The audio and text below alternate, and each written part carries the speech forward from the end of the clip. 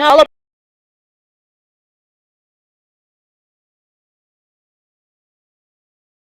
about two issues about taking pictures. You can take pictures if you go to the QR code on your business. That's the way it looks. It's really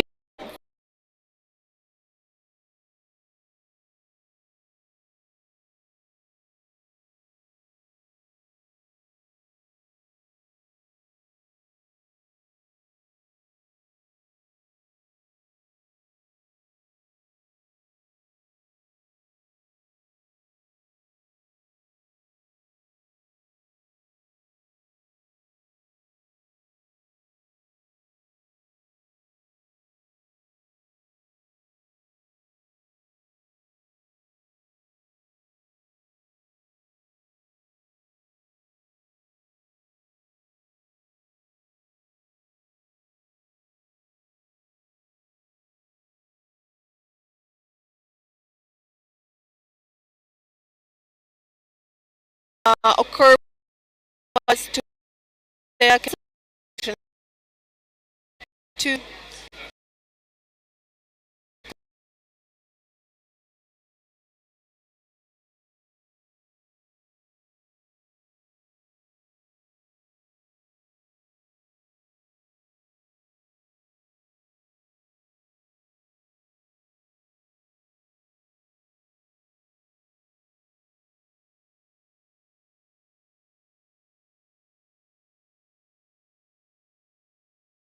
the uh,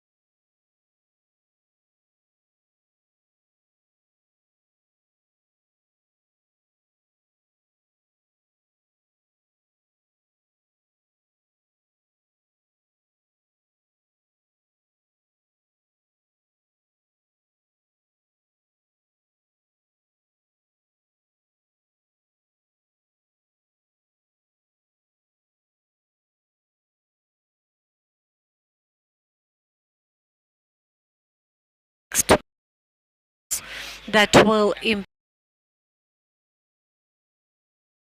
international classification standard, that it will be in the electronic healthcare system. Medication, it has done. The authorities is to launch in every station for this.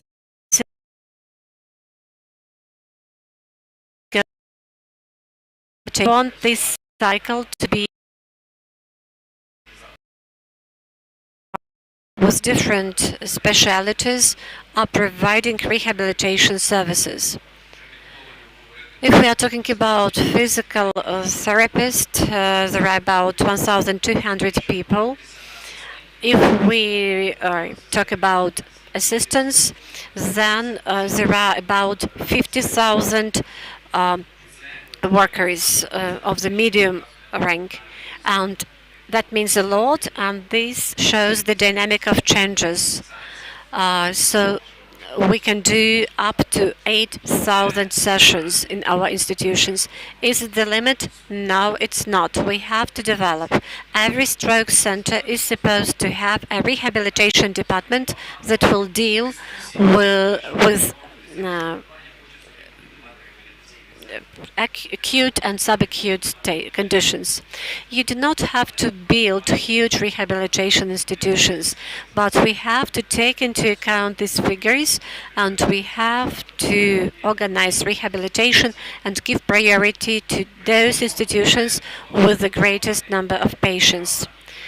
So this is what we are doing at the level of the state, and I'm very grateful to the partners who are here and who are not here today, who assist us to set up new centers. Today we are here in the Unbroken Center. On Friday we shall be in the Superhumans Center. We have also signed an agreement and ratified it in the Parliament that allows us to build one more building with the Reconstructive Surgery Center. The state is funding the hospital in Rivne region that deals with spinal trauma. We also funded the Children's Hospital. There are a number of Swiss projects, the Red Cross. All these partners enable us to expand the existing rehabilitation departments all over Ukraine in order to encompass the whole network and in order to provide rehabilitation aid to all those in need. Our plans: assistive devices room in every institution. Assistive devices actually can be rented depending whether it is possible from hygienic point of view. Development of rehabilitation component. In September, the regulation was passed, and it will be implemented into the electronic healthcare system. We introduce formal training and formal education for speech and language therapists, and we try to create the formal education for prosthetic workers. In particular, we think about potential possibility to train prosthetic workers in higher educational institutions. We shall take a special look at complicated cases and the rates. We cooperate with the Ministry of Finance. We would like to introduce approaches to licensing of rehabilitation services, because we have to retain the progress of 2022-2023. So quality should become our priority, and the state as a regulator will have a look what is a rehabilitation center for the sanatoriums not to be able to call them rehabilitation center. So rehabilitation is not about resorts, is not about sanatoriums. These are totally different approaches, and these issues should be addressed if we mention rehabilitation within the healthcare system. There will be special documents for rehabilitation departments, documents and regulations about multidisciplinary teams, assistive devices rooms, and we definitely want these rooms to be equipped in a way it is done in the most advanced countries of the world. And if we are talking about our strategic prospects, I would like to quote Olena Zelenska, the First Lady of Ukraine. Will rehabilitate a person will be able to renew and restore everything. So our priority, the priority of Unbroken Center and many other rehabilitation centers, is a person, because a person is a key driver of our life. Thank you. Thank you, dear Minister, for this very informative presentation. Now I'd like to give the floor to Yulia Laputina, the Minister in Veterans Affairs of Ukraine. Good morning, dear ladies and gentlemen. Glory to Ukraine. We are grateful to the city of Lviv that always inspires us. It inspires us not only with its culture, architecture, history, it inspires with its people and teams who can do a lot under all the conditions, under conditions of full-scale war. These people can do person-oriented projects, and they can not only talk about the projects but implement these projects into life. I come here quite often. I communicate with the mayor of the city, with the deputies, and every time I see new sites, new facilities, new beds, new equipment.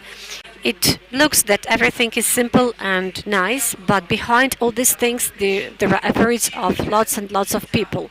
Thank you very much. Thank you for bringing to life and implementing something that helps people not only to survive but also to rehabilitate.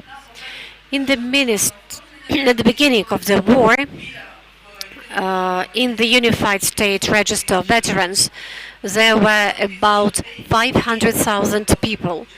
These were people who participated in combat actions. These were members of their families and people with disabilities caused by the war.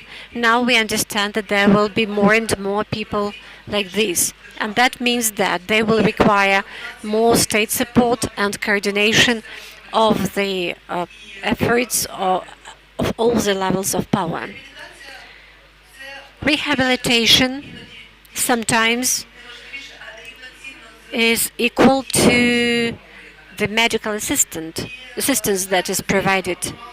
And we have the institutional memory of the Soviet Union, when nobody took care of a person when he or she was discharged from the hospital.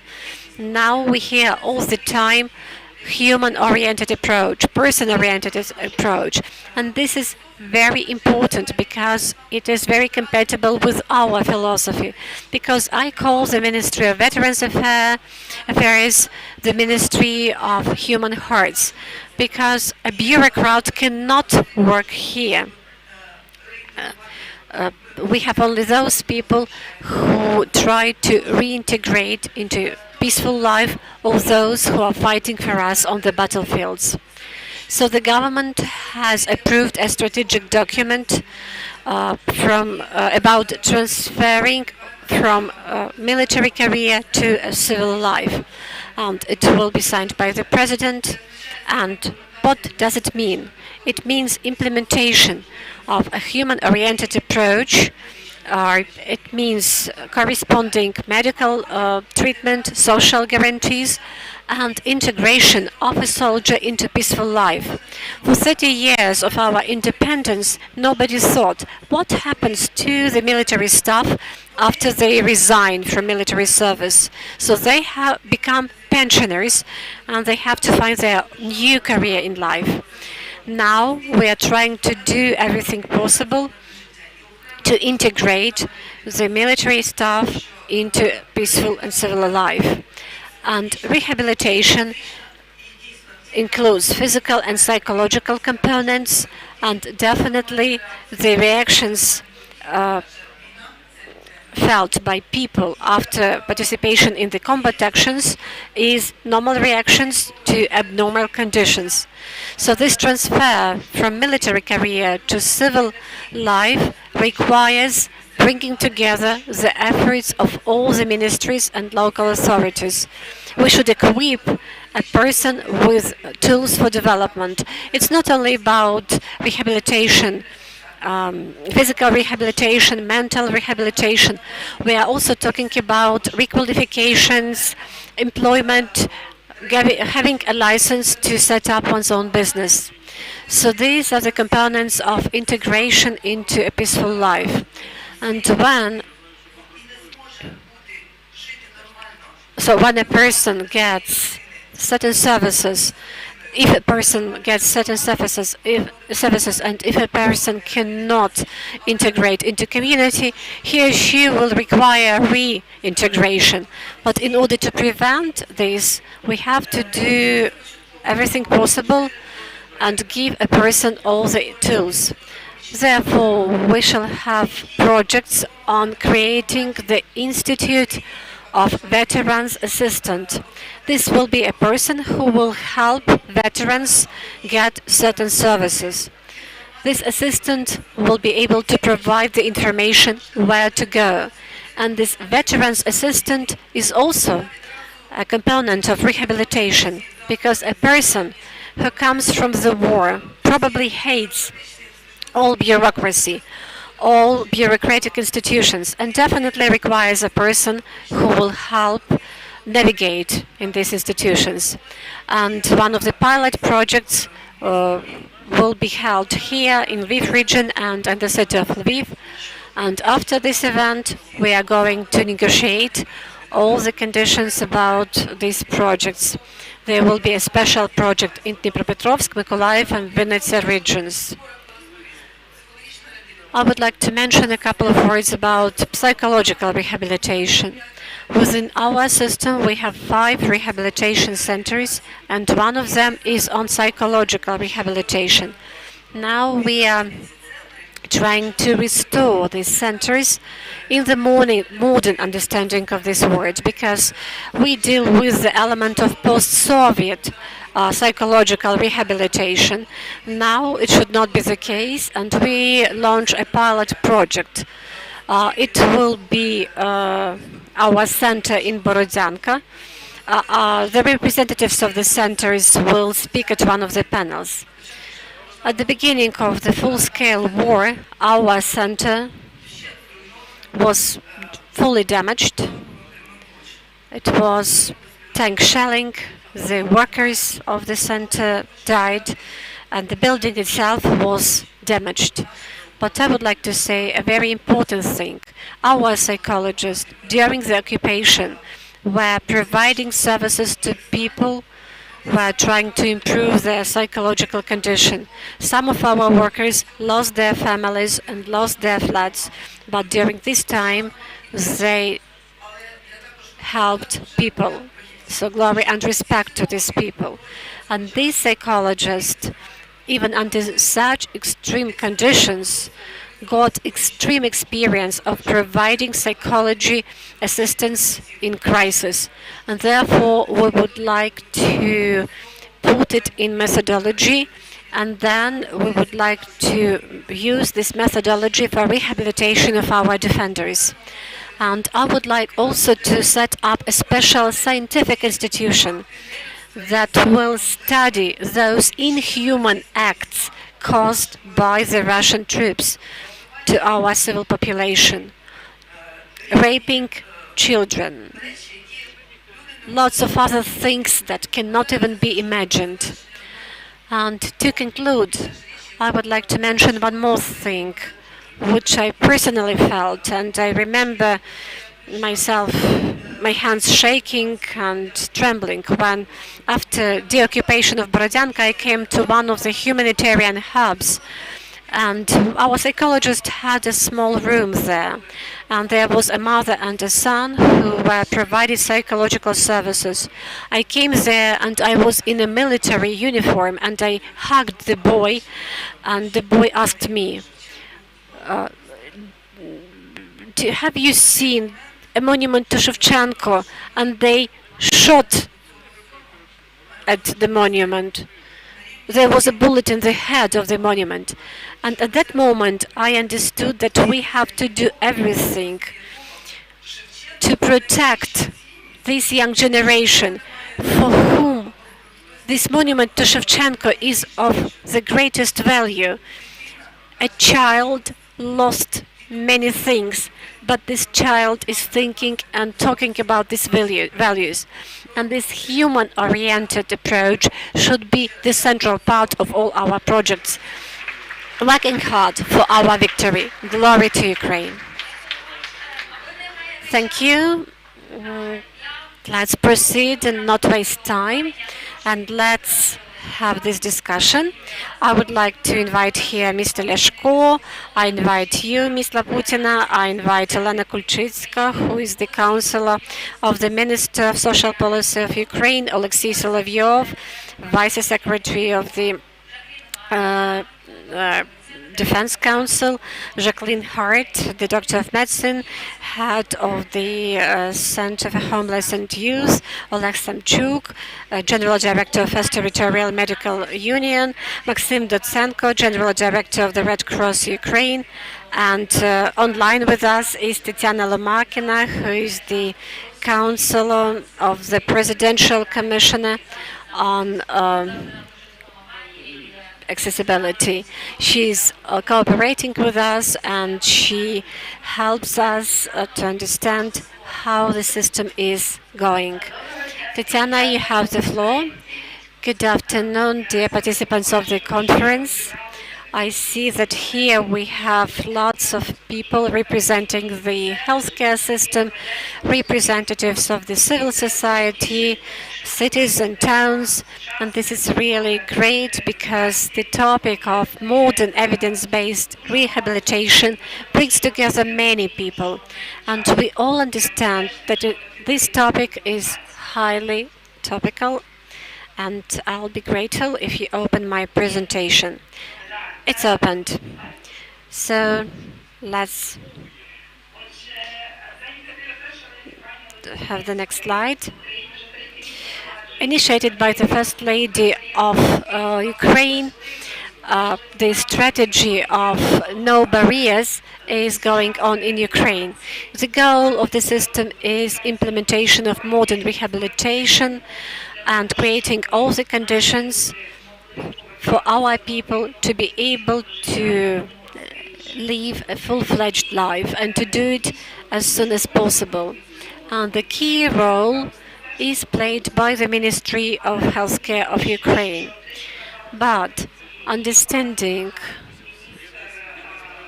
what has been mentioned today by Mr. Viktor Leshko and understanding what has been said by Yulia Laputina, the Minister of Veterans Affairs, the fact that lots of our people will have to stay in our hospitals and rehabilitation departments that have been created, and they will come back to the communities. They will come back to the society, and it's really important to welcome them back in the society. So what is being built nowadays is aimed at creating certain conditions for the person to start acute rehabilitation. So actually during the first 72 hours after surgery, and Ukraine is on its way already. It's really important that we have the support of our international partners. Now we have a chance to train our doctors evidence-based approaches, something that helps our people to rehabilitate very soon, owing to modern rehabilitation techniques. And in our rehabilitation departments, our patients will be able to get access to assistive devices. I'm talking about wheelchairs and crutches and all other things in order to rehabilitate as soon as possible and get to the next stage. And the next question is how the healthcare institution is cooperating with local authorities, how this information is transferred, that soon a person will be discharged from the hospital and the society is to integrate this person. So another component is social workers who already became part of multidisciplinary teams in order to build this bridge between the hospital and the community. Please, next slide.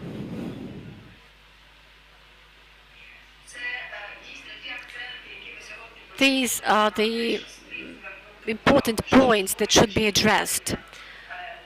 We have already heard today that by establishing rehabilitation departments in the hospitals, we have to pay attention to the fact that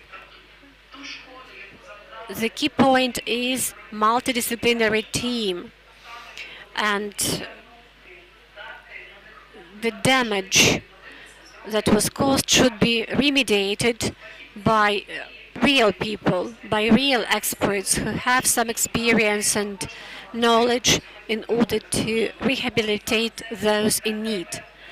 And we are talking about speech therapist, physical therapist, psychologist, occupational therapist, social worker, a prosthetic worker, and orthotic worker. And once again, I'm talking to the mayors of the cities. Please think how you can help your healthcare institutions find the members of such multidisciplinary team, how you can develop this team. Because some people think that rehabilitation requires super modern robots, some equipment, state-of-the-art technologies. But remember that a person is rehabilitated by a person. In order to start rehabilitation process, the experts talk to a person, try to evaluate his or her capacity and potential, and only after this they start building rehabilitation route. This is a very complicated work, and no robot will be able to do it. We have to train and develop the members of these multidisciplinary teams. And this is something that should be in the focus of our attention, and it should be addressed not only by the healthcare system, but also by the community and local authorities. Please, next slide. So rehabilitation in the community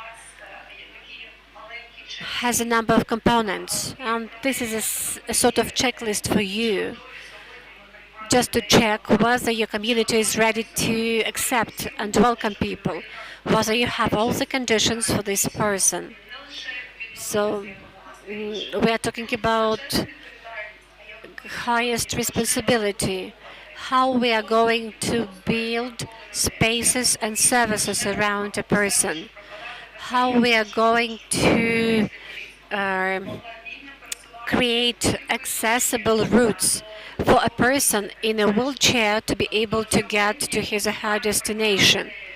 So we have to remove all the barriers, all the hurdles that may be felt by a person in a wheelchair, or by, for example, using crutches or prosthetic device. So lack of barrier strategy is something we should be guided by. This is a step-by-step action plan that will enable us to implement our plans. And we have to understand why we are doing it. And therefore, one more important task of us is to get some trainings. Rehabilitation workers should be trained on rehabilitation. Those involved in building industry should be trained on lack of barrier strategy in construction area.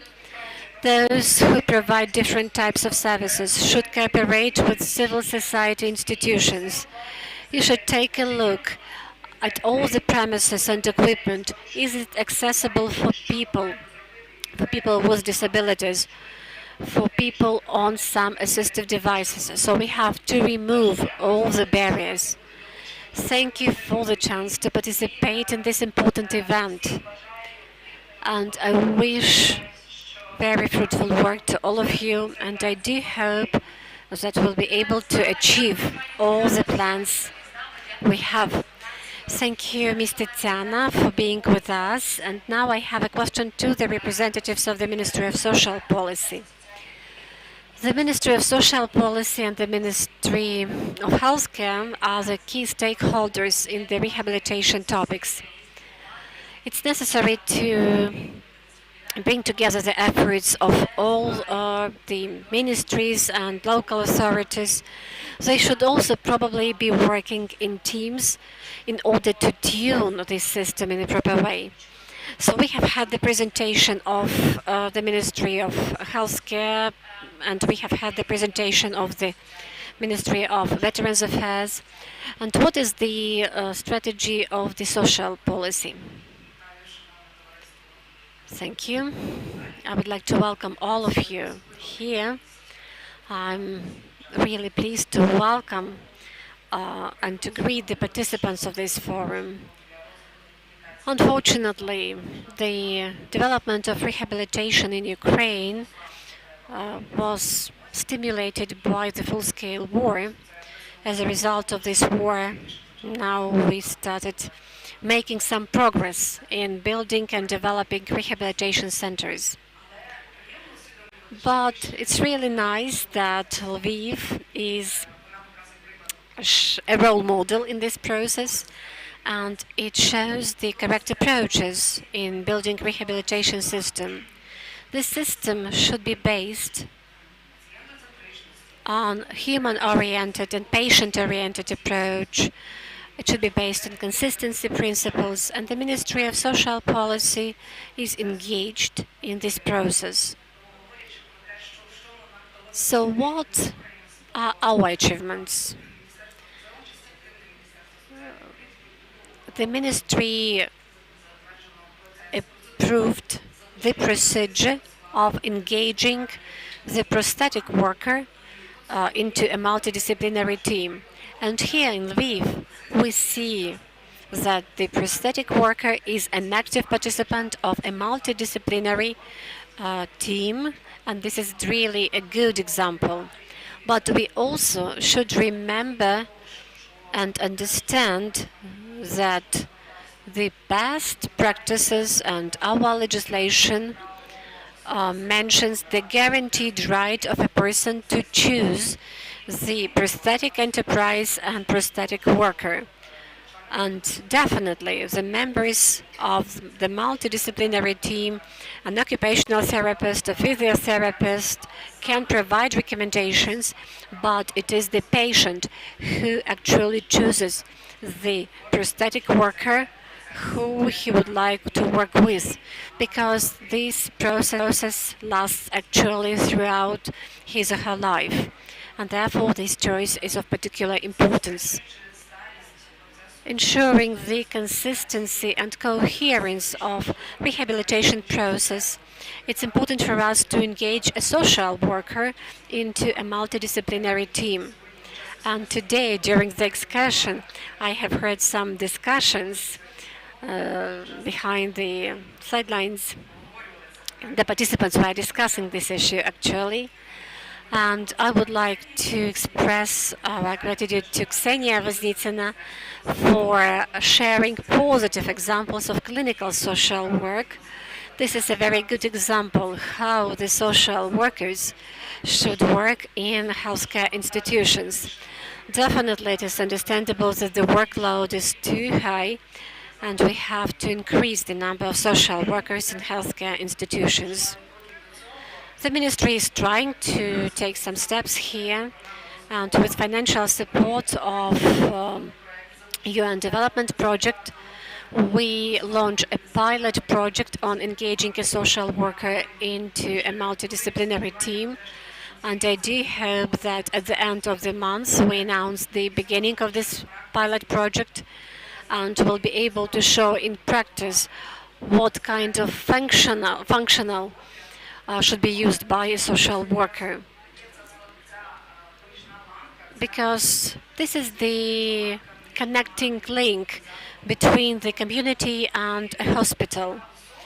This is a person who, on the one hand, should assist with rehabilitation process and who should think about providing assistive devices. This is a person who should cooperate with an occupational therapist about adjusting the living space of a patient. And on the other hand, this person should actually assist with integration into community and should be in charge of step-by-step provision of social services, which is also very important for rehabilitation. And This process of providing assistive devices is actually implemented together with the Ministry of Healthcare, and in order to have the connection between different modules and in order to remove all red tape barriers for the person to be able to understand that he or she will get assistive devices directly in the hospital and will get some services related to it after discharge from the hospital. So these processes are components of a greater network, which is the reformation of medical and social expertise and commission announced by Mr. Leshko, and he is actually promoting this reform.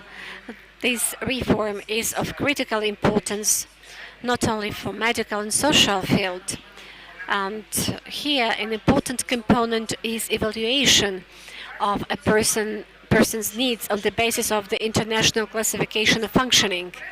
Ministry of Healthcare definitely is the leader here because our part should still be finalized, but we understand this responsibility and we understand that the ministry should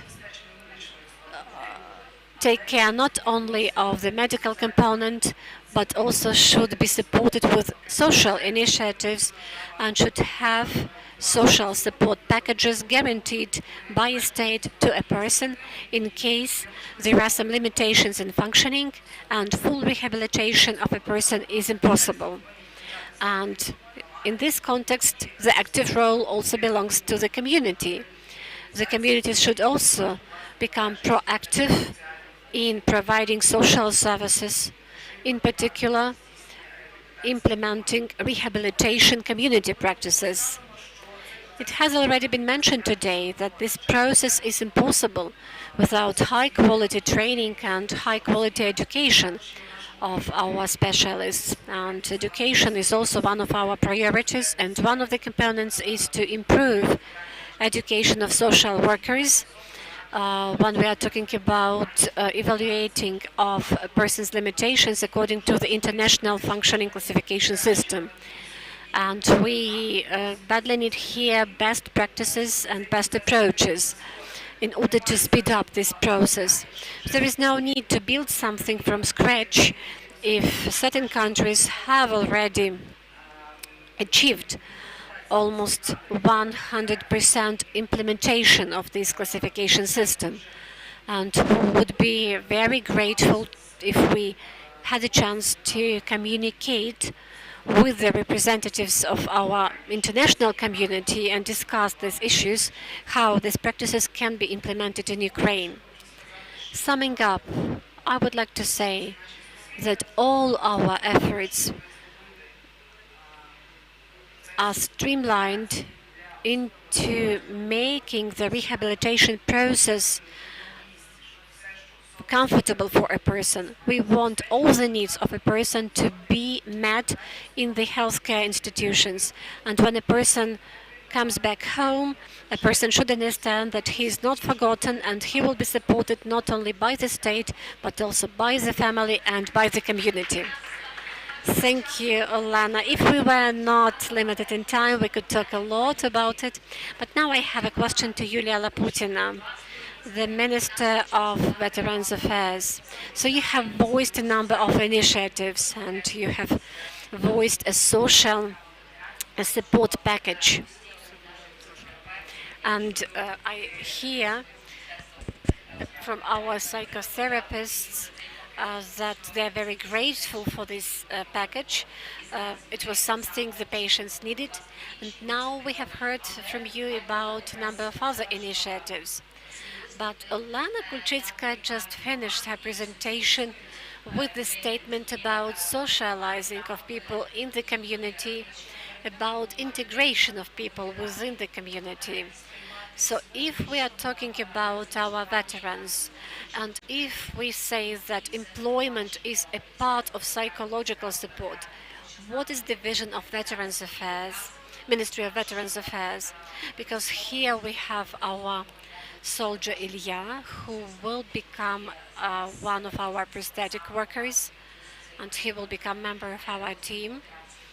And now we see development of veterans programs. So what is the general vision? Well, we actually would like to establish a system of veterans eco-policy on both local and national level. Some practical things.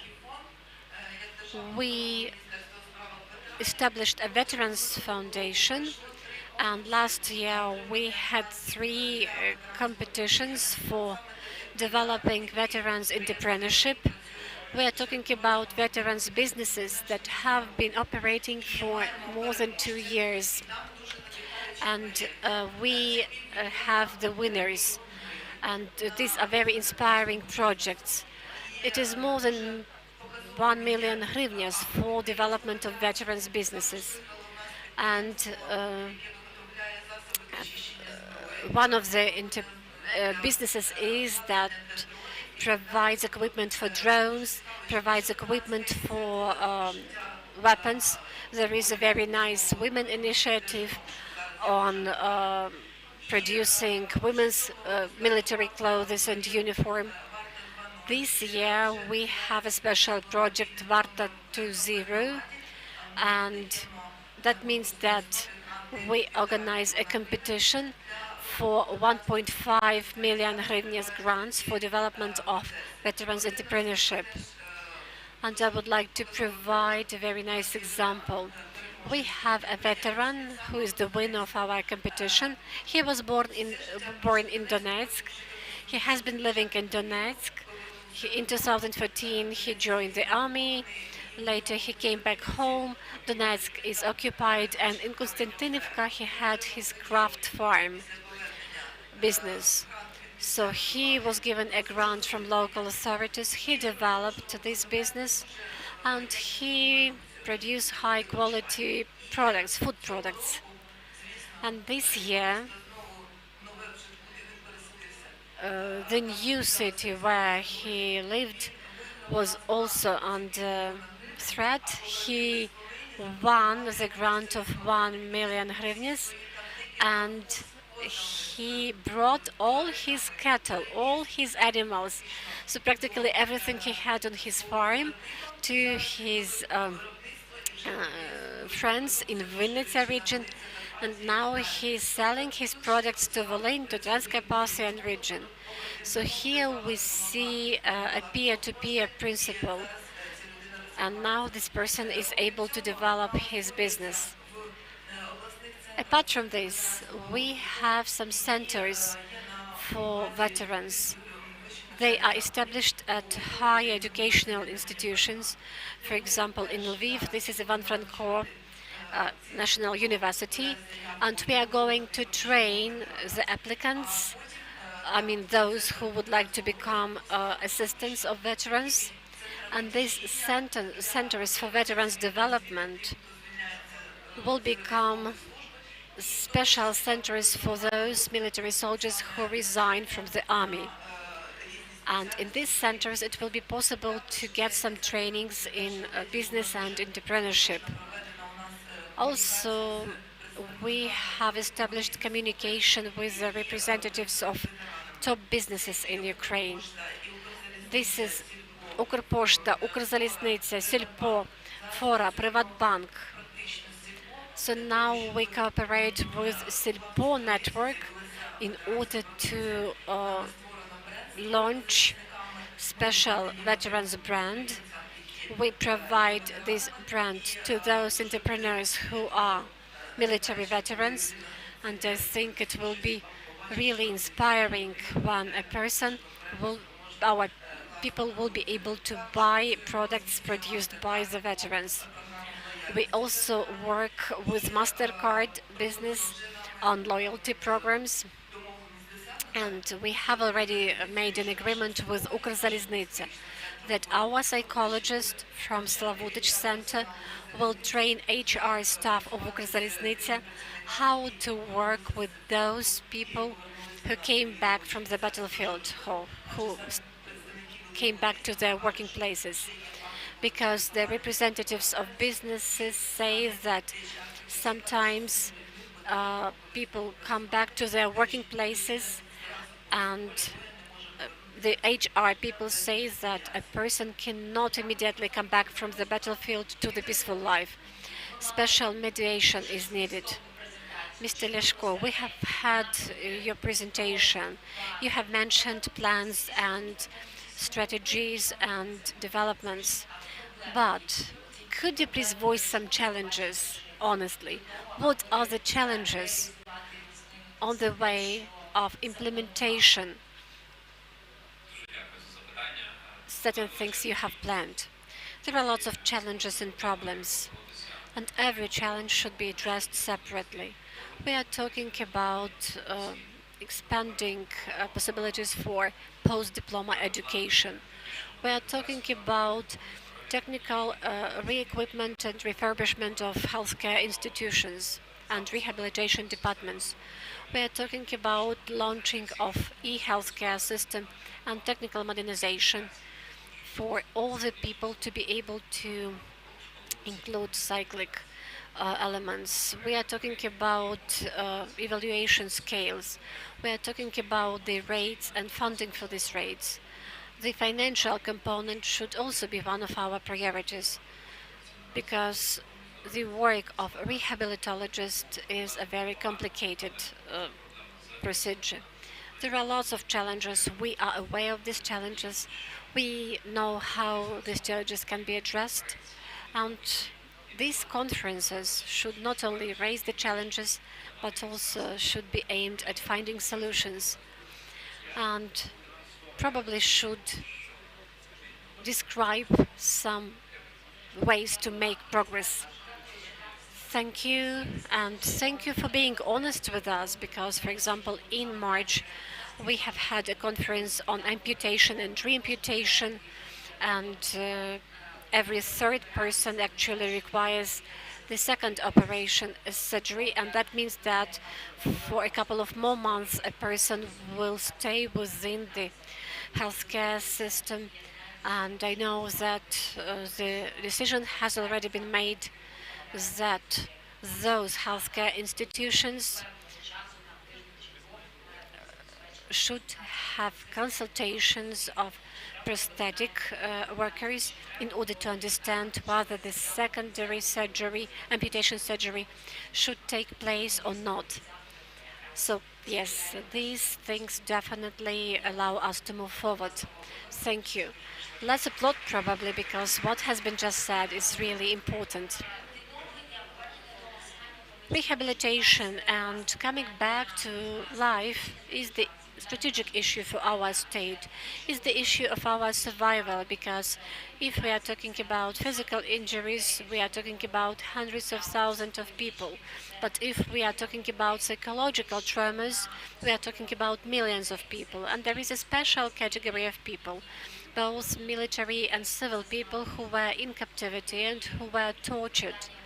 And I have a question to Mr. Solovyov. What is the strategy of the state? How these people are treated and rehabilitated? How their security and safety is ensured? How these people are integrated into community? At the beginning, when these people came back, they were, for example, taken to some hospitals where they were not given full medical assistance, and people even couldn't be examined properly. So what are the lessons learned, and how we see the ways of helping these people? Thank you for the question. First of all, I would like to express our gratitude to the organizers, and I would like to send greetings from the head of the Security and Defense Council, Oksy Danilov. We were trying to address these challenges 1 year ago. I would like to say that the State Security and Defense Council deals not only with the military issues, but also we have the monitoring system of threats for national security, and it is related to any fields of our activities, and it is also about psychological, social, financial, humanitarian, and many other areas of activities. In 2021, the issue of rehabilitation was considered at the meeting of the Security and Defense Council, and at that time we didn't pay enough attention to this. We identify this challenge as a potential threat, and definitely certain solutions have been made, but we did not pay attention to the fact that actually since 2014 the war was going on, and all those people who came back from the battlefield and from captivity, in our opinion, didn't get enough attention at that time. I'm talking both enough attention from our health care, from social services, psychological services. This was really a very serious challenge, and nowadays we understand that on our way to victory we can face lots of problematic issues after the victory, and these problematic issues will be about how to properly support and accompany those people who came back from this war. What shall we do with lots of civilians who survived? And actually, lots of these people will require very serious, comprehensive, and holistic help. Actually, none of the country for the recent 80 years has a similar experience. Therefore, we cannot ask any country to share its experience.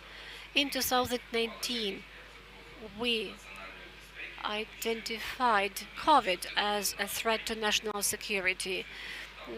People didn't pay attention to China at that time, but we identified it as a threat. We started studying it. The whole world studied this issue, and together with the Ministry of Healthcare, we were trying to think it, study it. Here we are sure that it will be a very serious challenge for us after our victory. And owing to the efforts of the government and the Ministry of Veterans Affairs, we now have this transition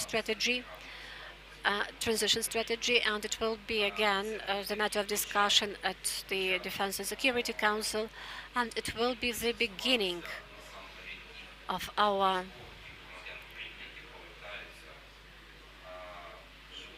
rehabilitation of our soldiers who come from war. And this issue is not only about medical component. I do not have any doubts that Mr. Leshko will build the system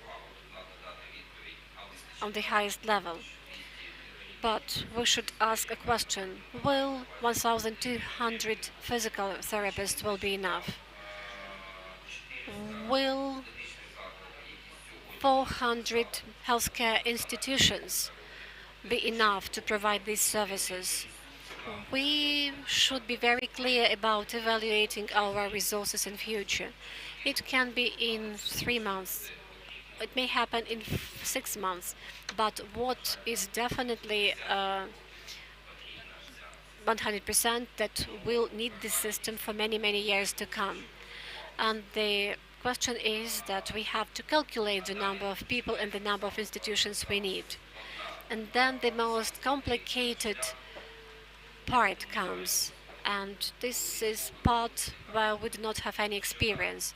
So when the soldier is discharged from a hospital, he or she is to join the community. The war is over, and some people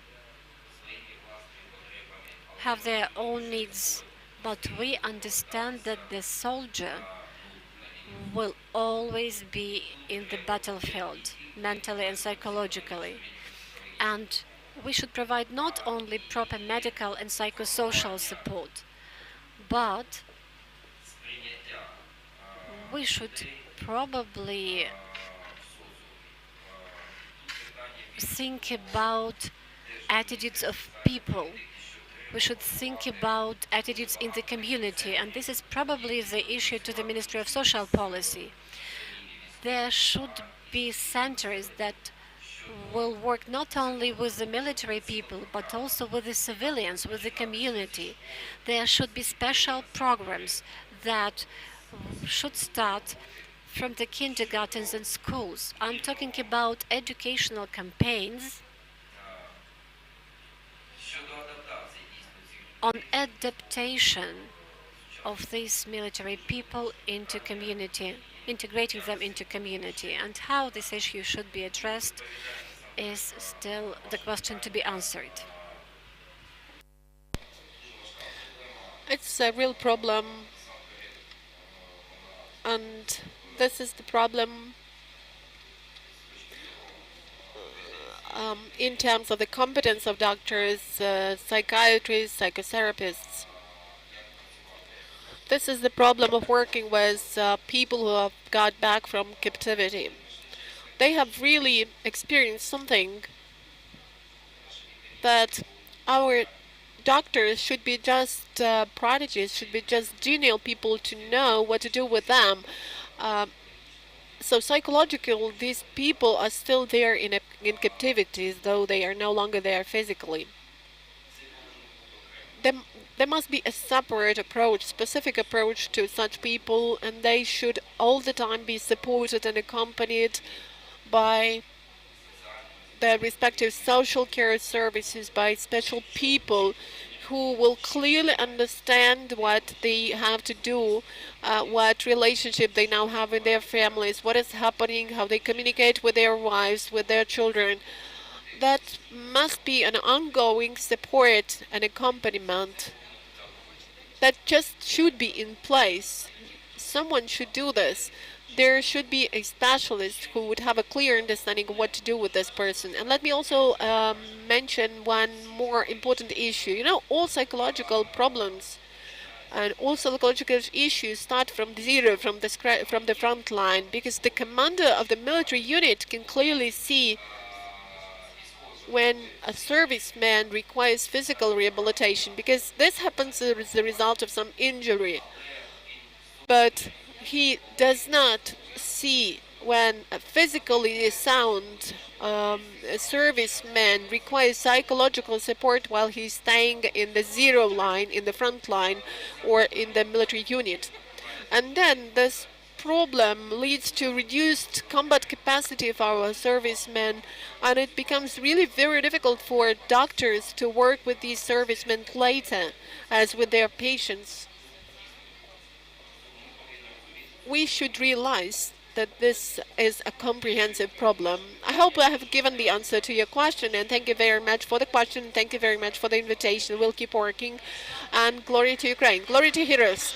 Thanks a lot, Alexei. You know, we could keep talking if we were not pressed for time, but you know, we are the center where psychological aid is provided to people who have come back from captivity. In November, we had the first boy. He was from Azov. He stayed with us for several months. That was the rehabilitation course when he was hospitalized for some weeks. And we had to make the examination of his body after captivity in terms of physiological changes. So all doctors of different specializations worked with him. He took blood tests for us to know what to treat. But in parallel, our psychotherapists and psychologists started working with him, because we have here the inpatient center and outpatient mental health center. So this is about the comprehensive approach. When you have all the necessary equipment, treatment laboratory, when you have their specialists with narrow specializations and physical rehabilitation experts. So it helps ensure comprehensive services. And now other people are coming after captivity, and we do realize that now we are getting this experience. We have already got some experience and we are ready to expand, and Allah will confirm what I'm saying. We are ready to work on in this direction. And on Monday we had within this forum a conference on mental health as the basis of our survival. And at this forum we had Primo Levi experts from France. These are some of the best experts working with victims of torturing and degrading treatment, and for a year they have been actually training our experts. These are also experts from Israel, from Harvard, from the Yale, and this is really important. They are sharing our experience with their experience with us, and we are ready to further share our experience.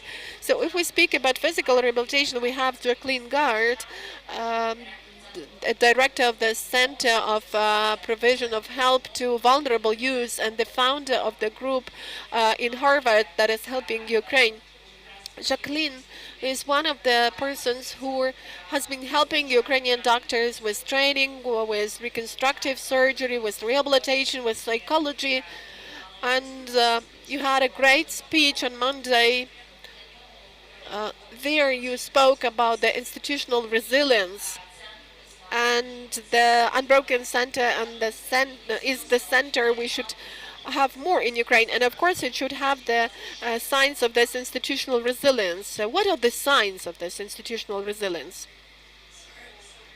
There's a delay in the translation, so I apologize. First, I just want to thank you for having me. I'm a bit overwhelmed, very humbled. I'm not usually part of such an esteemed panel, and I feel as if I'm sort of the token international representative. I also want to say that I've been very, very encouraged and heartened by everything I've heard today. You are already identifying so many of the critical issues that need to be filled, and you are working incredibly hard and creating solutions. Even sort of the honesty that we've heard on this panel about where the deficits still lie and how you can turn to international partners to try to fill in those gaps. But just to give you a little bit of background about how we came together, sort of soon after the big war, after the wide-scale invasion on February 24th, there was a group of clinicians at Harvard who just felt compelled to do whatever we could. Some are Ukrainian American, some like myself are not, I'm American, but we just sort of came together to talk about what can we do. And we've had multiple initiatives. You know, the most acute issues have been around getting medical supplies and equipment directly to where they need to be, but we sort of quickly pivoted to thinking about educational programming and how we could help develop integrated concepts, how we could model multidisciplinary approaches. Some of our models we have been using for a couple of decades, but what I want to emphasize is that this learning is mutual. The learning has gone back and forth in both directions, and it must be a partnership to really, truly make progress. What I'm particularly moved by today is that clearly you are all thinking about the whole person, the whole family, the whole community, the whole society. And that needs to happen in order to, you know, make these changes be sustainable. So one of our initiatives has been to work collaboratively with clinicians in specific specialties where we think that there are gaps. We take a lot of our advice and drive from what is a scientific advisory board that we've put together. So we have a scientific advisory board that's made up entirely of Ukrainian clinicians who advise us about where you need some help and support. So we've been providing support in psychiatry, infectious disease, multiple surgical subspecialties. A lot of what I've learned this week is other areas where I think we can really be of use and of value. One particular area is in child psychology and child psychiatry. I think one major challenge for Ukraine is how to build capacity in these areas of need. So I'm going to go home with the drive and charge and inspiration to try to work with our partners here to build some of those systems and ideas to build capacity. Thank you. So I'm just going to leave you with this message. This is a sign, actually, that's on a major thoroughfare as you drive to the hospital. So every day when I drive to work, I see this sign. In Boston, some of you probably know that we're approaching the 10th anniversary of a terrorist attack during the Boston Marathon, which is nothing remotely comparable to anything that you've been experiencing now for I would argue since 2014. I mean, it's not new for you. But the message is clear that we in the States, many of the clinicians, particularly at the institutions that I have contact with, we are committed to do whatever we can. And part of our job, I should say, on our side in the U.S., is to keep this in the forefront of physicians' minds. So in addition to the partnerships and the interactions that we have been developing and establishing between the two countries, we also take a lot of time to educate American physicians so they're aware of what's happening here, that it's not just about the destruction of the infrastructure, it's about the chaos that has been purposefully created. It's about the disruptions to regular medical care. So we do many webinars, we've had a lot of publications to make sure that physicians on our side are really understanding those components. Thank you, Jacqueline, for your support and your experience. Дуже коротесенько, якщо хтось не чув. If someone hasn't heard the interpretation, just in case, if we speak about this inscription, Boston is strong, Ukraine is strong. So unfortunately, we do all remember the terrorist act in Boston. That was a great tragedy for the U.S., for the people who were staying there. And there were these signs, this Boston is strong. And this slogan was associated with the power of the strength of the people who can resist and who can have empathy. And now it's Boston is strong, Ukraine is strong. Of course, this doesn't mean any comparison between this one terrorist act and the full-scale war. But anyway, for the people who understand this tragedy back then in the US, this really echoes in terms of support, because the slogan Boston is strong really united America back then. And now Boston is strong, Ukraine is strong also unites Ukraine in its support of Ukraine. Thank you, Jacqueline. And we should be very, very quick. I have a question to Oleg Samchuk. Oleg, it's clear that this year has changed us drastically because we had to respond to the challenges we faced. We changed our strategy of the hospital development. We were reoriented to reconstructive surgery, prosthetics, trauma, burns, rehabilitation. I've got a question to you. I've never asked you about this, but on what day did you come to understand that we will now move in that way? On what day did it occur to you that, well, probably you didn't know the name Unbroken there, but on what day did you understand that we are creating such sort of space? Please take the microphone. Well, about a year ago when we started having a lot of patients, and when on one day we had 100 ambulances coming to us, and we started doing this triage and doing surgery. You may just imagine 100 ambulances per day.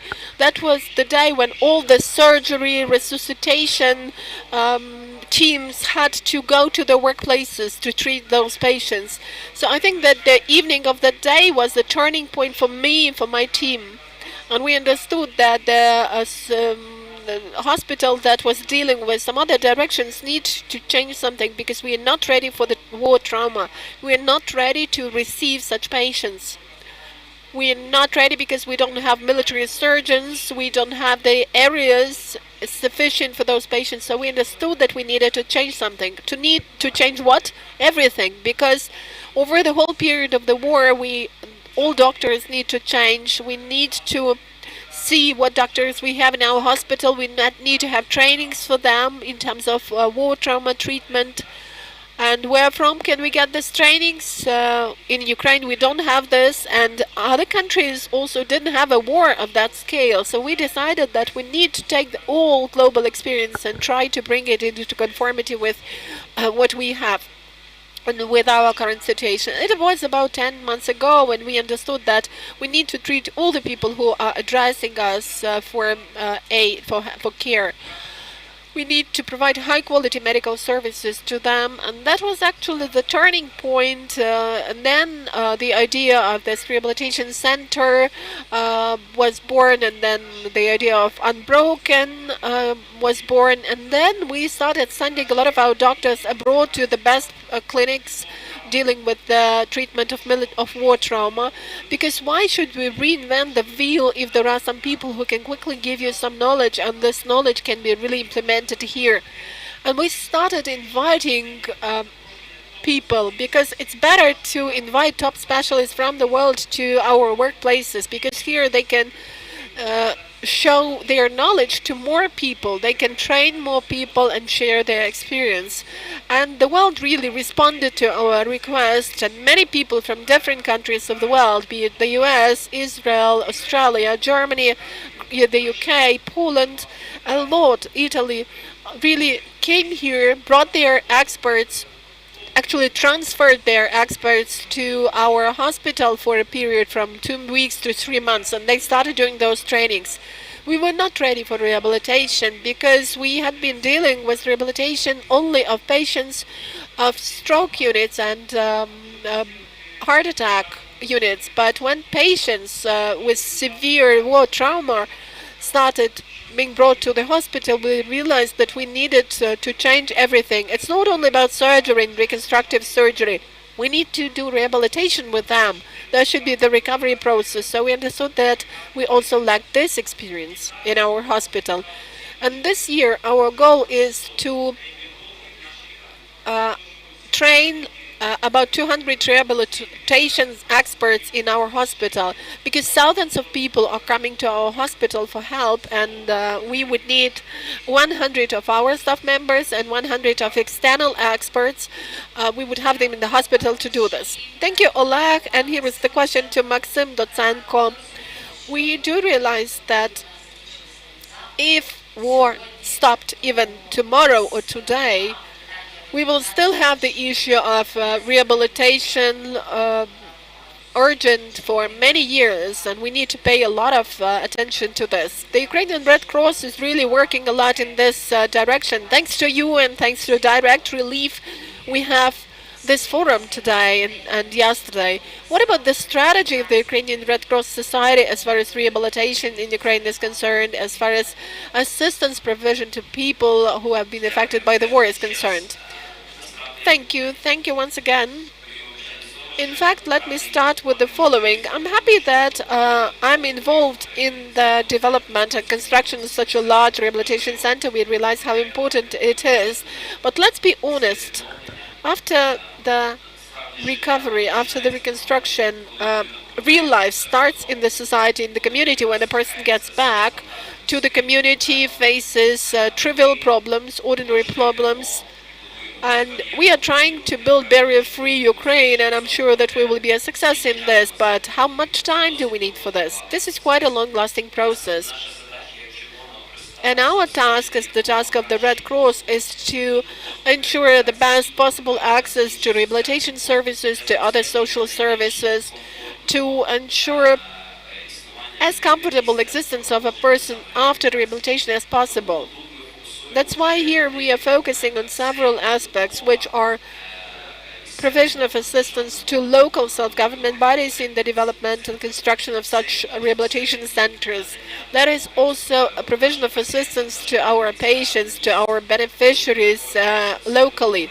When a person gets back to a small village or a small town, where the nearest hospital can be located at the distance of some 10, 20 or 30 kilometers, and the person cannot quickly and easily access the services, we should think it over how to provide for this access. Should we provide for transportation?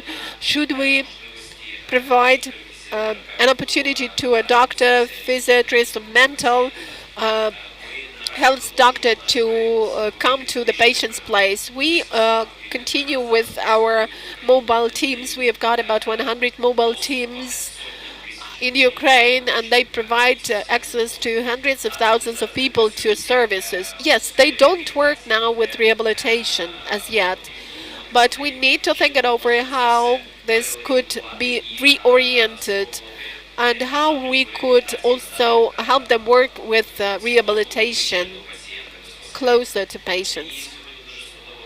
Today, I like very much Yulia's idea on the assistant veteran. And I'm sure that the state is not using the capacity of NGOs and public organizations 100%. We cooperate with the Ministry of Veterans Affairs, of Social Policy, of Health, and now we've got 1,000 social assistants for veterans. These are social assistants of the Red Cross that are mainly providing assistance to the elderly people. But I think that they could work for the veterans, and this is also our mandate to help veterans, the people who are back from the front line. We could actually merge our effort, and in some pilot regions where you intend to launch this program, we could actually take joint effort to use our resources and our experience, because the experience is rather great, I would say, in terms of home care. We've got the experience of more than 50 years. So we are working at the development of this strategy, and we are also ready to intervene it into the issues of rehabilitation and recovery. The information component is also very important for us. We understand that the person will get the necessary information and treatment better and quicker if there is awareness. So we have more than 200 organizations of Ukraine in our network, and we are ready at expanding the dissemination of any information, at dissemination of this information to the most remote areas of Ukraine.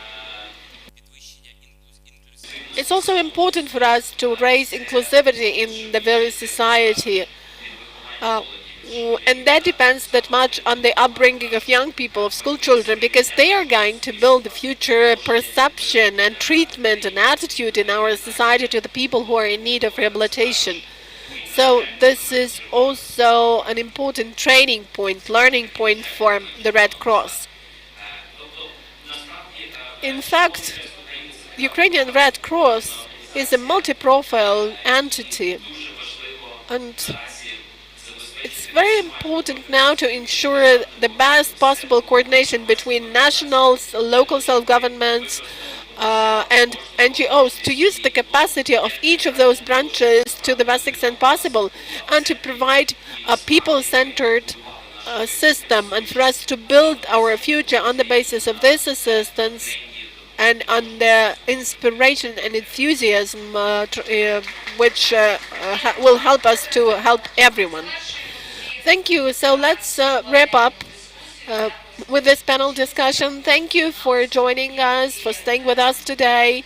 Thank you for being together generally, because together we can become a multidisciplinary team.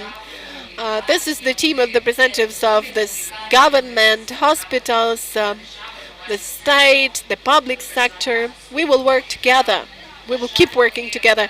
Unfortunately, we are really pressed for time, because We started a little bit later. We will not make a break now, but our next panel discussion is going to be so interesting that you will definitely not feel sorry that there has been no break.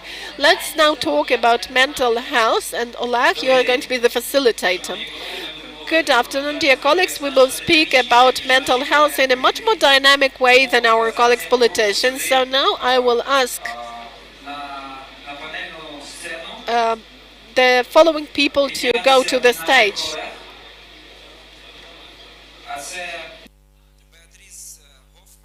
These are Beatrice Hoffman from the Lviv Center. Jacqueline Gard is getting back to the stage. Lyudmila Boyko, the head of Borodyanka Centers of Social and Psychological Rehabilitation of Residents. Irina Chuzhinova, Doctor of Philosophy in Performance Arts. Ksenia Voznitsina, our colleague, Director of the Center Lisova Polyana, which is the Center of Rehabilitation and Mental Health, Ol Durak, our colleague from Israel, a psychotherapist, a psychologist. Ilan Karpas-Rotam, he's a professor of Yale, University of Yale, director of the PTSD Center. Please, I would ask you to take your seats here.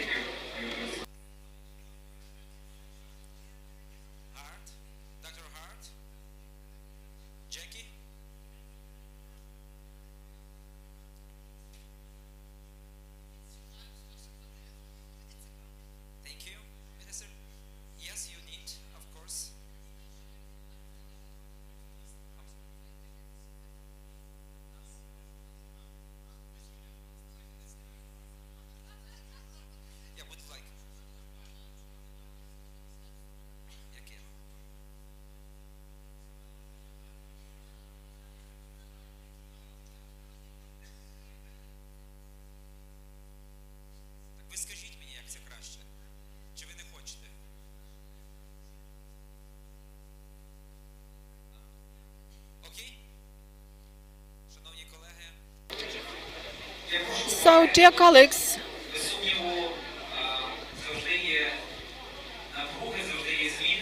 there are always changes, but resilience is something very important, and the new word, this is a new word for us, resilience, which means that we can quickly change our standpoints and the conditions and our thoughts for the sake of one common goal, the goal of ensuring the quality of life in the conditions of survival. If I don't like something, I need to think it over. What do I need to do to come to like this? What do I need to remedy, to improve, to go on in order to survive and to win? And this is the major task for the people who are working in the field of mental health.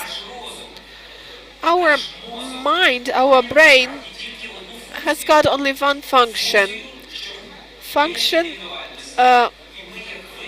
us as a species, as an individual, to survive, and without brain we cannot do this. So our task as that of the representatives of the mental health field is to better understand this function and to find the tools for this stability or resilience of our brain to become stronger. So today we will start speaking about this together with our colleagues who have got some experience of resilience for more than 1 year, and some of them even for almost 9 years, and with our colleagues who are studying this issue.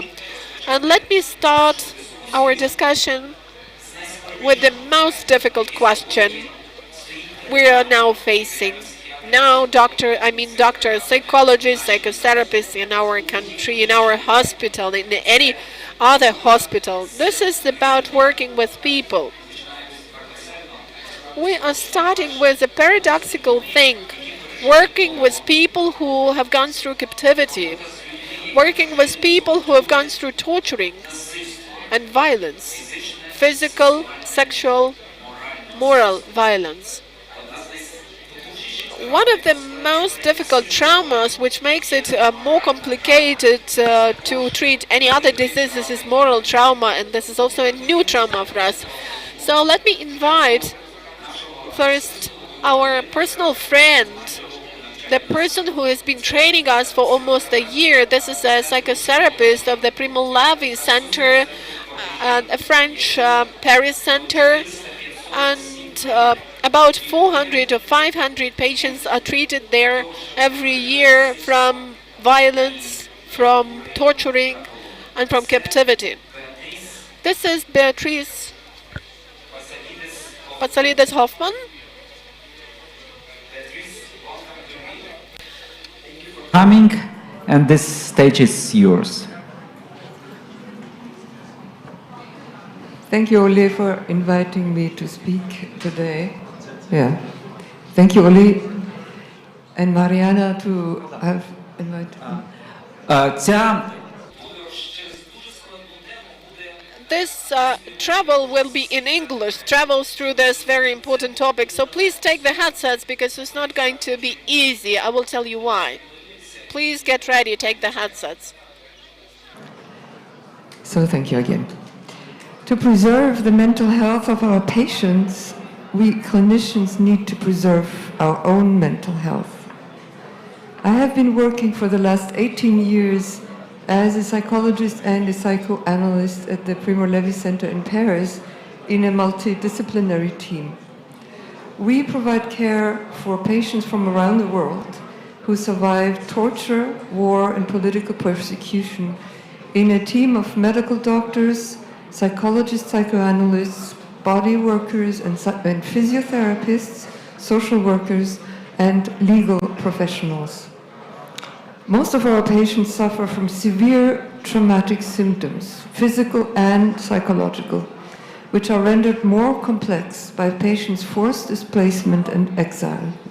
In addition, most of our patients suffered very severe human rights violations, such as torture, rape, and sexual violations, which constitute minimally crimes against humanity that should be tried by an international court, international criminal court. Here in the war that Russia wages against Ukraine, we are, in addition to crimes against humanity, facing war crimes with genocidal intentions. We know that the Kremlin pursues the intentional destruction of the entire Ukrainian nation, which Putin says does not exist. We know of systematic rape of civilians, women, men, and children. We know of deportation of tens of thousands of Ukrainian children and minors to Russia. And we know of the Russification of those children and of residents who remain in the Russian-occupied territories. We know these things through the reports from Pramila Patten, who is the UN Special Rapporteur on Sexual Violence. Why is this distinction of genocidal intentions important in the treatment?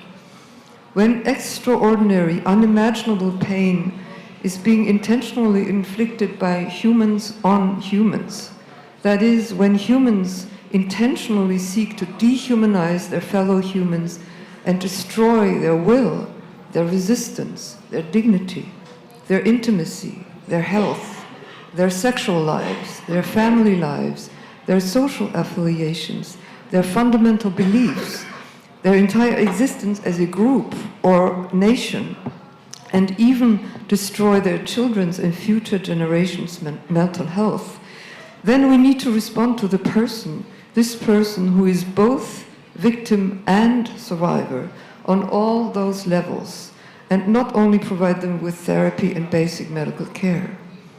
We need to help them reclaim and restitute their rights, their human rights, their dignity, and above all, we need to help them obtain the recognition of their criminal victimization on the level of international law. Patients who suffer in this context multiple losses and most severe violations of their human rights will display trauma symptoms that go beyond PTSD.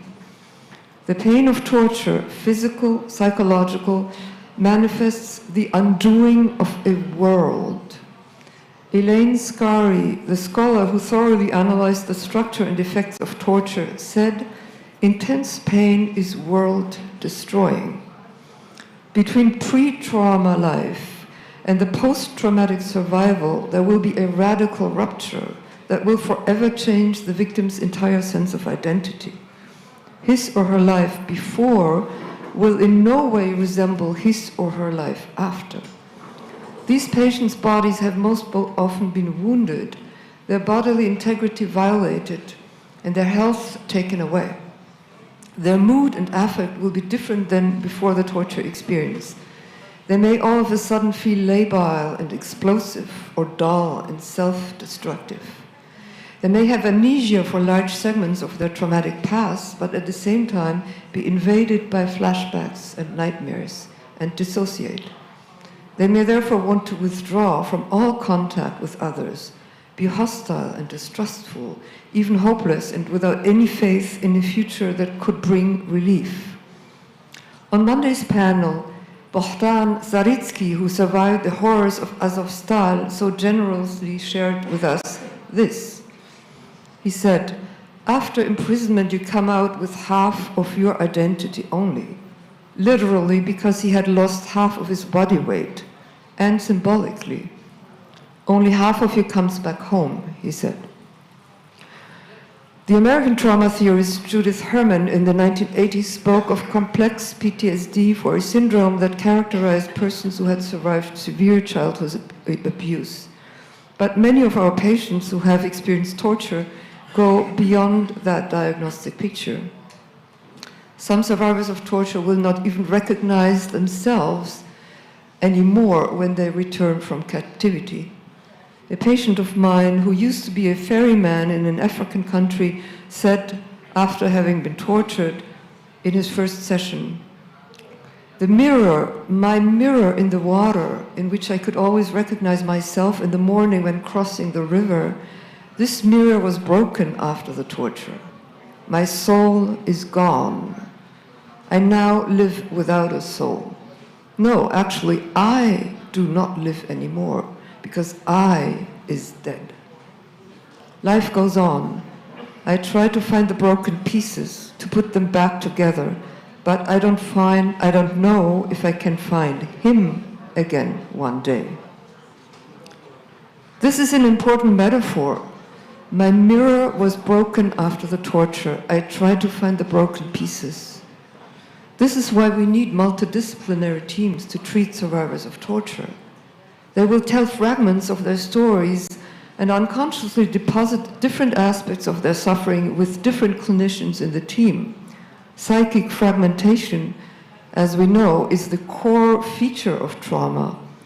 That was said already by the great Hungarian psychoanalyst Sándor Ferenczi, and the team needs to come together and restitute the whole picture of the patient's experience. This is why weekly team meetings and supervision meetings are necessary to restitute the pieces of fragmented transferential processes that all belong to the one patient.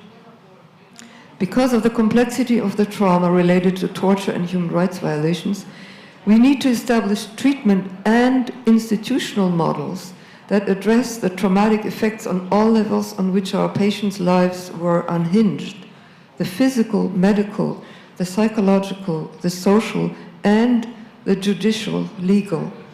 The level of human rights violations. We need to respond to trauma as humans and as professionals.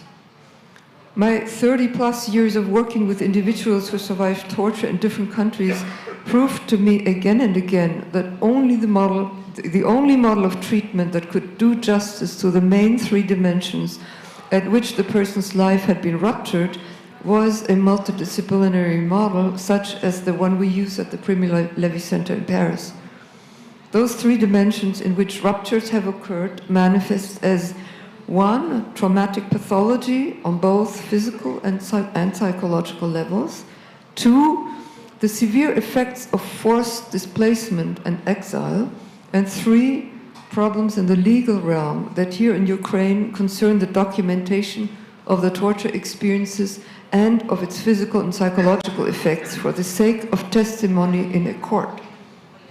To accomplish this work, we at the Primo Levi Center have a team of 18 clinicians, 3 medical doctors one of whom also performs a very trauma-specific body work, 1 physiotherapist, 7 clinical psychologists and psychoanalysts who provide psychoanalytic psychotherapy, 2 social workers who help patients with basic daily needs such as related to housing, to food, to clothing, to finding work, to helping with social integration, schooling, childcare, etc. And a legal professional who helps patients gain refugee status through the asylum courts. Plus, we have 3 trained liaison professionals who welcome patients in the center and who conduct the first interviews with patients and who also do all the secretarial work. But the clinical therapeutic work is only one part of what the center does. The other 2 are transmission of our knowledge via training and publications to other professionals and lobbying in the political realm. These 3 aspects, patient care, knowledge transmission through publications and training, as well as political lobbying, are tightly knit together. We all need them to maintain our own mental health. One last word. We could not do our work as clinicians without having gone through extensive training and personal psychoanalysis or psychotherapy, and work under ongoing clinical supervision. If we want to understand something about our patient's shattered mirror of the soul, we better know something about the fault lines in our own. Thank you. Thank you. Дуже дякую. Thank you. Thank you for a very condensed but very informative and emotional presentation. We have estimated that just with 1 patient who has been tortured, who has been in captivity, or who had violence against him, we have up from 8 to 10 experts at the same time, without nurses. I'm talking about surgeons, therapists, people who make the diagnosis, and the psychiatrists, psychotherapists, body psychotherapist, EMDR therapist, exposure therapists, psychoanalytic therapists, art therapists. This is a complex and very energy-consuming approach, but I would like to say it works. And the greatest award for this work and for transforming a silent person into a person who starts talking is when this person brings another friend of his or her who was just freed from captivity. And this is the word that is actually very touching for you, and that means that we find ourselves in the trauma of others. This means constant working on ourselves and on our knowledge. And we have been just 1 year on this battlefield, on this front line. But there are people who have been there for 9 years, and they were learning and studying themselves. They were making mistakes, and they were learning from their own mistakes. Now I would like to give the floor to Ksenia Vesnitsina. We got acquainted with her several months ago, just at a similar event. Lviv has always brought people together. Ksenia Vesnitsina is the head of a mental health and rehabilitation center, the forest area. Everybody knows this center, but this center has done a lot of work since 2014. So Ksenia Vesnitsina will tell us in a very condensed way about her ideas, about her experience. So you are working to bring people back on the battlefield, and this is probably the most complicated task. So I give you the floor.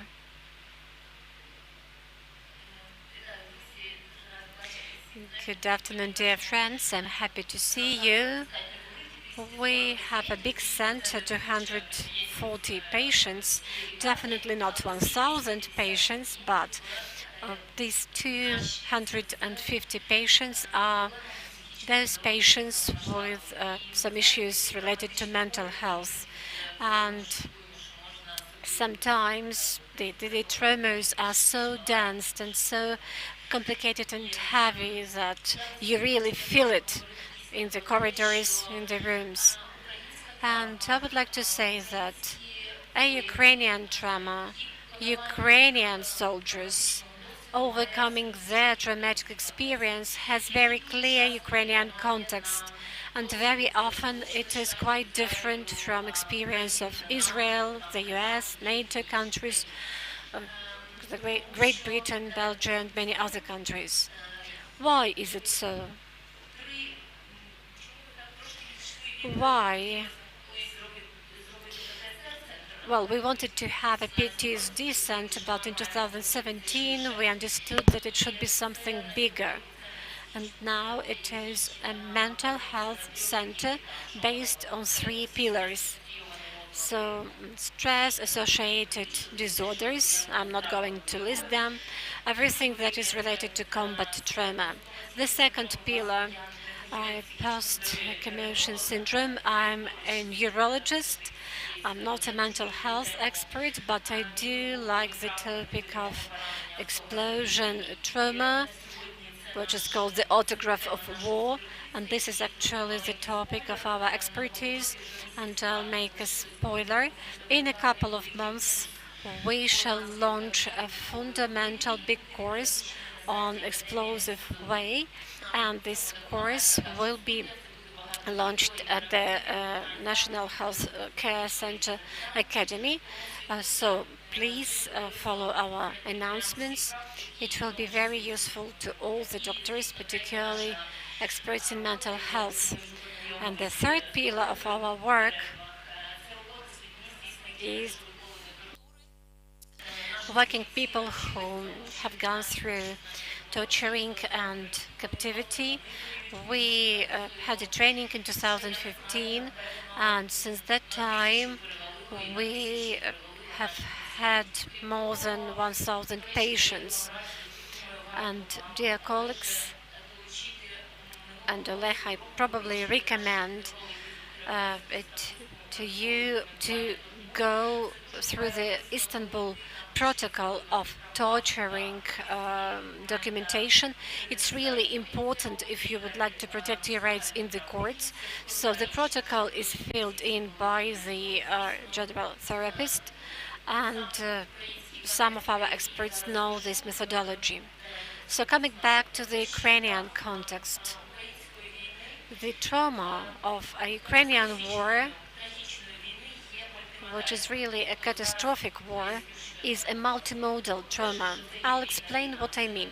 First of all, this is not the conventional war, but a hybrid war.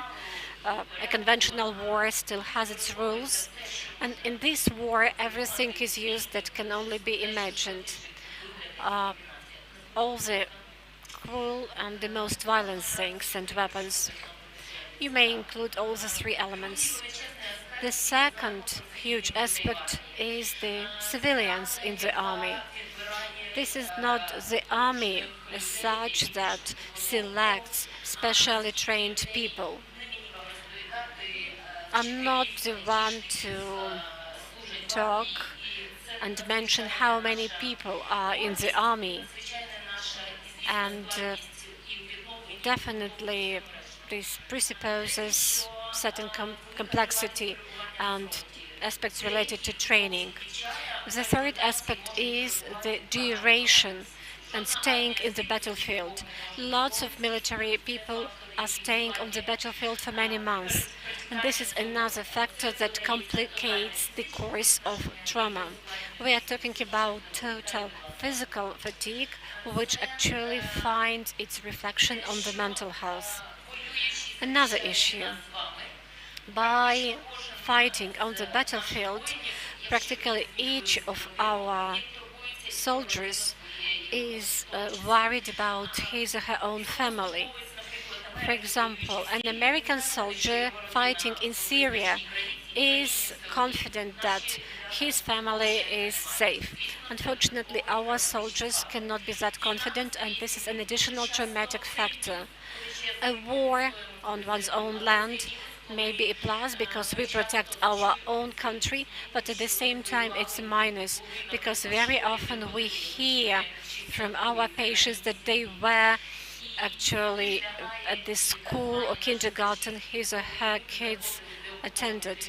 The same is about entering the deoccupied territories and seeing hundreds of civilians killed. And these are not military people, but these military soldiers, they see killed civilians. And we can continue this list. For example, the survival's guilt factor. There are lots of wounded and killed people because those who survived have to combat and overcome this guilt feeling. And there is another complication factor, which is the active phase of war. We can stabilize a person, we can give him or her motivation, but the war isn't going. Again, your comrade was killed, your family is in danger. So this ongoing war process is making it more and more complicated. And the final component is mild brain injury, the concussion, and this is the signature of war term. And this trauma is the trauma of war, but in Ukraine we have unprecedented number. And I would call it even the epidemics, because practically every soldier was under explosive way to this or that degree. Somebody had it once, and I know people who had 5 or even 7 episodes like this. Therefore, we are talking about accumulative effect, and we are going to have long-term effect or impact on the mental health. So you see how many angles our Ukrainian trauma has, and even the trauma is probably too complicated. And very often people discuss psychosomatic issues. Well, this is not the matter of discussion. I meant something else. It is said that the far further there is the real danger, the higher is the degree of somatization. So our somatic response actually is really high, and we see it in our patients. And once again, I'll come back to post-commotion syndrome. And you have heard probably that this is the most common comorbidity. If we follow MTBI, this will be one of the most commons. And this is something that we actually observing now. I'm talking about concussion, but concussion from explosive way is totally different from concussion in a car accident or some other household trauma. So we also have the acoustic trauma, and the neglect of this problem will actually give us lots of challenges later. I think that the course we are going to launch approximately in June will be very, very suitable and will come in handy for the family therapists, and because it will be the entry point for all the veterans, and I hope it will address many issues. This is the example of symptoms interference, which very often impose onto one another. It's very difficult sometimes to explain what's primary, what's secondary, because here we have this crossing, and this is actually the example of MTBI and PTSD, the most known example. Please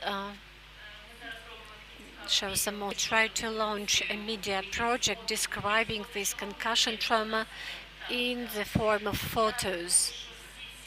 All these people you see on the screen do not have any physical wound. They are not physically injured, but they are injured inside, and we have to treat them. And all of them are doing a lot for that, and they are doing lots of exclusive services for us, and we should give back these services to them when they come to us.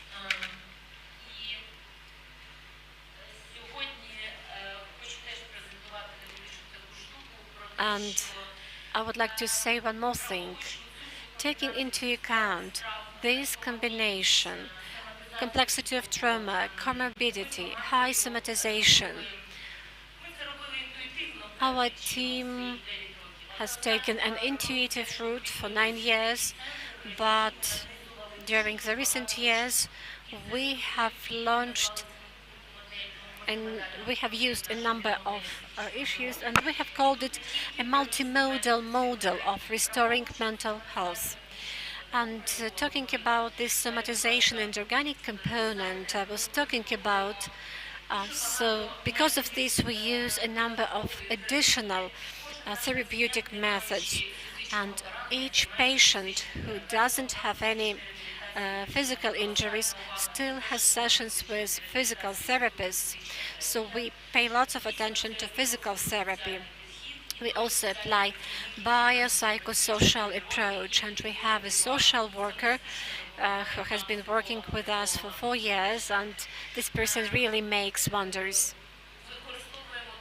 We also use an integrated approach, integrated medicine that is developing in the world. So apart from classical psychotherapy and general somatic treatment, we also have neurofeedback therapy, enhanced sleep yoga, VR technology for a grounding technique, and guided visualization. Acupuncture is an incredible method that allows us to deal with somatic component. Additional physical therapy, animal therapy, art rehabilitation, and even relaxation techniques are used sometimes. For example, Reiki and some other Eastern practices, which help us address mental health disorders. And we are in search of new methods all the time. You cannot just use the same things all the time.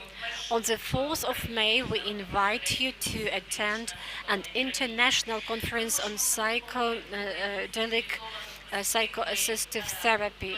We would like to discuss it without any stigma. We would like to take a proper approach to it. There will be representatives of the Ministry of Healthcare, representative of Canada and Israel, so it will be held both online and offline. We also do gardening therapy. It's a very good method that is closely related to our love, to our lands. It's a psychotherapeutic technique with the help of gardening. And there are many, I can talk a lot about many other methods.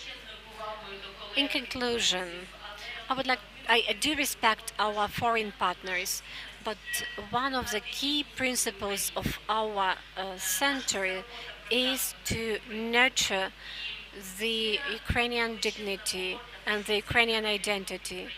And we have lots of Ukrainian psychologists and experts that can train other people. And we have been operating since 2014. We have not treated any single civilian. We have been treating only the military people, the servicemen. And that's really great when foreign methodology is applied in Ukraine within the Ukrainian context. We try to evaluate whether it's good for our identity, our mentality, and our perception. Therefore, we are proud of our experts, of our specialists. And for example, we have had a 5-day training in relation to captivity for our experts, and there will be 2 more in June and in September. So I invite you to attend our trainings. And at the end, it's only like that.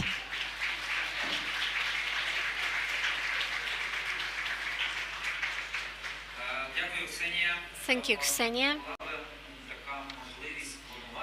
If cloning procedures were allowed, and if we could clone Ksenia, not only as a head of a very strong rehabilitation center, but also as a neuropathologist, because this point of commotion trauma is not probably the top, the second issue, but the first issue. But when we are talking about neurologists, we actually lack neurologists in our hospital. But well, you also face this problem, but you have you, so it's easier a bit for you. Ksenia, thank you very much. We work, we go forward. I think that here in the audience we have people who are listening to us and who will be listening to other people who would probably say, we like so many things. How we are going to get it? We'll get it. We'll do it.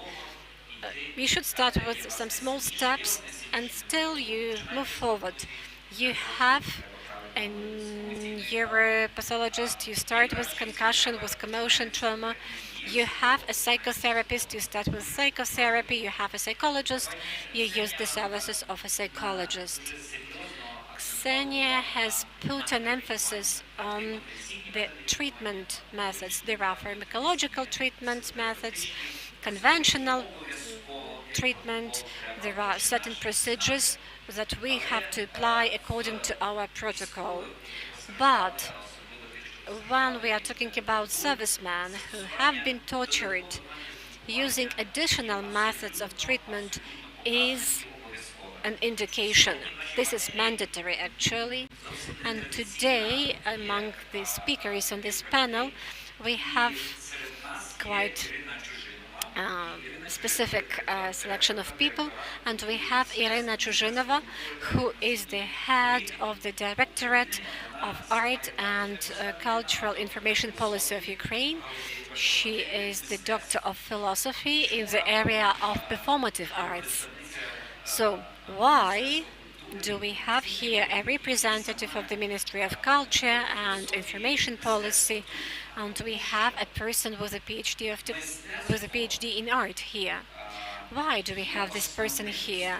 Because art is one of the key tools to feel the soul of a person. And here in our center, we use art therapy, painting, and all the guys who do not want to speak or who cannot talk or speak use this art therapy, and this is the combination of many things, MRI or CT. So this art therapy is this tool that allows you to establish the contact with the patient and identify his or her painful issues which are avoided by the patient, and avoidance is one of the key symptoms that should be addressed.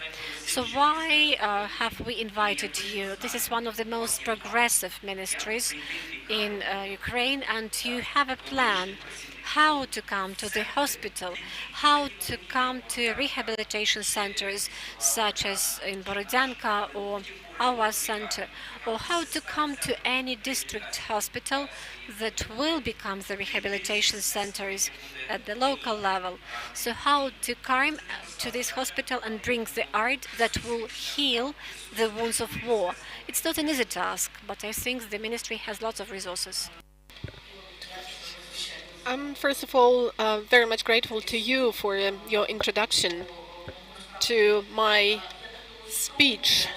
I think it's going to be a rather modest speech if compared with all the other speeches within your forum, because on the one hand, the Minister of Culture and Information Policy since 2014 has been mobilized in a way, and everything that is happening is just a continuation of our activity. Nothing new has in fact happened, because as the previous speakers and as the next speakers will probably mention, this is a unique war because this is the war of cultures, of world views, of ways of thinking, and this is the war of destruction, aimed at destruction of people, the language, the world. And as Yulia Laputina, the minister, has mentioned, the image of the shot Shevchenko is one of the symbols of the war, and this destroyed theater in Mariupol, this is one of the level of war traumas at the level of the nation.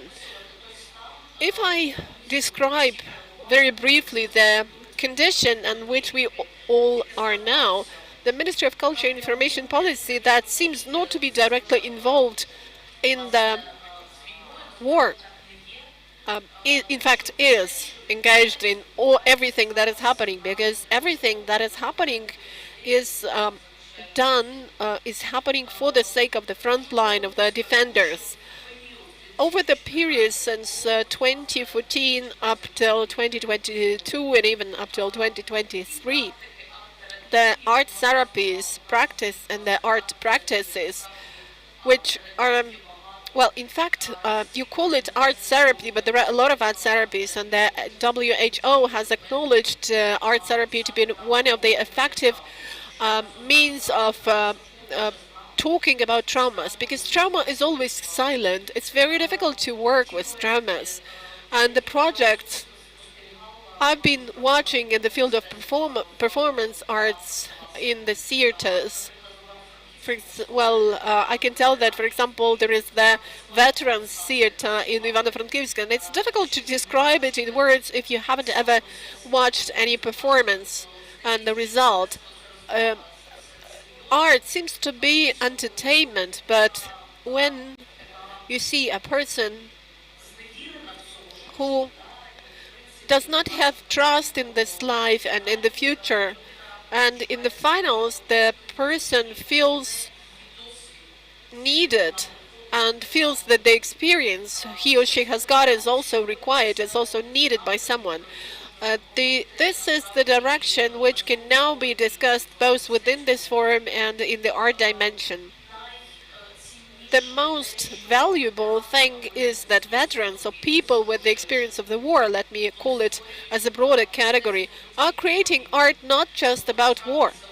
It's just one of the important ways of their self-fulfillment, the ways to affirm that they have the voice and that the experience of everyone is important now. But at the same time, it's also an important piece of testimony for the nation, for the society, the testimony to what is now happening in the epicenter of the events. I think that art and culture are a tool that is also used for description, because sometimes we are lost for words while we strive to tell about what is happening.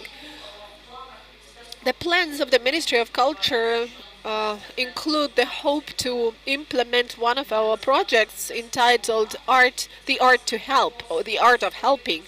It's about the attempt of creating the network of art centers in Ukraine.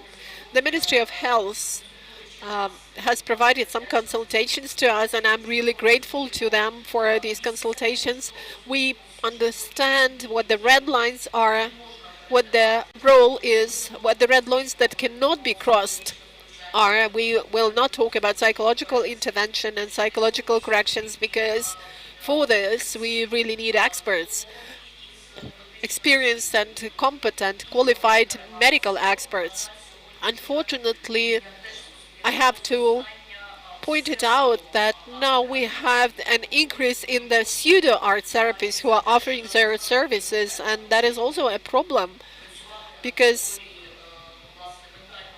if you work within the field of mental health, you should be a competent person, a professional. Nevertheless, we do have this plan how to replicate for the whole country the experience that we have currently got among artists. Let's take several examples. Besides art therapy, we also have in Europe some virtual reality techniques using which you can work with traumas related to loss of limbs or immobility. And VR also allows to deceive the brain and even work with phantom pains. And Piotr Pomenovsky has already launched this project with cave hospitals. Again, this is just an experiment now. The evidence-based medicine also has got its limitations, but I hope very much that we will manage to establish partnership with the centers of professional care.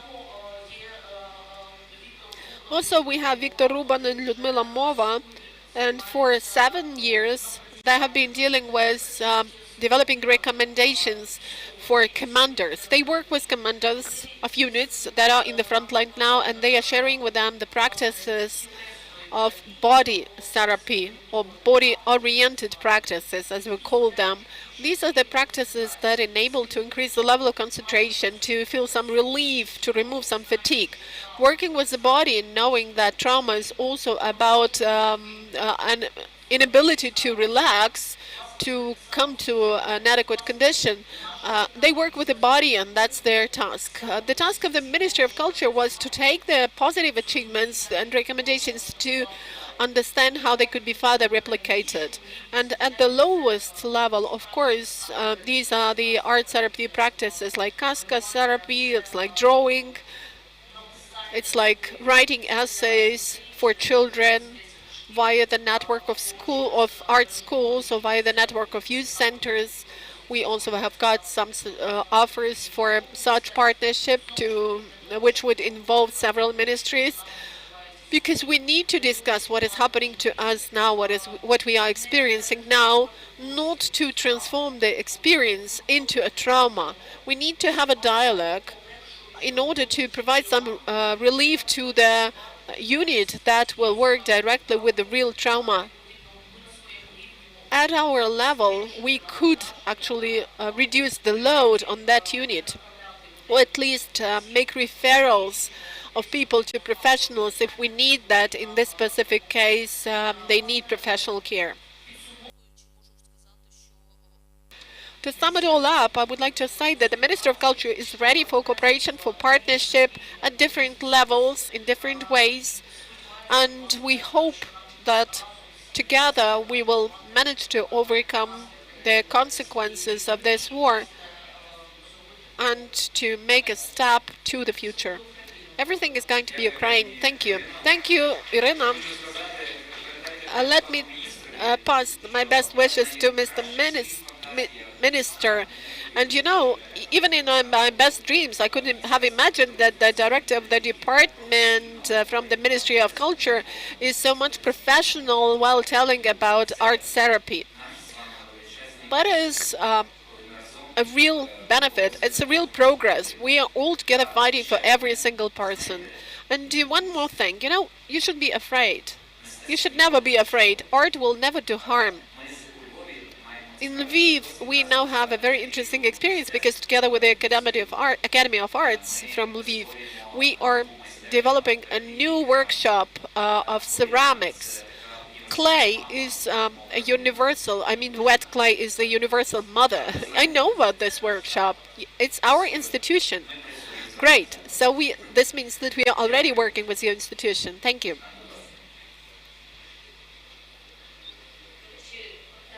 And by the way, if we speak about theaters,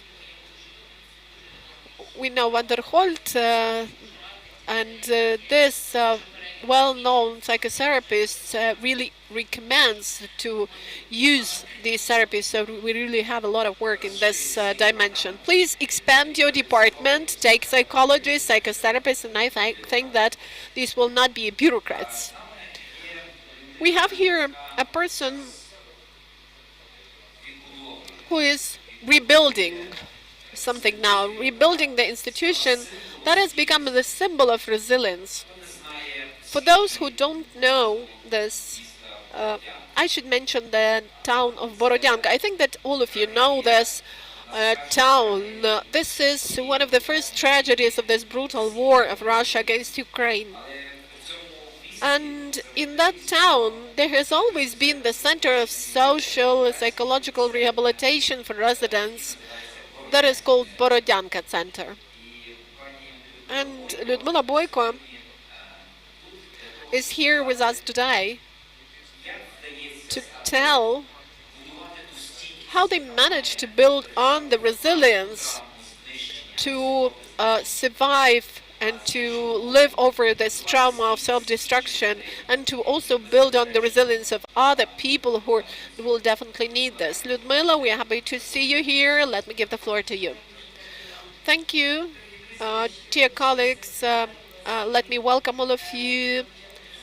And I would like to start with a little bit different thing, but you have changed the direction. And you know, when war broke out, Borodyanka was, and it still is, just a small town. It used to have about 16,000 residents, and within several days we got more than 1,000, just a little bit more than 1,000 residents in it. But what happened over those several days?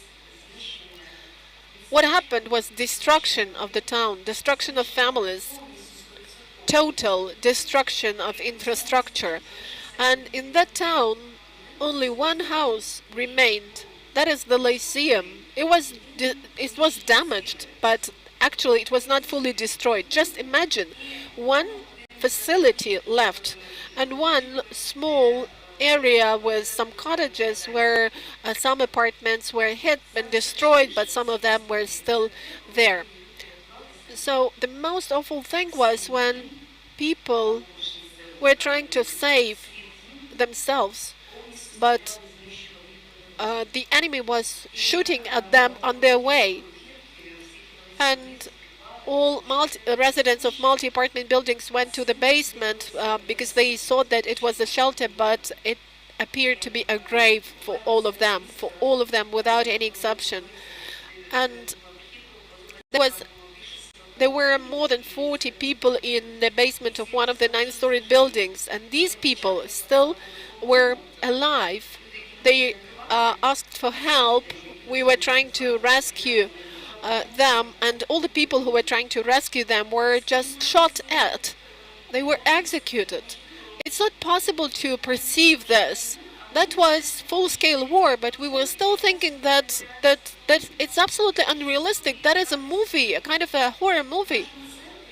And in our center, we had a very powerful, a very good team of ATO participants of the anti-terrorist operation.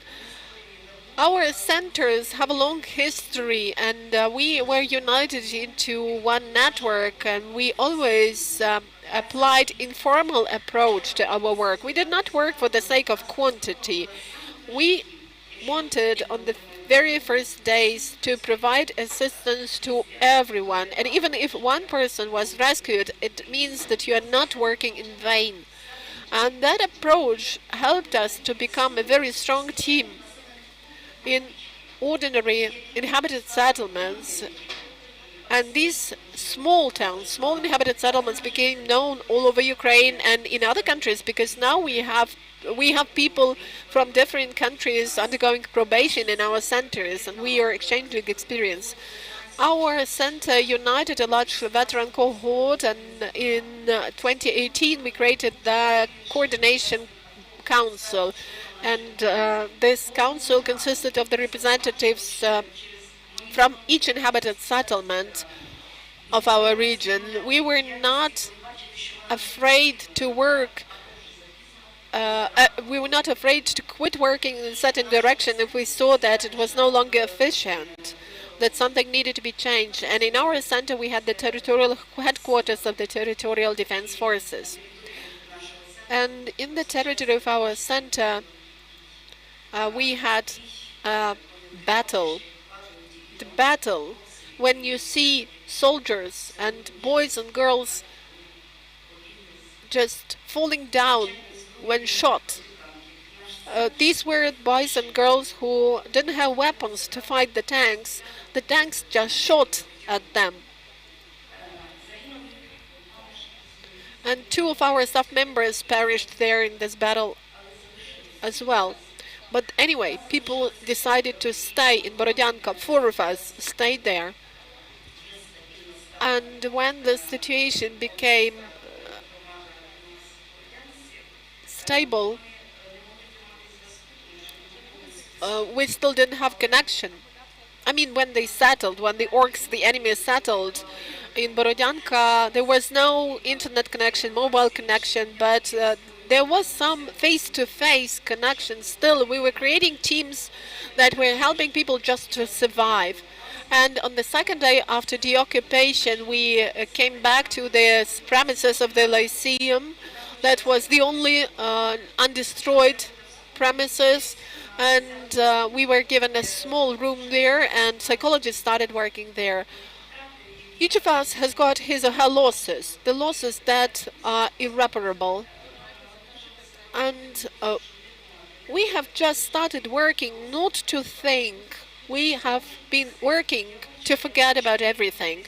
And I see how our staff members were just exhausted, getting exhausted. And I understood that the most important thing was now to still preserve our team. And I was happy when the first people started coming back to Borodyanka. And these were our staff members as well.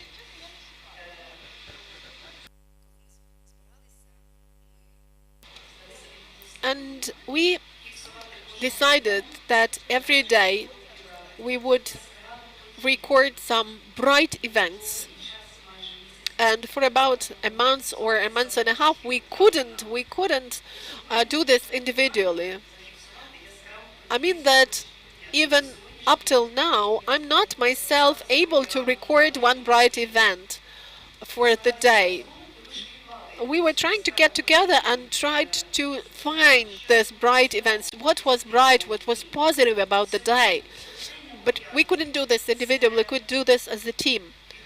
And today, Borodyanka is fighting for every millimeter of our recovery, so to say. We are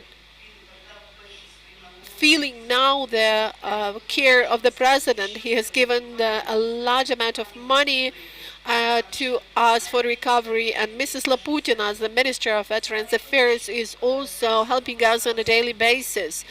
And I think that our institution is a symbol of recovery of Borodyanka and the symbol of taking care of veterans. Everything was destroyed in Borodyanka, but we are now building a large, powerful center. And we were thinking, what would the ATO soldiers think about this?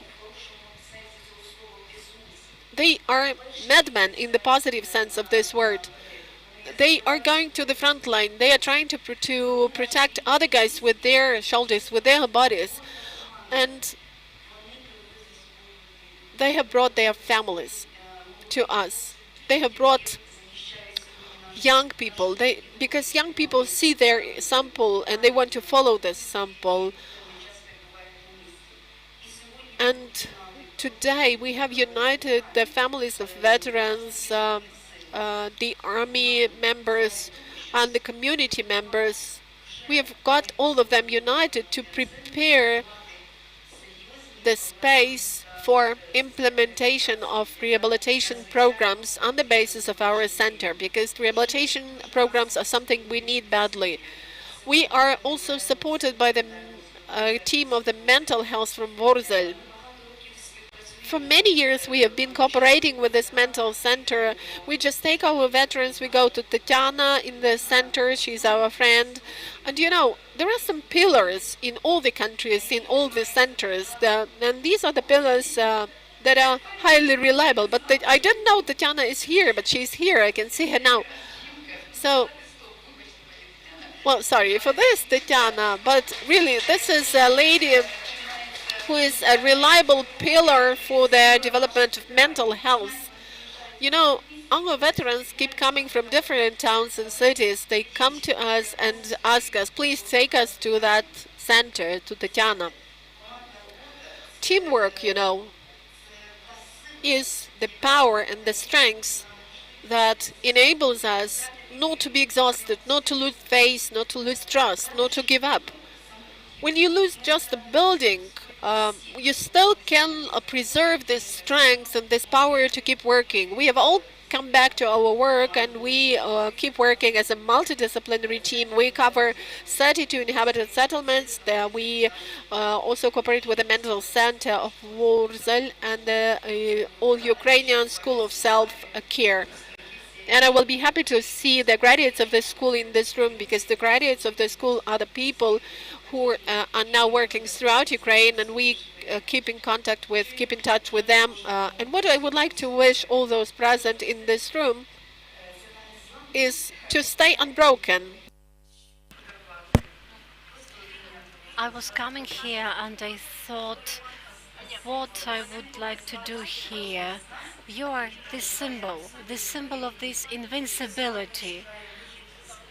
You are the symbol of each of us who is trying to find the way out, because not everywhere the state can address the veterans' issues as a primary point.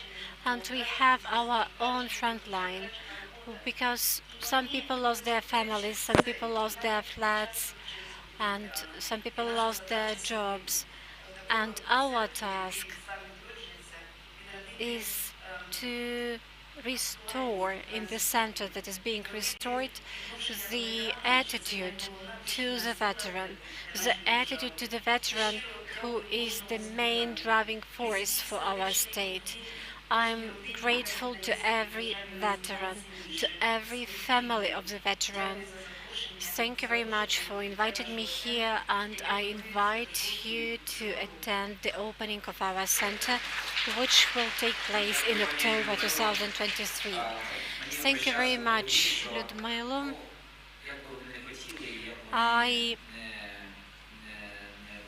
all the time think that however hard the Russians try, they didn't manage to destroy us. And the resilience you are talking about is testified by the fact that the center probably is ruined, but it's still open. It's open in the heart of every of your worker, of each patient you provide services to. And you have been talking about this multidisciplinary team. We do need lots of such centers in Ukraine. Definitely dozens, even not hundreds of them. And people do not think in unison in the same way, but people do think in unison. And the fact that you have met a person from your center here shows that we are thinking together, we are thinking in unison, and that means that we'll achieve success. And one more thing, it's a bit easier for us. Do you know why? In the past, we were neglected by the government, and they had to announce the competition for the vacancies. And for every vacancy, we sent one of our people, and actually we won 100%. And now the head of the culture department is a person who has been previously working with us.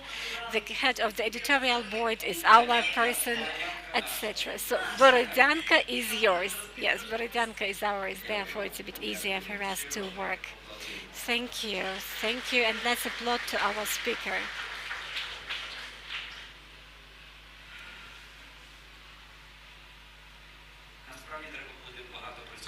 We really have to work a lot. PTSD and many other disorders related to stress, or probably and combined with body traumas, will actually be something millions of people will suffer in Ukraine. I'm talking both about civilians and servicemen. And unfortunately, and I'm a psychiatrist, and I have been working in a psychiatric hospital. Unfortunately, psychiatric hospitals won't be able to provide these services. They have already been doing it, but they cannot cope with it. And we need to drastically review and update psychiatric assistance in Ukraine, we have our proposals. Every multi-profile hospital should have, and it's okay according to legislation, so should have a psychiatric department, be it a district hospital, a city hospital. Let it be a psychiatric unit for 20 or 30 beds, and it will be cost effective. But what does it mean? It will mean that a person with a mental disorder will come to a destigmatized hospital, and this person will get psychiatric assistance. It's not expensive, it's not cardio surgery. So every hospital should have its own mental health center, both inpatient and outpatient unit. And this will be our institutional resilience, all national, all Ukrainian institutional resilience. Attention to mental health should be of utmost importance, and our flag bearer is the First Lady of Ukraine, who has a program about mental health, and we should give a prompt to the Ministry of Healthcare. We should say that we shall provide good and sustainable mental health services to those in need, and specialized centers will be the centers of excellence that will develop a high quality service and will provide these services at the local levels, be it regional, city or district hospital. It should be the way it works. And now I would like to once again ask Dr. Jacqueline Gort. I would like to hear her expert opinion because she's working a lot in the field of healthcare. So how should we build sustainable and robust mental health institutions under conditions of war, and also under conditions of a very complicated process of transgeneration trauma, the trauma we have been suffering for many generations and which will also a concern after this war. Dr. Hart? That's a layered and complicated question. But when you talk about inpatient and outpatient, that's really crucial.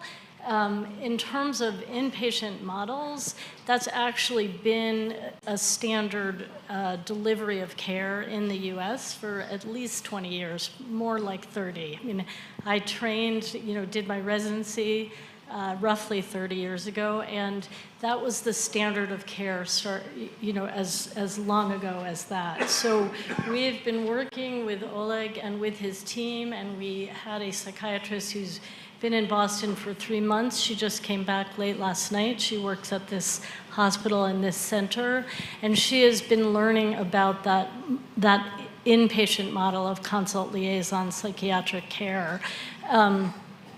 So as we were talking about earlier on the last panel, bringing the best practices, the best evidence-based practices, and then figuring out through partnerships here how we can implement those approaches based on cultural differences, different thought processes, et cetera. In terms of outpatient care, it's also insanely critical. And what I would say is that every type of practitioner within the medical system needs to have some basic skills in what's called trauma-informed care. Trauma-informed care is a systems-based approach that makes the assumption that trauma has essentially impacted the whole society, right? So a physician, no matter what their subspecialty is, needs some basic tools and skills when they're approaching that patient. Primary care providers, will be facing people with who have had trauma, no matter who they are. So even if it's not a specific diagnosis like PTSD, post-traumatic stress disorder, you have to assume from the outset that the the person has internalized some degree of trauma. I think children, it is a tragedy if we don't, break the cycle starting from, the grandparents to the parents to the children. So not only have the children been experiencing direct trauma themselves, and again, clinicians need the tools to be able to know how to approach them, but they're experiencing what's called intergenerational trauma. So the military coming home from the battlefield, there are specific things that they are at risk for, not just diagnosable things, but they're at risk for certain behaviors. So there's increased likelihood for domestic violence in the home, there's increased risk of substance use disorders, and all of those things in the environment of the home are going to then impact the children. So trauma-informed care has to be the sort of philosophy and approach that permeates all subspecialties. And when we've been working with a whole variety of specialists who come and train at Harvard institutions from Ukraine, so multiple kinds of surgeons, psychiatry, infectious disease, general family medicine, we incorporate the study of trauma-informed care while they're there, with the intent of they're bringing practices back and disseminating the tools.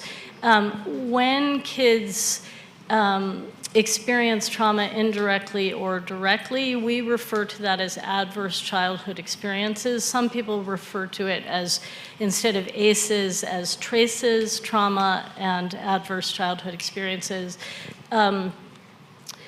They are at significant risk for all sorts of issues and problems. So they're at risk for experiencing depression and anxiety themselves. They're at risk for developmental delays. They're at risk for educational setbacks, and they're at risk not just as children, but for their lifetime for non-communicable diseases like heart disease and diabetes. So if we're not getting at the sources as a society, as a culture, as a community, as a family, then the kids are the folks that are going to suffer the most.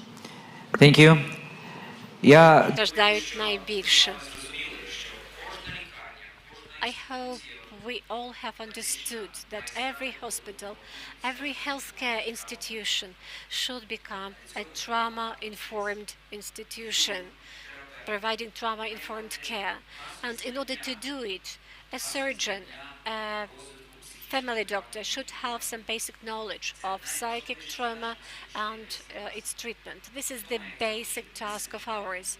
And who should teach us? We should teach ourselves. There is a very good of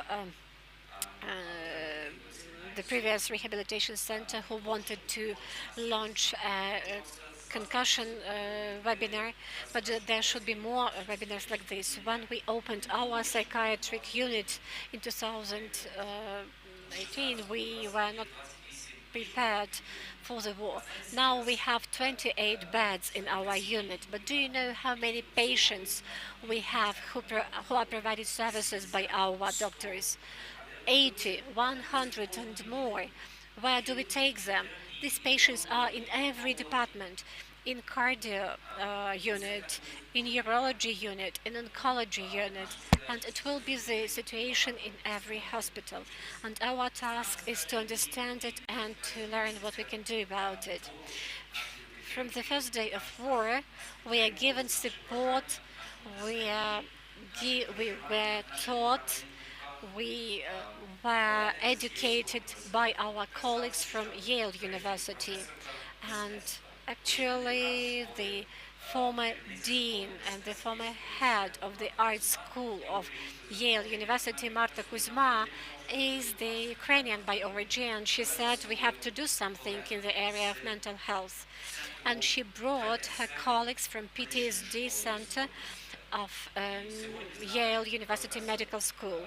And today we have a professor of this center, a director of this center, professor of Yale University, Ilan Harbas-Rotem. Ilana, thank you very much for joining us and your condensed vision of a diagnostic model, treatment of PTSD, and the most important model of teaching how we can recognize PTSD and provide assistance at the early stages. Could you please talk about it?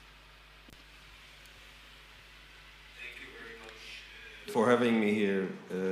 Yale University in heart supporting Ukrainian and unbroken, and we will continue this partnership, and I'm here with my body to support you. I'm in awe, amazed by the strength and resilience of the Ukrainian people in this horrible war, and and you're doing amazing. Every one of you is doing amazing work, and you're doing it right, I would say, and just continue to do what you're doing. But I think there is always a small window to learn new things. That's how we get better what we do. And never underestimate a neurologist. Sigmund Freud was a neurologist, and he's the father of psychotherapy. So thanks for the work that you're doing. It's amazing. So yeah, PTSD, we see trauma. You can see trauma in the body. You can see a bullet entry and exit. You can see a broken bone. You can see tear tissues. They're invisible, and people talk about it. It's the psychological trauma that is invisible. And we know, we're doing a lot of research that trauma has a big impact on the brain. PTSD changed the way that we process information. So we start to fear things that are safe. We're not longer feeling safe in so many places. So we see danger where there is no danger. We also learned that the brain developed a huge intolerance to ambiguity. So they try to push any ambiguity just not to get this anxiety about ambiguity. And treatment going untreated, it's going to cause, as people mention, heart disease, but also neurodegenerative disease in the long term. So it's important, comorbidity with depression and 50%, and with substance abuse 50%. But if you go to people that are not treated, and then they come with drug abuse problem, you know that 80% of people with drug abuse have PTSD that went untreated. So this is a huge, huge problem. And again, the idea is a whole team approach that you are already implementing. I don't want to be too repetitive, but the team's working together, and it's the most essential part of the treatment. And there is, what we learn in research, that there is trauma-focused psychotherapy that really can work now in a very intensive way. You can provide it in people in the hospital going through some other rehabilitation process. You can deliver it intensively in 2 to 3 weeks, and 50% will get better. That meaning that, in our clinic we treat 3,000 military persons per year. So if we can move 50% out and continue with long-term psychotherapy with only 1,500, we open another 1,500 slots that clinician can take new patients. So it's really, we need to sometimes to change the way that, the old thinking that psychotherapy needs to go for a year and treat for long terms. And again, the new approach for using psychedelics, opening the mind to new approach, although there seems to be, a lot of fear around it, we show and we know that there is a huge potential when we involve other medication that alternate and help people to think. So this is kind of the new frontiers that we need to rethink about it. What I think children, and I cannot underemphasize, we already did some training with the Unbroken Project, bringing a team from the Yale Child Study Center to build a model of how to prevent PTSD in children after exposure to trauma. So you're doing early intervention in the 6 months after the exposure. You can reduce dramatically the risk. And again, children, the brain is very plastic, it's changing. So you can create changes that in adults will take longer time. You can make a huge change or change in life. And this is extremely important, like building this capacity in, and I hope the minister is here, just to put the money into rehabilitation and treatment trauma in children. I think this is tremendous. With veterans, I think, when you think about veterans, they're going and they're growing up at home, and then they're being sent to war, and then, they have no sense of what to do in the civilian world when they discharge. And this is something very important, that you have a whole care approach with work therapy. And we learned that work therapy, if you do research, it's extremely helpful. You place people, even in a rehab, in some kind of work. It's accelerate the rehabilitation process too. So you create work for them in a hospital, they become to take part. We created peer support program in the Department of Veteran Affairs that veterans become counselor. They're going through like 3 months training. They don't have to do a master or anything, but they see it and facilitate group and help other people to get better. So this is a very strong and powerful approach to recovery. One very important, after hearing about the heartbreaking stories of the victim of torture in the Russian, in the US and in Israel too, you can't send redeploy or re-enlist people that were in prison. This is kind of something that need to be changed and really taking very, very seriously here. And again, we are here to support and continue to train wherever there is a need, and again, you're doing, all of you, amazing job. Thank you for hosting me. Дякую ще раз. Thank you, Ilan. Thank you for your support. Thank you for your partnership, and I think we shall work together. We have a lot of work to do together. And our final speaker, and a very important speaker for today, is Dr. Ordug, who is the Associate Professor at the Department of Israeli Ben-Gurion University. He's a Major of Israeli Army. He's a clinical psychologist, and he has been trained in Yale University. And actually, he also is the one who has been supporting us from the very beginning of war. But there was a unique event related to him that was actually a breaking point in our relationship. At one of the first trainings, when we somehow got lost, when we didn't know what to do, how we should move forward, or looked at us and said, "Ladies and gentlemen, this is a war, and you have to survive in this war." And this has changed a lot for us. We were looking for people who could train us, and we have found these people, and there are not many people like this. I'm talking about NATO psychiatrists, and it's understandable why.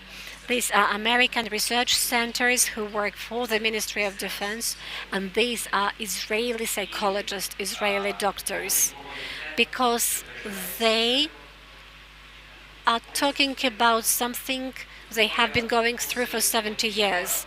They are fighting for their survival. I'm really grateful for Or for joining us. Could you please share with us the system of Israeli resilience? It's difficult to understand what resilience is if you do not live with it. Show this resilience to us, at least a bit.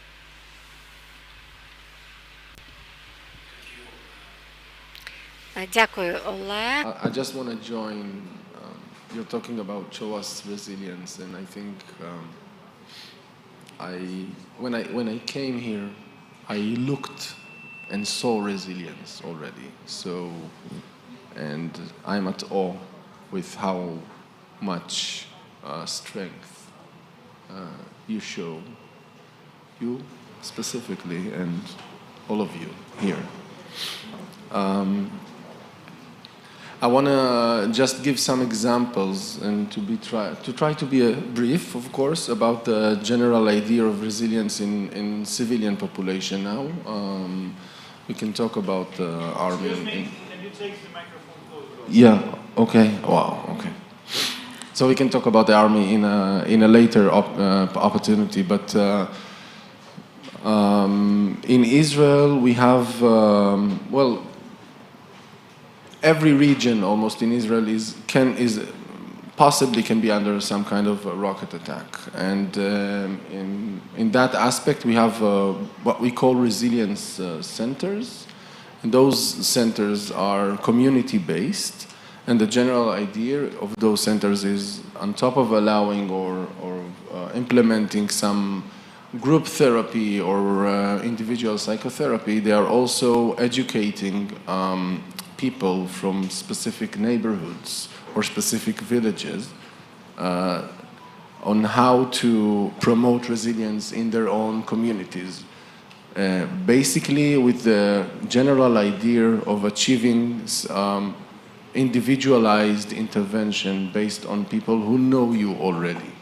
So if, let's say, a rocket landed somewhere, the person who will respond, who will help me regain my resilience, let's say, will be someone I already know from my community. So he knows me, he knows how I react in normal situations, and now he will be able to address me specifically.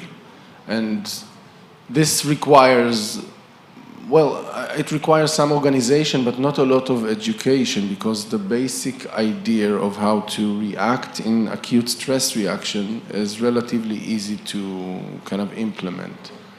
And while you have that, you can just kind of create a hierarchy from the resilience center, let's say in Lviv, toward those specific community volunteer groups in each of the neighborhoods or streets even. And then in a moment of alarm or something like that, they can just snap into action. And to just give you an example of what do I mean when I say snap into action, I'm sorry. So before I came here, a few days before I came here, I live next to the Gaza Strip, so we had some rough night with some rockets and a lot of explosions and noise. So we had some trouble sleeping on that night. I woke up and I have 3 kids, mind you. So I woke up in the morning, opened my phone, you know, FOMO, huh?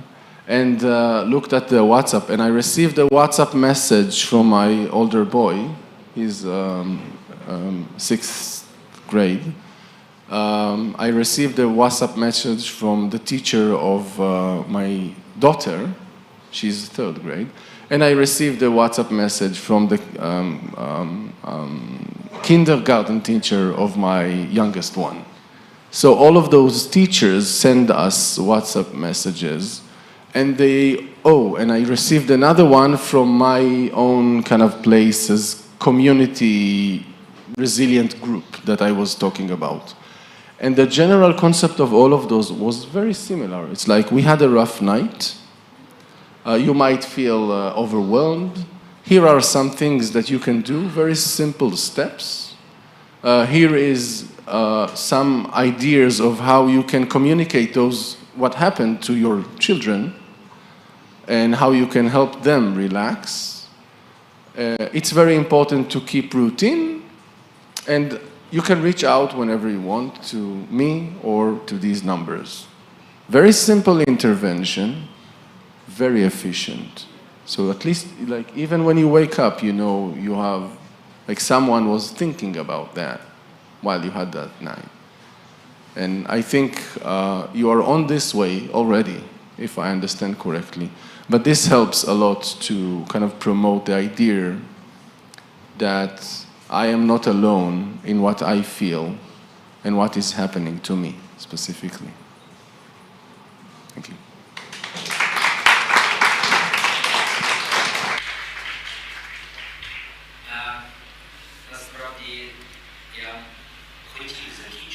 Actually, I wanted to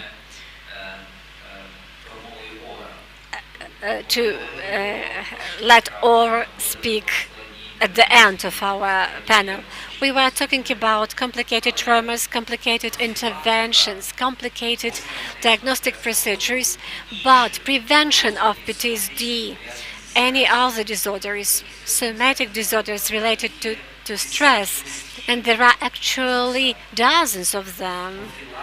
So prevention of these things starts with WhatsApp or text message from a kindergarten teacher who says to the parents of a kid, "It was a rough night.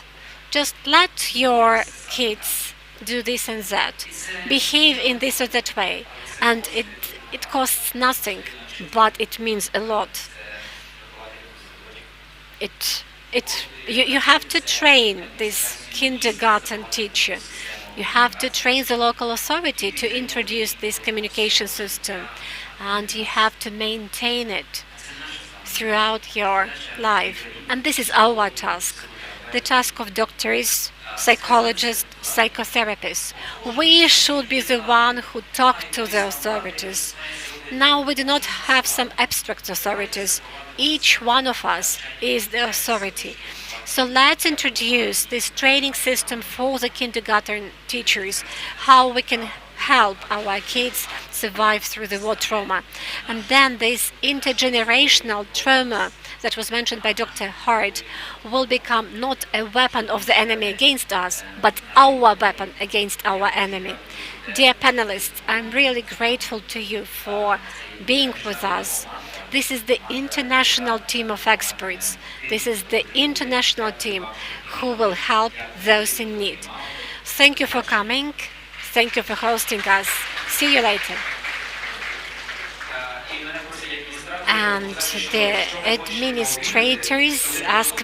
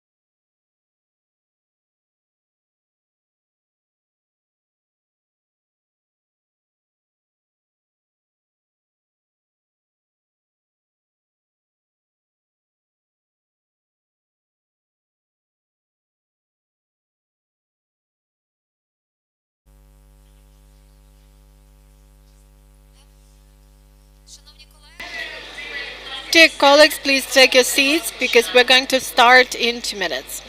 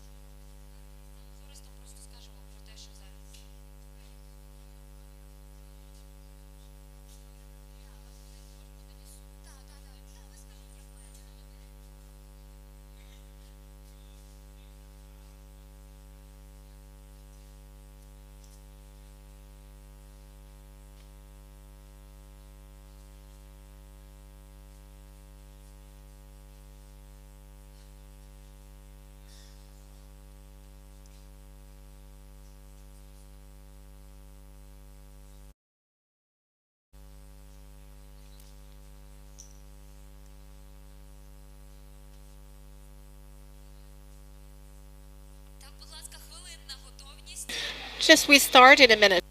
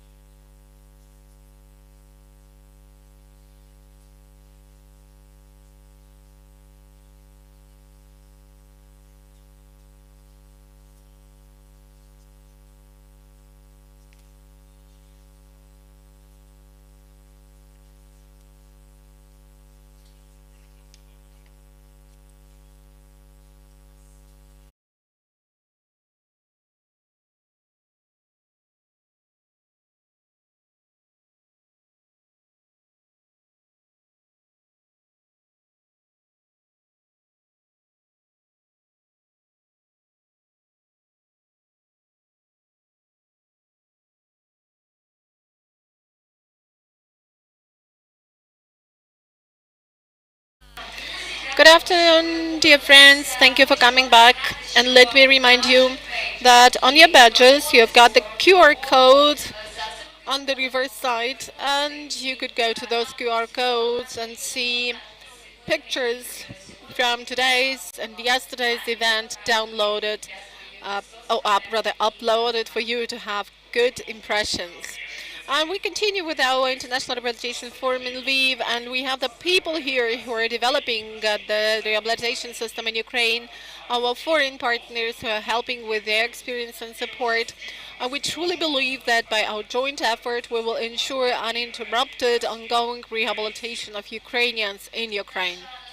Our next topic is pediatric rehabilitation, rehabilitation of children traumatized by war, which is a very deep topic because children are supposed to have the best things and the best care in this world, but now we are facing some psychological and physiological peculiarities in the process. And the facilitator will be Yuri Azori, who is the TV broadcast presenter and a psychologist. Let me give the floor to her. Good afternoon, dear friends, dear colleagues, dear participants. Thanks to all those who are not indifferent to this topic and who understand how important it is for us to deal with rehabilitation of children and adults, which is both psychological and physical rehabilitation. That's why I will be grateful to you for any questions in case we have some time left, because the agenda is rather tight and the speakers really have a lot of knowledge and experience that they would like to share with us for each of you to realize how important it is. You want me to take my seat, right? Okay. So for all of you to realize how important it is to really not be staying aside. So let me present our today's speakers. These are the speakers who are offline and two speakers who will join us online.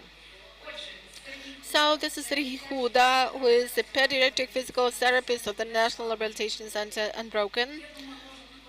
I think that we can upload to him personally, deviating from the protocol, because these people are really very shy and modest, but their daily work should not be underestimated. We also have Olha Shevchenko, pediatrician of the National Rehabilitation Center in Islamny. Andriy Dvorakevich, pediatric surgeon of the center in Broken. And online, we will have Peter Hirsch, who is the founder and the president of the American Company on Prosthetics and Rehabilitation, and Sandra Ramdial, who is the head of clinical activity in Holland Blackview Kids Rehabilitation Hospital. So let's start with Mr. Andriy Dvorakevich. Patients and colleagues claim that he is a god in his domain. He is just one of the few experts in Ukraine who can use the Da Vinci robot for surgery, and the things he does actually allows us to trust in our future and to trust in the rehabilitation of us and our children. So let's start with you. I know that you have the presentation. Just one minor thing. Each speaker has no more than 20 minutes. You've got the headsets in case you need simultaneous interpretation. And if there is any time left, we will have a Q&A session at the end. Thank you. Good afternoon. Thank you for your remarks. And recently, over the 2 recent years, we have really been using the robotic system Da Vinci, but we faced another challenge a year ago. We changed our view of what we are doing in general, but we still keep using Da Vinci now.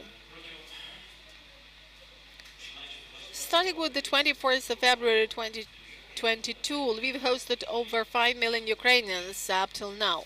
These are IDPs. From the delineation line, from the front line, we have more than 1,000 kilometers to Lviv. And quite often, we got some children who came by evacuation trains or by ambulances to the clinics of Dnipro, Kramatorsk, Kharkiv, and quite often that pass took more than 2 days because unfortunately the sky is closed for us and air mobile transportation is not working for the moment. Over this period of time, we have provided assistance to more than 6,000 temporarily displaced children and 350 have been heavily wounded, and these are also the children that have been helped by us. So we don't have medical transportation. It has stopped, and that's why it creates additional challenges for us. We hosted children who came by ambulance, and let me express my gratitude to paramedics from Norway, the US, from Poland. They helped us to learn how to transport children. What about the challenges? Because that is quite a long distance. So we faced some challenges, some conditions. In particular, I, over my 26 years of work in pediatric surgery, faced for the first time, and that was difficult for me,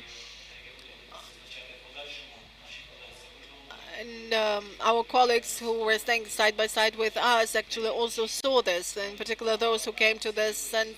Panteleimons hospital. So they saw my frustration and they really helped us a lot. We experienced new types of traumas like amputation, burns, blast injuries. And the combination was quite a frequent event. And the first child was Yana Stepanenko, who was evacuated from the notorious railway station in Kramatorsk. And together with her mother, she came here, and there was her brother, Svetoslav. So our paramedics from Norway came here, and she's a really great girl. But her mother had one leg amputated, had 2 legs were amputated, so it was a real challenge for us. We prepared the prosthetic device for 4 months. We prepared the stump, and in my life that was the first patient like that for whom we were preparing a stump, and we didn't have any experts here in place, but With the help of others, within 4 months, we managed to develop this stump with the help of our colleagues from abroad. And colleagues from abroad told that it's fine now. We didn't have any other experience of that, so we sent her to San Diego, and there, Jana, together with her mother, have already made their first steps. And I think that Peter will tell about this in detail today. So thanks a lot for your help. The other children, well, we had several children with amputation, and we got quite an experience when we had a girl from Zaporizhia region, and there was a blast injury. She had to undertake guillotine amputation because of broken glass, and this new experience was coordinated by the US and Norwegian colleagues, and the infection supported, and the infection was also there, but the right approach helped us transport this child several weeks later to Germany, and there was prosthetics performed there.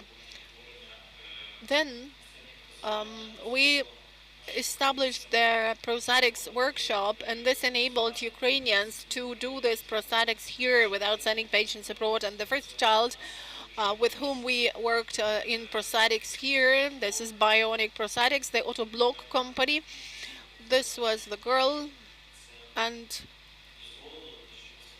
this helped us start treating Ukrainians here in Ukraine to complete the whole cycle, from meeting the child up to the preparation of the stump and coordination with prosthetic experts at what level this should be done, and preparation for the completion, for the right development of this prosthetic device. What about the major problems that we have faced? These are infections in the stump. And quite often children came from the east with the so-called WAR bacteria, which is Acinetobacter, which is Klebsiella. And before developing the stump, we needed to treat the stump, to treat the infection, to treat the limb. Unfortunately, reamputations are a frequent phenomenon because, you know, children are growing, and quite often they need to have their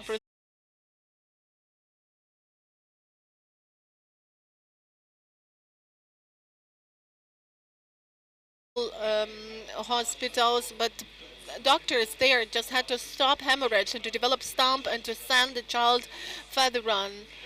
They didn't have enough time. So we really have seen all the challenges, and together with our colleagues from abroad, we did this reamputation and repeat stump development. Phantom pain. This was also a challenge for us, but we managed to somehow deal with this. We learned to deal with this, and I think that now our children have fewer cases of phantom pain. Then too long bony stumps led to repeat amputation, but we managed to develop stumps in a proper way, and our colleagues who still face some problems with children who had reamputation abroad stopped having this problem. There is no longer need for reamputation in many cases. As far as target muscle reinnervation is concerned, we still don't do this, but we are now taught by our colleagues how to do this. In this photo, you can see a 7-year-old boy, Roman. He came from Vinnytsia. Well, his mother unfortunately died, and the child was transported to our hospital. It is a burn, a severe condition, and our colleagues from the German clinics had this child transported there. And now the child is supposed to come back to Lviv, and here we will have some other cosmetic surgery operations. In January, we faced a new burn type. This is not the burn as a result from the blast injury in the front line, but in small villages, even in Lviv region, like Turka Brode. That's when children use alternative energy sources due to power outages, like candles, children were doing their home assignments when their parents used some candles or some gas lamps, and they got burns, severe burns. We could have about 10 children like this per week, and it was a new challenge for our burn surgeons. Unfortunately, you know, Russia has destroyed almost 80% of or 70% of the critical energy infrastructure, and this has led to the increase in the number of such burns. And here are all the cases that you see, the burns resulting from the use of alternative methods of lighting and energy. Many children, after their condition was stabilized, went to Swiss clinics, Prague clinics, German clinic, and you can see also electric burns. And unfortunately, there have been a number of cases among children. About 20 children have got so severe burns that we were not able to save them, to save their lives. What about the challenges? Our burn surgeons are no longer using transplantation of the so-called cadaver skin or animal skin or dermal substitute. And it was for the first time that in Ukraine the skin of a dead patient was used. Unfortunately, we don't have that level of experience of free flap use, but our colleagues are now undergoing training in German and Swiss clinics, and they will learn how to do this advanced operations. We had to act, and in St. Nicholas Clinic we have the skin bank, and here is the first child, the first patient in Ukraine who got this transplantation of skin from a dead patient. Here is Roman. After numerous surgical operations in German clinics, he's going to come back to Lviv, and his dream is that after specific rehabilitation he would like to play his favorite music instrument, which is accordion. Our colleagues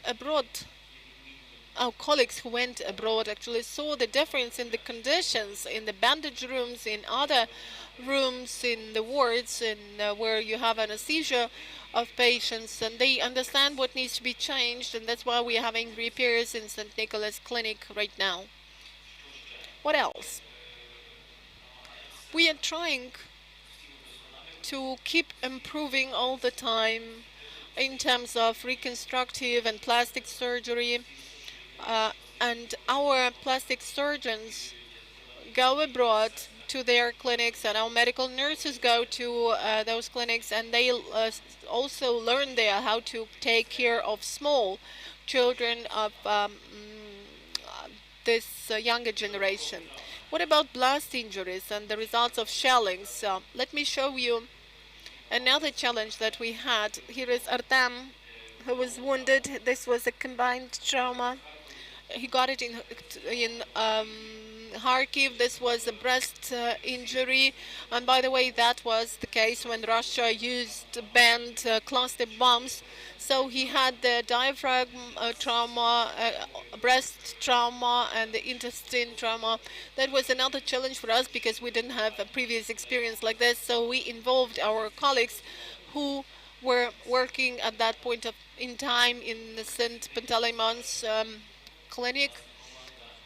And here you can see the team of our doctors, a doctor from the US and from the UK. So we joined our effort, and we actually managed to make Artem recover. Well, we sent a lot of children abroad for treatment, but his mother didn't want to go to other countries. She wanted to have him treated here, and there were more than 15 surgical interventions, and after that he was handed over to our rehabilitation experts, to Serhiy to be more specific, and as a result of that the patient went to Kharkiv together with his mom, and now he is keeping in touch with our colleagues, with our rehabilitation expert, and this patient feels rather well. What about the challenges? Well, we have faced new types of traumas. That's, of course, a challenge. And that made us learn all the time, keep learning, go abroad, learn from our colleagues who came to work here on a daily basis. We're learning from them in the surgery room, in the ward. We were borrowing their treatment protocols, in particular, and PVT, which is the wound treatment via active drainage, the treatment under pressure. So we also changed our approach to antibiotic therapy. We are using new solutions for a wound treatment. And this gave us a new boost in terms of improvement of the care we provide to our children after surgery. Our patients had soft tissue traumas. We didn't know how to fill in the gaps, to compensate for those defects. I've mentioned that we don't have the experience of using free flaps, which is relocating tissues on the vessel stem. And our colleagues came from abroad, and for example, you can see Dr. Roberto coming from Monza, from Italy. And he just worked as a volunteer for several months in our clinic, and he taught us to use artificial skin. And by the way, he brought it with him. And this is very expensive treatment that really helped us a lot in supervising our patients. We learned how to treat deep blast injuries, deep wounds, using high-tech technologies and artificial skin, which really helped us a lot. And when Roberto went back to Italy, we again had some challenges how to do bandage, because we didn't have the full-fledged experience of doing this. But using telemedical equipment, he provided consultations to our colleagues right in the surgery room, and he really helped us a lot every minute we needed his help. What about combined injuries? Unfortunately, these are the patients we had, and we have got some experience. Of course, we wouldn't like this experience to last on and on. But thanks to the fact that children from the front line are now, due to the fact that they are now brought to the west of Ukraine, to the center of Ukraine, we don't have that many of such children with combined injuries from the front line coming to us. We are happy about that, but anyway, we've now got the experience, and in case any of our colleagues here in Ukraine or abroad will need this experience, we will be able to share it. But I wouldn't like actually you to have this experience anew. And there are thousands of stories like that. Like I've mentioned, we really want Ukrainians to be treated here in Ukraine. That is our Yana Stepanenko with her mother at the opening ceremony of the Unbroken Center last year. And here is our National Rehabilitation Center. So let me mention just once again that the goal is treatment of Ukrainians here in Ukraine. And it's really true that together we will overcome all this. Together we are unbroken. Thank you for your attention. Thank you. It was Andriy Dvorakevich, who is the children's surgeon of Unbroken Center. So we have been trying to meet our time frames, and you were actually just to the last second. So in case somebody has a question, there will be later a chance to do it. We are talking about the importance of this multidisciplinary team and multidisciplinary approach. And our next speaker is Serhiy Huda, who is a physical therapist of the Unbroken Center, will talk about his cases and the challenges he faced, because he has lots of unique patients. For example, there are two boys from Serhiyivka in Donetsk region, and He was treating these boys, he was trying to save them. It was a girl from Mykolaiv region, Sofia, who has had her rehabilitation period and is trying to come back to normal life. Sergei, you have the floor. Good afternoon, my name is Sergei Huda, I'm a physical therapist. Thank you very much, Andrei, for your great presentation. And I would like to say that our work starts with surgeries or manipulation rooms.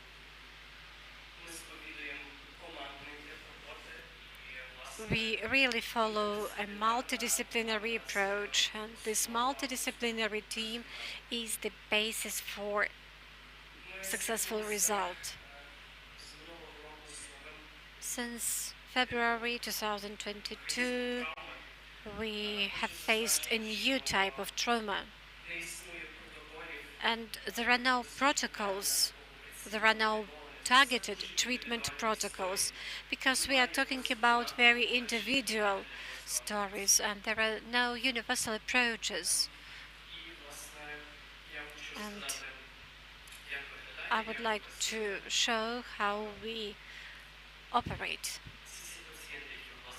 The patients you see now are our kids, the kids who have been treated in our center.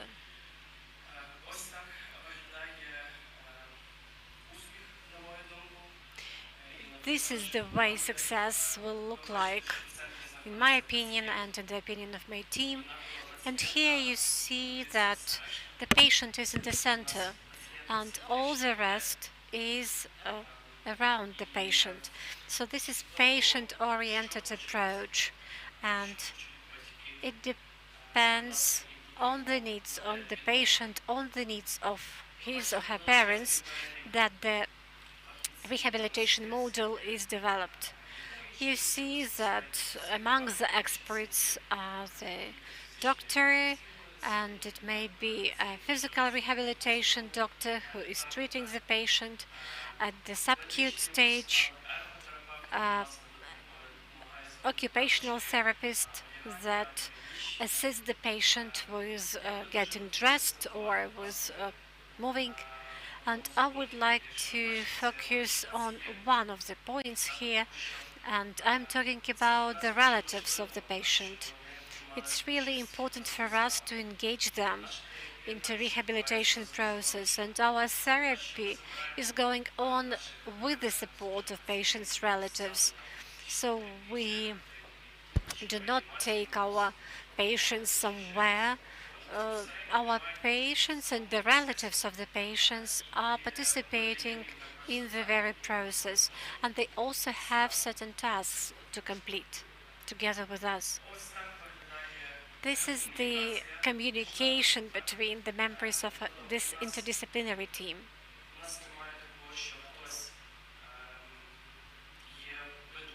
For example, there is no leader in terms of decision making. This is the horizontal communication. We listen to each other depending on the request of the patient. For example, I am a physiotherapist, and it's really important for me to hear what the psychotherapist says, and I will take these remarks into account. So this is the scheme of our interaction and communication. This is the scheme we see at our team meetings, and we discuss all these types, all these needs and requests of the patient, and we discuss how the therapy process will be going on.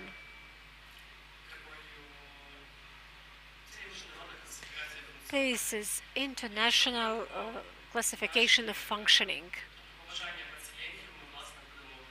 And the needs and requests of the patients will later be broken down into some more detailed elements. So we do not simply ask the patient, what do you want to achieve, and he or she answers, I would like to walk. Because if the patient says, I would like to be able to walk to school, and this is a specific request, and then we build our activities around this request. Also, I would like to say that all our activities are based on evidence. So this is evidence-based medicine. We do not choose certain interferences or interventions just because we want them to be used. We use only evidence-based methods and methodologies. This is the algorithm of our activity. First of all, we examine the patient using our own clinical tools. Later, we analyze the examination results. We make prognosis, we plan our therapy, and then the very intervention takes place. And later, we evaluate our intervention, whether it was useful for the patient, whether everything was done correctly. In case it's necessary, we do re-evaluation and choose another way of treatment. I would like to mention the key elements that differentiate children's trauma from that of adults. Evidence-based approach is of utmost importance, and in order to ensure this evidence-based approach, one should have a very good examination procedure and check-up procedure. And the point is that there are not many clinical tools for examining such kids. For example, there is an international scale called ASIA, ASIA, that allows to evaluate or to make prediction about the fact whether the patient will be able to walk. And if you see a girl in one of the photos, her name is Lisa, and it was a blast injury, and actually spinal cord was injured. And we were not able to properly predict the way she will rehabilitate because there are no clinical tools to do it. She's only 2.5 years old. And the available tools allow to make a prognosis from the age of 6 years. That means the more clinical tools we have, the better we'll build our therapy, and the quicker we'll get the results for our patients. But it happens so that rehabilitation develops most quickly during the wartime, and we unfortunately have our own experience. We have experience of working with blast injuries since 2013, and for us, this situation now, having these kids, is something new because before we had probably 1 or 2 kids a year. Now we have about 350 kids with such severe injuries. So these scales are really important. And again, in this slide, you see a CT image of the patient, and you see that there is a tiny spot at the back, and it was in the front. It was actually the shrapnel that went through the brain. This is the image of a girl called Sophia, and her mother was trying to cover her with her body, but unfortunately still one shrapnel hit her. And I would like also to show a video. Some other challenges are assistive devices or orthosis devices. In case somebody cannot make some movements, we can compensate it. And in medical technologies, the conventional ones, you can find 60% of everything you need. But We are talking about the ones for children, and they were not available in Ukraine, and we were trying to cooperate with our foreign partners in order to find these assistive devices.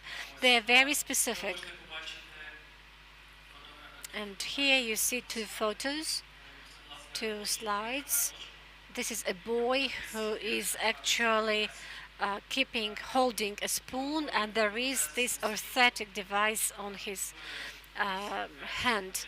We produce them ourselves. We buy special low temperature plastic, or we buy special polymeric bandages, and we make them ourselves. We are very grateful to our colleagues and partners, but in order to get them from abroad, it takes some time. And our primary point is that from the very first day, the patient should start his or her rehabilitation. This is Sophia. I was talking about somehow the video is not in good position. And this shrapnel caused neurological deficit. Half of her body was paralyzed.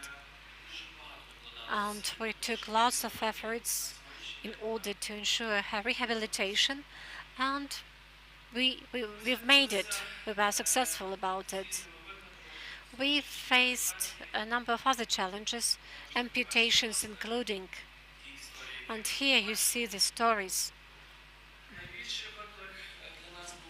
The most severe challenge for us were the patients with burns, because in order to ensure their rehabilitation, one should meet a number of conditions. So our surgeons, traumatologists, neurosurgeons really save the lives of the patients. And our team is trying to make this life a quality life, because it's important to save somebody's life, but a patient should be able to sit, should be able to walk, and if it is a skin transplantation, if you do not engage the patient into rehabilitation process, it will lead to scarring, and then as a result there will be complications and more surgeries will be needed.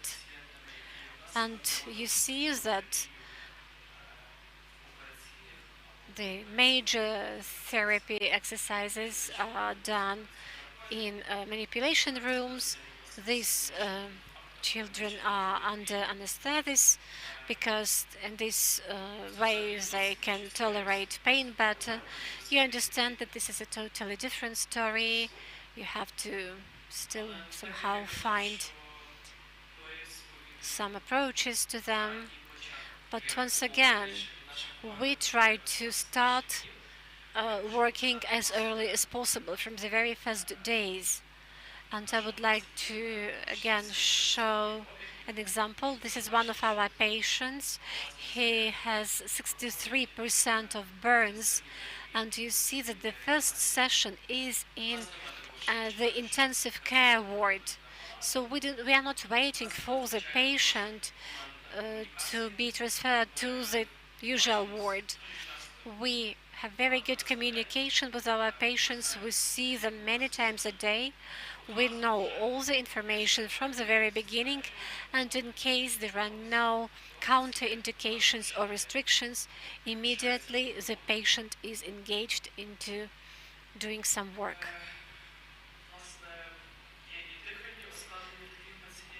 Such patients also have some respiratory complications.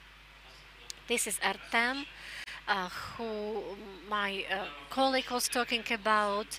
The point is that his respiratory functions were not functioning properly, and he has taken 2 or 3 steps, and he was gasping for air.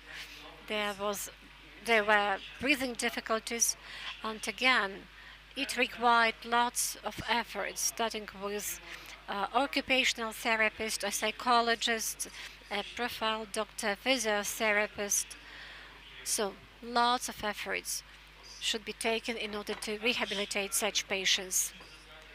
And I would like to mention another complication.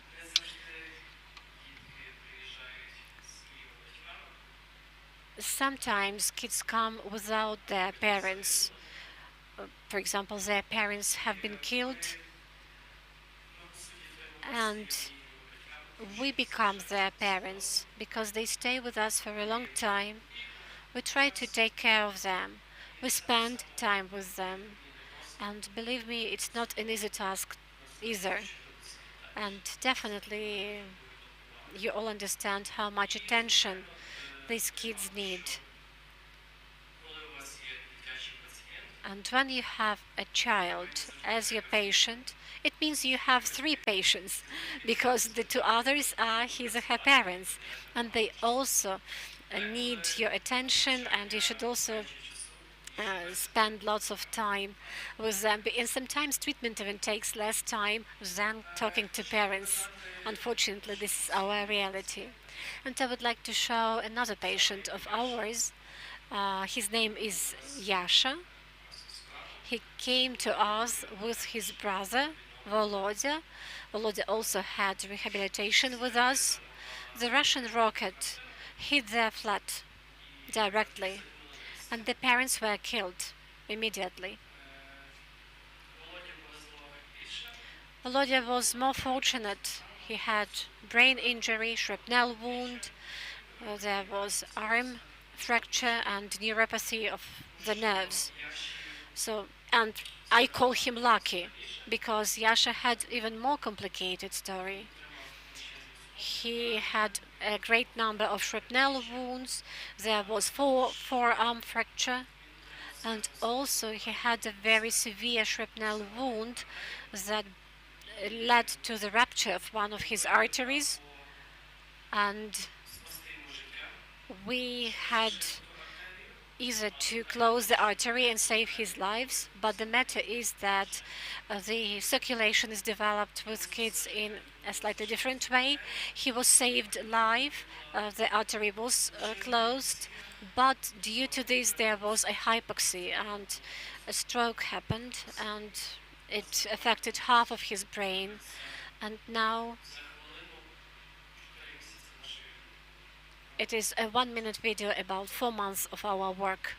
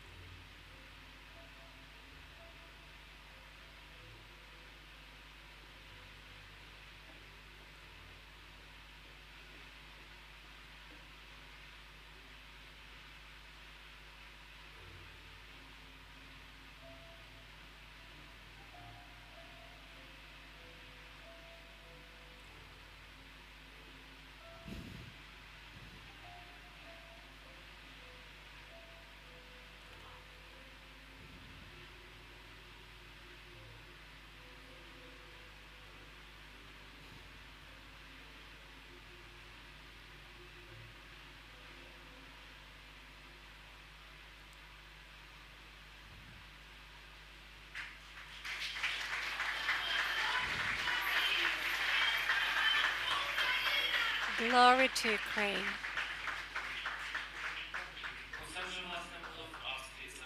And the last episode of the video is Austria when they were at the meeting in support of Ukraine. Thank you very much for your attention. What I want to say is that blast injury in kids is a totally different story, and these types of injury requires lots of multidisciplinary efforts.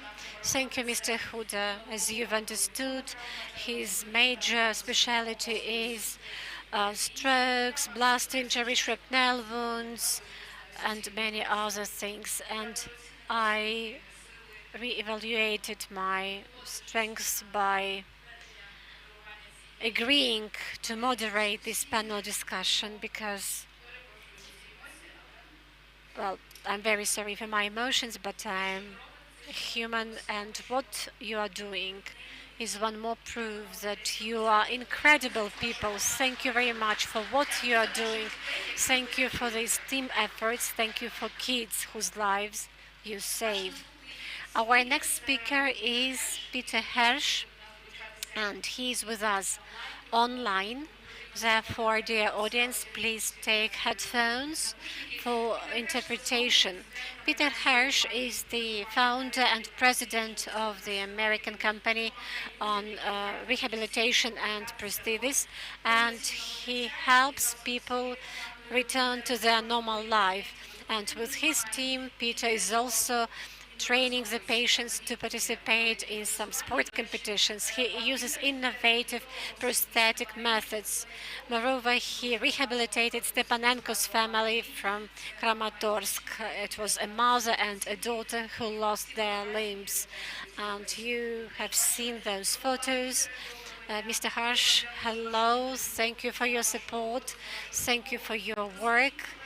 Could you please tell us what methods, prosthetic methods you use, and how does your company work in rehabilitating Ukrainian patients?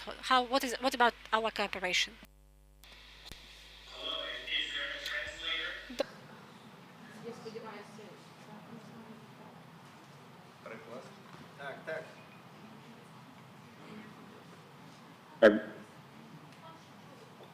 Hello? Sandra, can you hear me? Так, ми вас чуємо, і у нас є yes, we have translator. Yes, we hear you. Okay, I do not have a presentation, but I know Sandra does, so I'm excited about that. My name is Peter Hirsch. I have a company, Peter Hirsch Prosthetics in San Diego.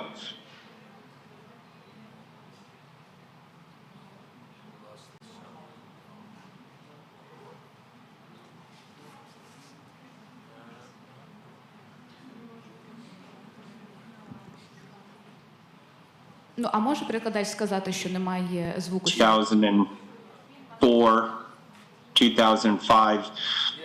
In 2006, I became the director of prosthetics for the Naval Hospital in San Diego. And there I treated around the clock for many years blast wound injuries.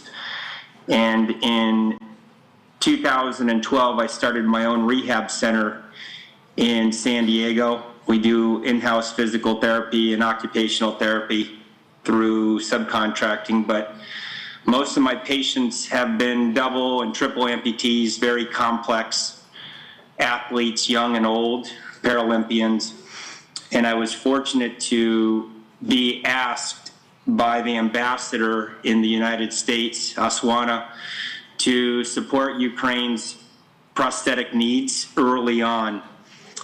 And in June of 2022, we brought over Yana and her mom, Nadia, two of the patients that I see that were on one of the earlier presentations. They sustained blast wounds at a train station.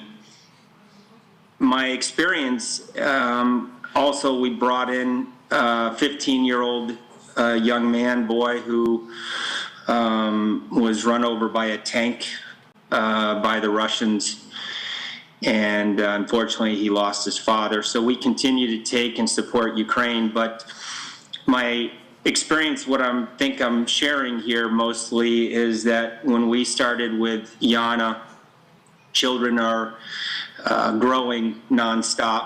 What I've seen in the Ukrainian children and women and men that we are treating in San Diego are no different than the blast wounds that our U.S. Marines and soldiers have sustained in Afghanistan and Iraq.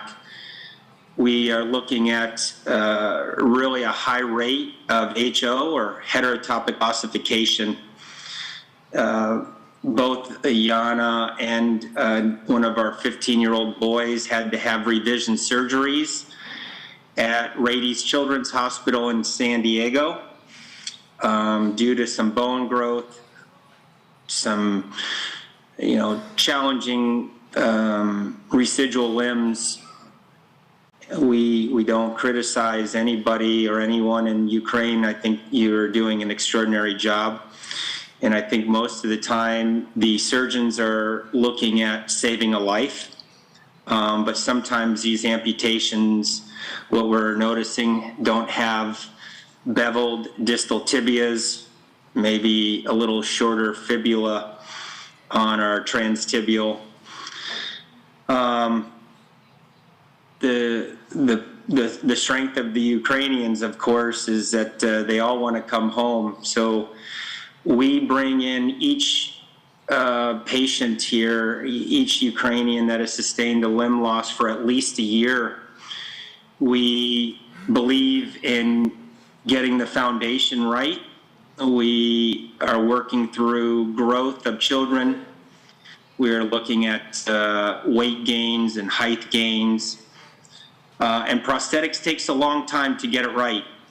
Anybody can make a leg or an arm, but the key is to take them to the next level and to be able to educate them how to maintain their prosthesis and be able to continue using it long term. We've had to make multiple check sockets as we've gone through surgeries and growth with the children. And overall, I believe we are doing very well. Yana is going to school full-time here in the United States. She's wearing her legs anywhere from 7 to 9 hours, I think, per day, which is wonderful after her surgeries. Nadia, her mom, is doing very well, wears her leg full-time. But the challenge, of course, is for Ukraine, and why I'm supporting the Unbroken, is that there's going to need some experience on how to cast, fit, and to maintain these type of complex amputations. And so, this comes with experience. You can do something 500 times. It doesn't mean you're doing it right, but you will get the experience. And so I think when we're looking at the long term for these thousands of amputees and the young kids that we're caring for here that will come back to Ukraine, is creating a skill set for prosthetists and technicians and to physical therapists and occupational therapists to care for these people for the next 50 or 60 years. Their legs will not be growing back. And so we've had a lot of challenges here with these blast wound patients, because here in the United States, you have 3 DOD centers.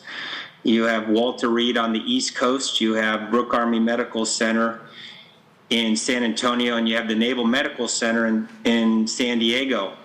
And that's what I started, that program, and ran that.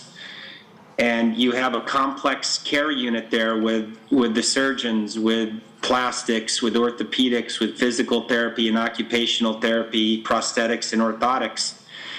And if you're looking at getting success, that type of infrastructure has to be put in place. But my experience has been that you can have a beautiful structure and you can have a lot of academics, but the reality of it is you need people with real skill sets, like the presentation I just saw, what we'd say boots on the ground, of dedicated professionals that know what they're doing, that have the hand skills how to treat these complex cases and to be able to keep them going, get them up going. And I'm very hopeful for the Unbroken Center there that we can share this knowledge. I know Sandra's going to have some great information, and I apologize, I don't have a presentation, but I've been working on one for what we've been doing here. Maybe I can share that at a different time, but I thought maybe I could answer any questions when it comes to multiple limb amputations, children amputations, or prosthetics, complex cases. As we at Peter Harsh Prosthetics, which we have done a partnership with Autobach, we have the most advanced technologies in the world, including EOPRA. We have the only EOPRA upper limb patient in the United States right now. I think he's only #2 in the world. And I'd also say that sometimes high tech doesn't mean it's the right tech. The key for Ukraine is to get everybody going, and you don't need to spend a lot of money on the early days of getting somebody rehabilitated. So I don't know if there's any questions. I'm more than willing to answer anything on prosthetics. Пане Пітере, дякуємо вам. А скажіть, And could you please tell us, following your observations, what has been the most difficult thing in the period of rehabilitation, in particular of the Stepanenko family? What were the things that were most difficult for them to accept, to work with?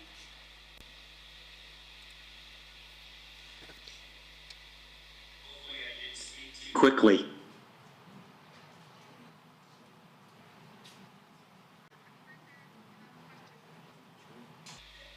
The question was, what was most... Like to say, if there isn't any questions, is that I'm not a specialist in psychology or psychiatry, but I can reassure everybody here that every one of my patients that I've dealt with, military-wise, which I'm really talking about in theater, blast, trauma of war, it's not a question of if, it's when they're going to need some psychological help. So I think when you're treating some of these complex cases or amputees, you have to be mindful of that some of the pain might not be in their limbs, that it might be in their mind. And I only know this through experience of many, over 20 plus years of treating blast wounds and complex cases, that I've learned, because a lot of these patients are still friends of mine and patients, that you learn from them 20 years later. And I can tell you, I'm seeing some early signs of the Ukrainians that I've worked with here. I can see the similarities of a U.S. Marine coming back from Iraq or Afghanistan. I think this is one of the missions. I met Olena Zelensky. I met the president's wife, the first lady, in New York for a dinner a few months ago. And I know there's a real push for the psychology and the mental health, which is very much a part of this whole program.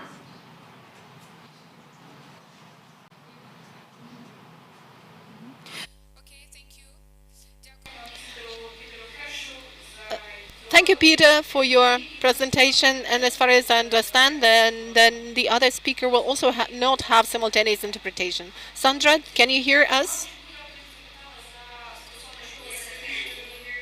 Я власне вас чую. Я вимкнула канал перекладу, я чую, все гаразд. Зараз, якщо я хотіла би, власне... I think it's going to take the full 20 minutes, but I will talk a little slow so that you could get the translation okay too. So can you see the screen right now?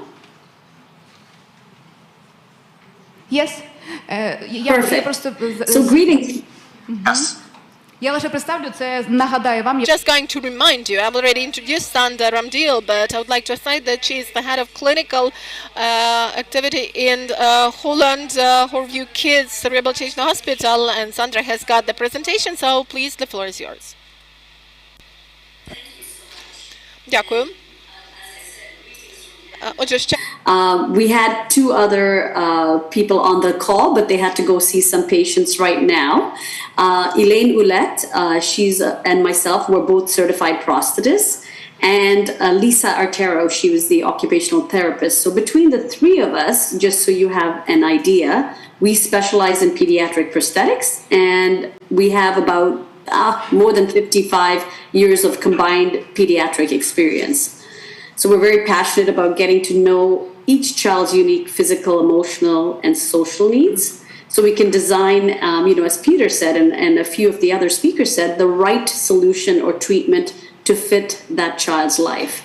So I'm going to present for the three of us, and thank you for asking us to share our experience with you. We're going to cover these 7 points for pediatric prosthetic rehabilitation. I'm going to just quickly read this list and then we'll go one at a time slower. So client and family and their short and long-term goals, their hopes and expectations. Trauma-informed care, so the physical, and thank you for the previous speakers talking about mental health, very important. Equitable access to quality services, the interdisciplinary team, local and sustainable solutions, training and follow-up, including tracking outcomes, programs and resources to support the child and their family. So the child and their family should always be at the center of their care. Parents and guardians play a significant role on their child's adjustment and success, so including how well they adjust to wearing a prosthesis.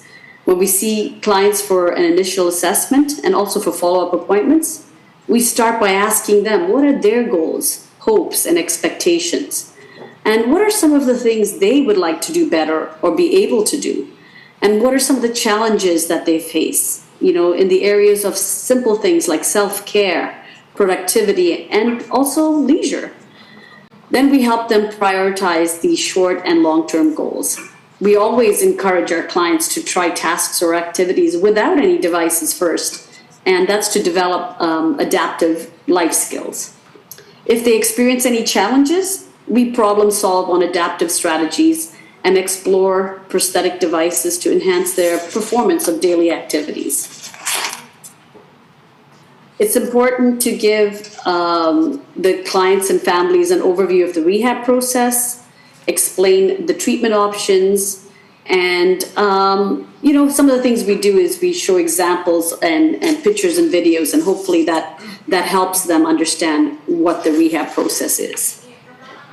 Trauma is a personal lived experience and can affect an individual's sense of self and others, and an individual's ability to connect, respond, and engage with supports and services.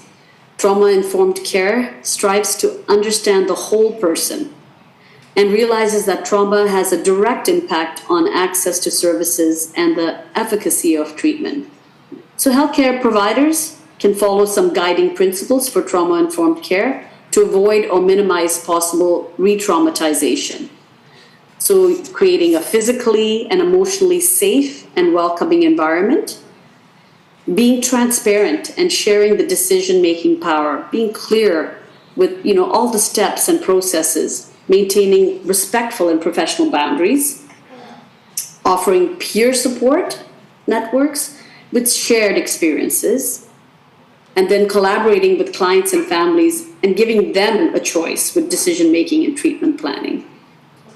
Empowerment by building on the client-family strengths and finding ways to help them achieve their goals. And humility and responsiveness. We need to be aware of our unconscious biases, recognizing, addressing trauma, and treating everyone with kindness.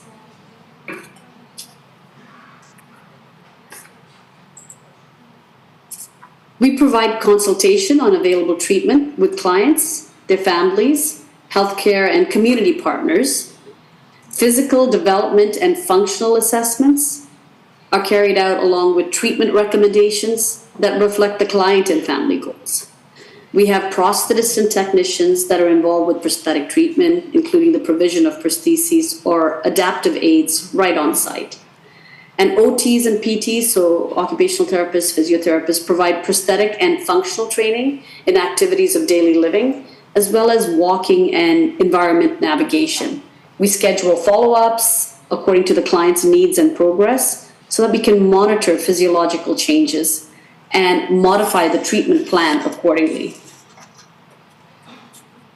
We have an interdisciplinary team approach towards prosthetic care and ensure the team members work collaboratively towards a common goal with the client and family. We have clinics with orthopedic surgeons, physiatrists, occupational therapists, physiotherapists, certified prosthetists, registered prosthetic technicians, and we consult with other clinical teams, treatment centers, and community providers as needed. The provision of prostheses or adaptive aids are often on site. They're offered on site. OTs and PTs are involved right from the start of the care pathway. And we've seen that in previous presentations that that's the same thing that's happening in Ukraine. And prosthetic and functional training and daily activities are also provided on site. We feel that it's going to be important for prosthetic clinics in Ukraine to consult with other specialized medical clinics and to share this knowledge on care pathways for pediatric rehab, you know, with special attention to the mental health supports, counseling on limb loss, and navigating community resources for children and their families. Children constantly grow and need change, and therefore it's so important for local and sustainable solutions. I was so happy to hear that everyone is looking at doing this work locally and bringing all the expertise from around the world locally. And early intervention is an important factor. Peter just mentioned that to consider, so early prosthetic fitting and integrated education therapy. Continuous assessment of the needs of the child is required. Perhaps even a change of a prosthetic prescription, diagnostic sockets, definitive prostheses, and repairs or replacement is necessary for optimal outcomes. OTs and PTs provide training in all activities of daily living with and without a prosthesis, recommending activity and environmental modifications. PTs will focus on teaching the client how to walk and navigate their environment with their prostheses. It's so important to ensure that clients are learning appropriate gait patterning to ambulate safely and prevent future injury. During follow-up, we monitor physiological changes that we would expect as the child grows, and other changes, maybe weight gain, weight loss. We assess their physical and functional needs, and this can be done by just asking them to demonstrate how they perform a task with and without the prostheses and progress their training accordingly. As well, we assess their needs over the course of their lifespan as their activities and interests change over time. So we also assess if the current prosthetic device is meeting their needs or if there are better options that could help them in the daily activities. We offer maintenance and repairs, mostly on site, and some we handle through external manufacturers. Tracking outcomes and monitoring clients' progress in their selected goals can be done informally through interviews or using standardized measures suitable for your clinic.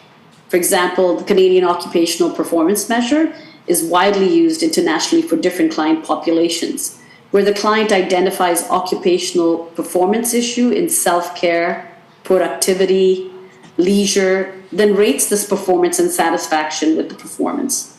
The Prosthetic Upper Limb Functional Index has also been used internationally, and currently the new version of PUFFY 2, which is from Holland Bloorview Rehab Center, is under research and development.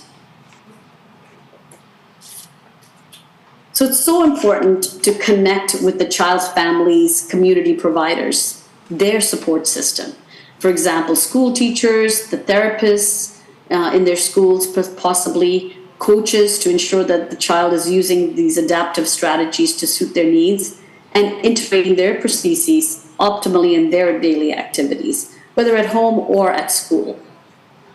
We introduce our clients and families to others, so a peer support network, so that they can share their lived experiences, how they coped with living with a limb absence, and strategies that they've used to adapt to daily activities. And we focus on ways to incorporate play and leisure opportunities in our therapy sessions, making it fun for the kids at the hospital and in the community. Creating a safe environment for children to explore, having some fun, socialize, develop a sense of self and confidence, very, very important. Working on their physical and cognitive skills for healthy overall development. And then fostering the sense of community, inclusion and reintegration, and really just empowering children to adapt to their daily activities and using a variety of performance methods that work for them. I just want to thank you for the invitation to share our approach that centers on communicating with the families, partnering with this broader healthcare teams, incorporating age-appropriate treatment plans, and applying some of the innovative technologies throughout each child's journey to ensure the best possible care and making sure that we have optimum outcomes not just for today but into the future. Thank you. Дякуємо вам. Пані Сандро, thank you very much. Thank you. Sandra was talking about the importance of sharing experience. Therefore, when our panel is called panel discussion, I actually would like to call it experience sharing panel. And we have heard that it's necessary to cooperate at all the levels and to engage patients at all the levels. And we have to share experience and we have to be involved in multidisciplinary approach. And I would like Olga Shevchenko, who is a children's psychologist at Unbroken Center, to address this issue. In summer, I was in Israel with a group of psychotherapists and psychologists. It was also an experience sharing event, and they said that those people who work with the military men who lost their limbs actually were complaining that these adults do not use these prosthetic limbs, that they actually do not accept it. They do not have the understanding that I can fully live with a prosthetic limb and function. So how do you work with kids, and how do you provide psychological support to those kids who lost their limbs, and why this psychological approach is very important? Thank you. So he allowed to use his presentation, and I would like to go to the slide when there was Lisa, a girl in pink sweater. I was preparing for our discussion for several days, and I listened to my colleagues, and there were two previous discussions before ours, and probably I would like to introduce our experience to you. I'm talking about the experience of working with children. Could I have the presentation on? The Center of Mental Health, as Oleg said, was founded in 2021, has never expected so many patients and the situations of these patients. At the beginning of war, there were two people working there, Natalia Zhelestsova and Liana Shimoniak, if I'm not mistaken, and they actually were the first one to treat these kids. And it was a stressful situation absolutely to everybody. And my colleagues who are here have already said that they didn't expect to see many things. What can we say about the children's psychologists who have never had such cases in their career?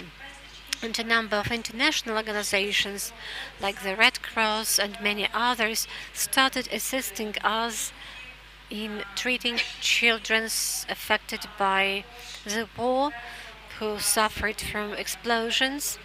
And for example, the charitable fund the Baruka Guarantee, that has always been working with oncological kids, has invested a lot into rehabilitation of children here in St.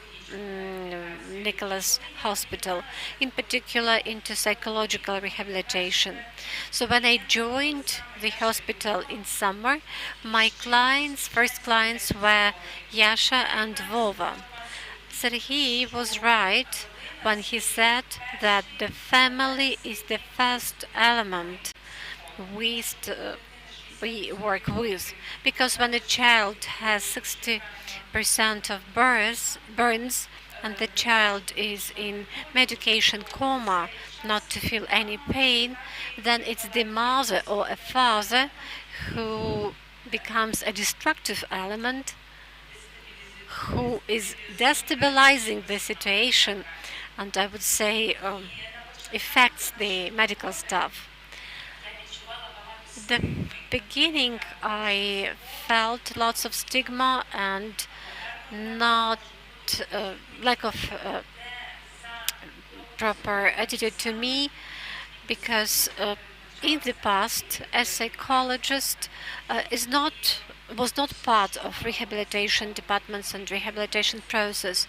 So what do we do in such departments? We work with parents. First of all, we try to stabilize their psychological condition, because all the parents who come together with the kids have acute stress reaction to a traumatic event. We do psychoeducation. We try to warn parents what they will see in their kids in future, and we also try to work with the psychological resilience of parents. Today we have heard about psychological resilience already. We have all remember our flights on the planes, so in case there is an emergency on the plane, the oxygen mask should be worn only on first on mothers and then on kids. So in case parents forget about themselves, they become secondary patients of the same hospital, because the parents actually cannot take care of themselves and logically cannot take care of kids. And we work with the parents or other caretakers. We teach them how to look after themselves, what kind of care they have taken of themselves, whether they had a walk outside, whether they had a chance to read a book or to watch a film, or probably if they were doing some hobbies. And my colleagues have already mentioned a fairy tale therapy, and it is also one of our tools. We are not calling a fairy tale therapy as a psychotherapeutic area, but we actually are talking about a mother reading a fairy tale to a child, even if the child is unconscious, because subconsciously a child is listening to his or her mother. And this is also a certain therapeutic activity for the mother herself. A mother is reading, is voicing some texts, and by doing this returns to her routine life. Here we see Lisa, and so he said that often parents were trying to cover their kids with their own bodies, and that is what has happened to Lisa. So, and actually when Lisa was brought to us, mother was in another hospital and father was in again another hospital. So what kind of situations do we face? We become a mother for this child, as well as the other parents become parents for this child.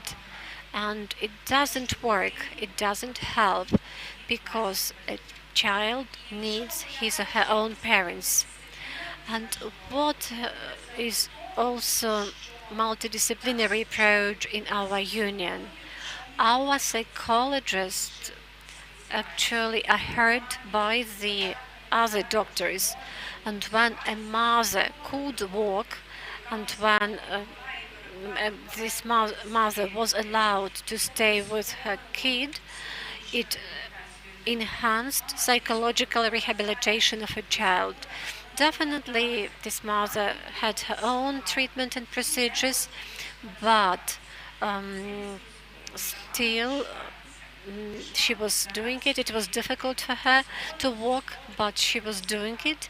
And later a father came from the east, and what was allowed, this kid was allowed to stay with her mom in another hospital because actually it was a bone transplantation from the leg into the hand, and it's also about multidisciplinary approach. And our psychologist went to the adult hospital to treat this kid. The child was not talking when there was not her mother around. The child was trying to pretend she's sleeping or something, and we were trying to work with her. She was communicating with the other kids in the ward, and we were having our sessions with her. So what do we do as children's psychologists? There are certain requests, but as a rule, we work with all the children there. And very often people think that a psychologist is somebody who is needed when you leave the hospital. And while you stay in the hospital, you do not need a psychologist. But when we come to the hospital and start working with the kids and their parents, the opinion about our activity at the early stage is changed. And this is what our colleagues have said about early intervention, particularly during the first weeks or even days after the trauma, when it's already possible to communicate with the child. And it is necessary in order to prevent PTSD. And actually, we cannot talk about PTSD in the hospital, but nobody usually says how intensive a therapy can be, but everybody talks about efficient and good methods that meet the age of the child.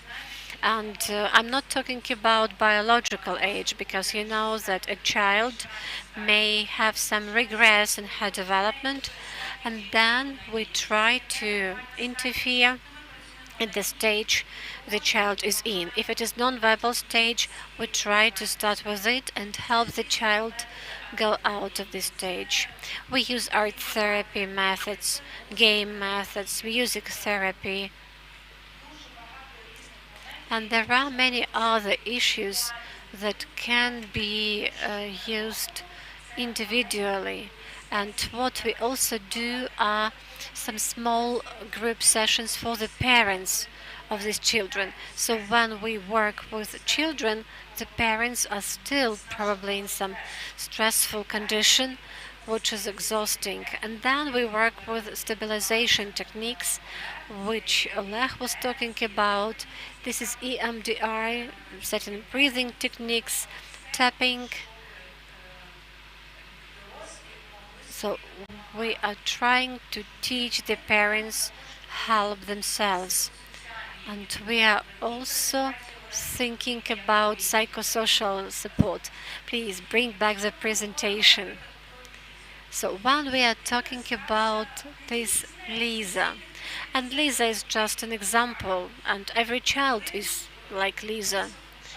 So what has happened? There was a rocket strike into a flat or kindergarten or a school. It doesn't matter. A person is taken to the hospital, all the clothes is cut and thrown away. Then a patient comes to us. A patient is in another city, in another hospital. There are lots of people around. A person is in the condition of dissociation or disorientation, and at the same time there is the so-called information vacuum, because there is no clothes, there is no phone, so there is nothing. And just imagine, this family has been staying in our hospitals for 4 months, and they didn't have any documents, any bank cards. There have been no phones. And you understand that all these things are interrelated. And this is also a multidisciplinary approach when we are talking about interaction between different structures. It's not the psychologist or doctor who is helping to renew the documents. We were trying to engage different organizations who were invited to come to the hospital and help these patients to meet their basic needs. And these people restore their phone numbers, bring their phones. The organizations help to renew the documents. These people are in the hospital. They do not have any possibility to go to different institutions. And we know how much efforts you should take in order to renew your ID card or passport or birth certificate. And this is also part of the multidisciplinary approach. This is support at the social level. And coming back to Lisa's family, Serhiy has said that it's impossible to say whether this girl will be able to walk, and her functions are step by step restored. This is the last week this family is staying in the hospital, and a community in Novoyavorsk has found a flat for them, and we agreed that there will be full psychological and psychosocial support given to this family. So they will get this support the moment they will be discharged from the hospital. And it's important because the traumatic event will be with them. They will be in a new place among new people, and they will have to live with their trauma in a new social environment. They will require additional psychological support. And this is one of the aspects already mentioned by my colleagues. We are interested in having our patients here in Ukraine because they will be able to get Ukrainian psychological support in Ukrainian, because if they go abroad, they often do not know the language and cannot communicate. Could you please show the last slide of the video when he's marching with a Ukrainian flag in the street? So Lisa will be discharged from the hospital soon. She's an active girl who already can stand, who trusts people, who trusts doctors, who communicates not only with her psychologist, who visited her every day, but who communicates with other doctors coming to her or to her parents. If we take these two boys, Yasha and Volodya, or if we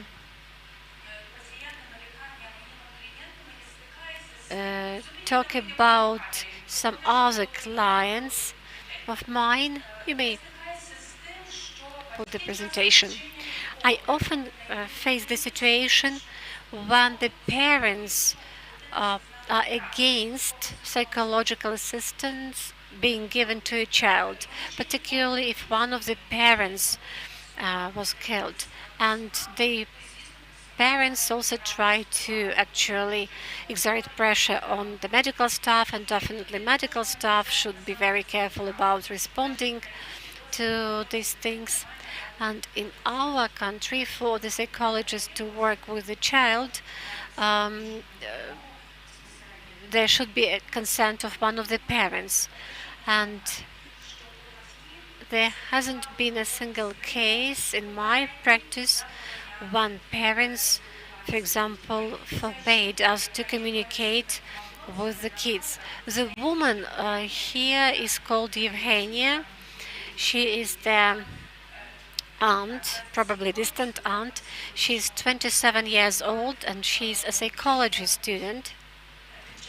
And she was an internally displaced person from Odessa to Poland, and when she stayed in Poland, she saw news about the building which was damaged under the shelling, and she recognized the building and she found these two boys, and now she is their guardian. So she's 27 years old. Definitely it was a very stressful situation for her, and the situation was absolutely new for her, not very much understandable.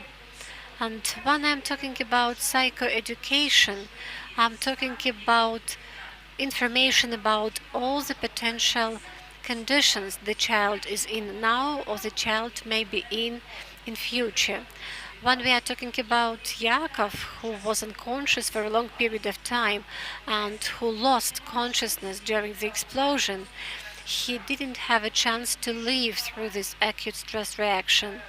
And when he regained consciousness, taking into account the medical interventions, he couldn't respond verbally. He was just crying, he was producing some sounds, and he was a bit aggressive. And it was very important to be in the hospital with him. It was very important for that aunt. I warned that lady about this aunt, about this reaction, and she was ready for this reaction, and she was supporting her nephew. And it was also an important treatment person for a child. And a guardian or parents is the mirror of psychological stability, safety, and resilience of a child. If it is a stable guardian or parent, it means the child will be on a good rehabilitation way, both physical and psychological. And it is also important to understand that the kids that suffered from blast injuries do not like going out. They live in their wards. They don't want to go outside. They usually go either to the corridor. And psychological rehabilitation of Yasha and Volodya was also about the fact of accompanying them outside. First of all, they were walking down to the first floor, and they were unwilling to go to the park. They wanted to stay in their wards, and it was only the French fries that was the motivation for them to go out, to go a bit further from the hospital, because the kids who live in frontal territories do not want to leave the houses and buildings. Therefore, 200 or 300 meters for them is a lot. And before their trip abroad, I had to make them adjust to life, because somehow they had to have this trip abroad. We still have some contacts with them. They do not get psychological support in Germany, and the other teenage patients of mine who went abroad unfortunately do not get enough psychological assistance. I work with them via Zoom or Telegram. Olha, I have a follow-up question. So, in your opinion, what do these children's psychologists need in working with the kids? What kind of engagement would you like to have? And we would like to actually sum up our panel. We have become multifunctional children's psychologists. What is very important for us is game tools. Certain pop-it toys, the adults consider them stupid. The jumping balls that help the kids get rid of their aggression. So certain relaxation tactile toys are great tools in working with the child, because when a child is in the ward, on the bed, in bandages, we cannot hug this child. Therefore, the only open areas sometimes is just a palm or a leg. But if a child can feel the texture of a ball or do something about this ball, it's a chance for the child to meet his or her emotionality. By the way, this hospital has a very nice Facebook page, and you can find lots of information about my clients. There is a client called Mikita, and he's 16 years old, and I gave him a special acute angle buoys, or a rough ball. And psychologists know why we need these balls. Sometimes the balls are soft, sometimes hard. And he said, when I was painful and I didn't have painkillers, your spiky ball was very useful because I could actually throw it and I could somehow let out my feelings. And yeah, this is a good way of giving let out of your emotions. Okay, probably 1 more minute to sum up everything.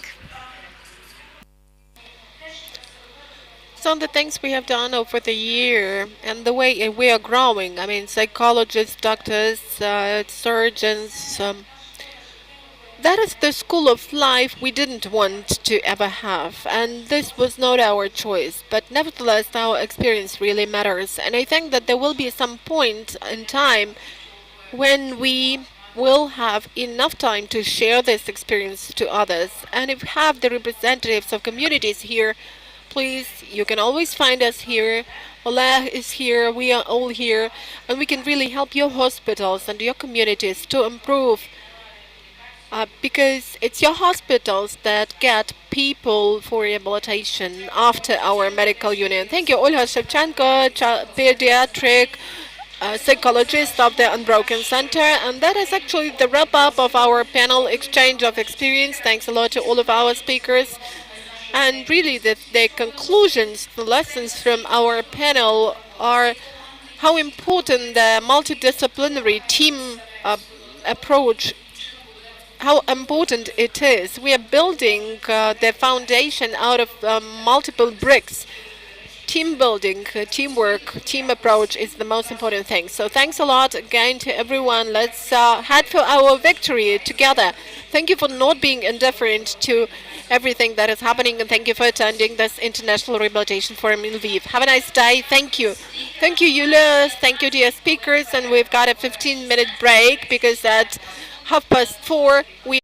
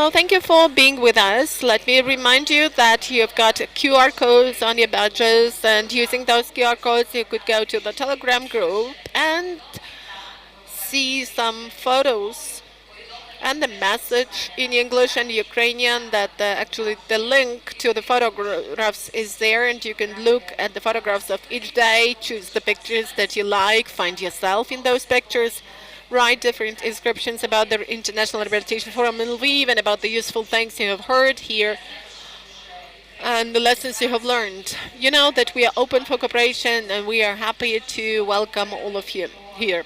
So we have discussed today the development of the rehabilitation system and the approach we should apply in Ukraine. We have discussed the issues of mental health, rehabilitation of children, and now let's focus on the following. And these are some mega important things, the right management of the whole story, about the creation of the team of dream, how we unite different experts for them to start working as one team.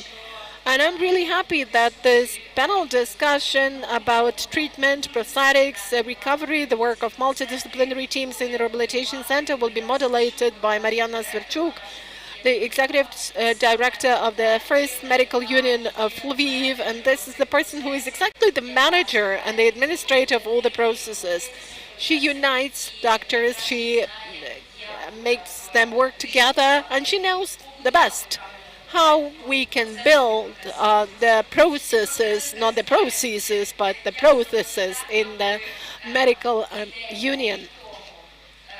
The idea was born a year ago, and she knows how to bring this idea into life, how this has become possible. Let's applaud to Mariana, because everything we see here is actually the achievement of Mariana. She's not a public person, as she says, but you can always see the results of her work. So, Mariana, the floor is yours. Thanks a lot. I'm grateful to you for staying with us. I understand that the day is very long. This is our third day.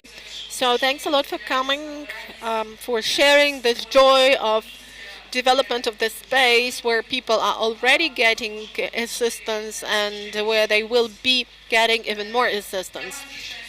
It's my pleasure to moderate the panel on recovery, prosthetics, treatment work of a multidisciplinary team in the Rehabilitation Center. This is the title.